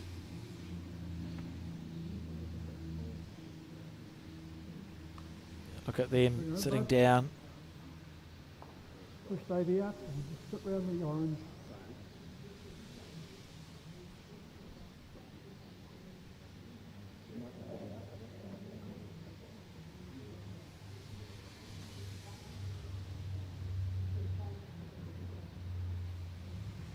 Not doing much out there now.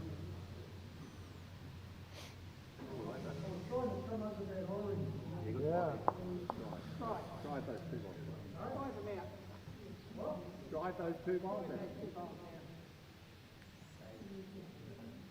Drive the 2 bowls out. Oh, yeah. 1, 2, 3. Yeah, be worth a 3. Here we go.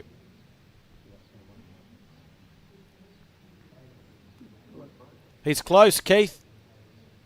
He's very close. Oh. This is it. This is it. It's done. It's over. And congratulations to Dan Dickerson, Alvin Gardner, Dave Jones and Terry Ledbetter, who've got over the line in a marathon Midlands Funds Management Taranaki Open Men's Fours final. The Nelson team fought hard. Keith, some final thoughts? Look, you're dead right. They fought really hard. I think they made a game of it where at 15-0 they could have easily not made a game of it. It's been an absolute pleasure to be involved. I thoroughly enjoyed it. It's a privilege to watch such great bowls, both through the semi and Dickerson team. I think just the consistency saw them through in the end, and it's been a really great afternoon of bowls. Thanks, Keith, and thank you for your efforts over the day. Just finally, and in closing from me, thank you to our viewers for tuning into the Bowls New Zealand coverage of this, the Midlands Funds Management, whatever, Taranaki Men's Open Fours Finals Day. If you want to watch more bowls, we have plenty of it coming for you. The Trans-Tasman starts next Friday, Saturday, Sunday, live on the Bowls New Zealand YouTube channel and also Sky Sport. It'll be in Nainai. We're looking forward to seeing how the New Zealand team can fare against our Australian counterparts. So until then, so long and farewell.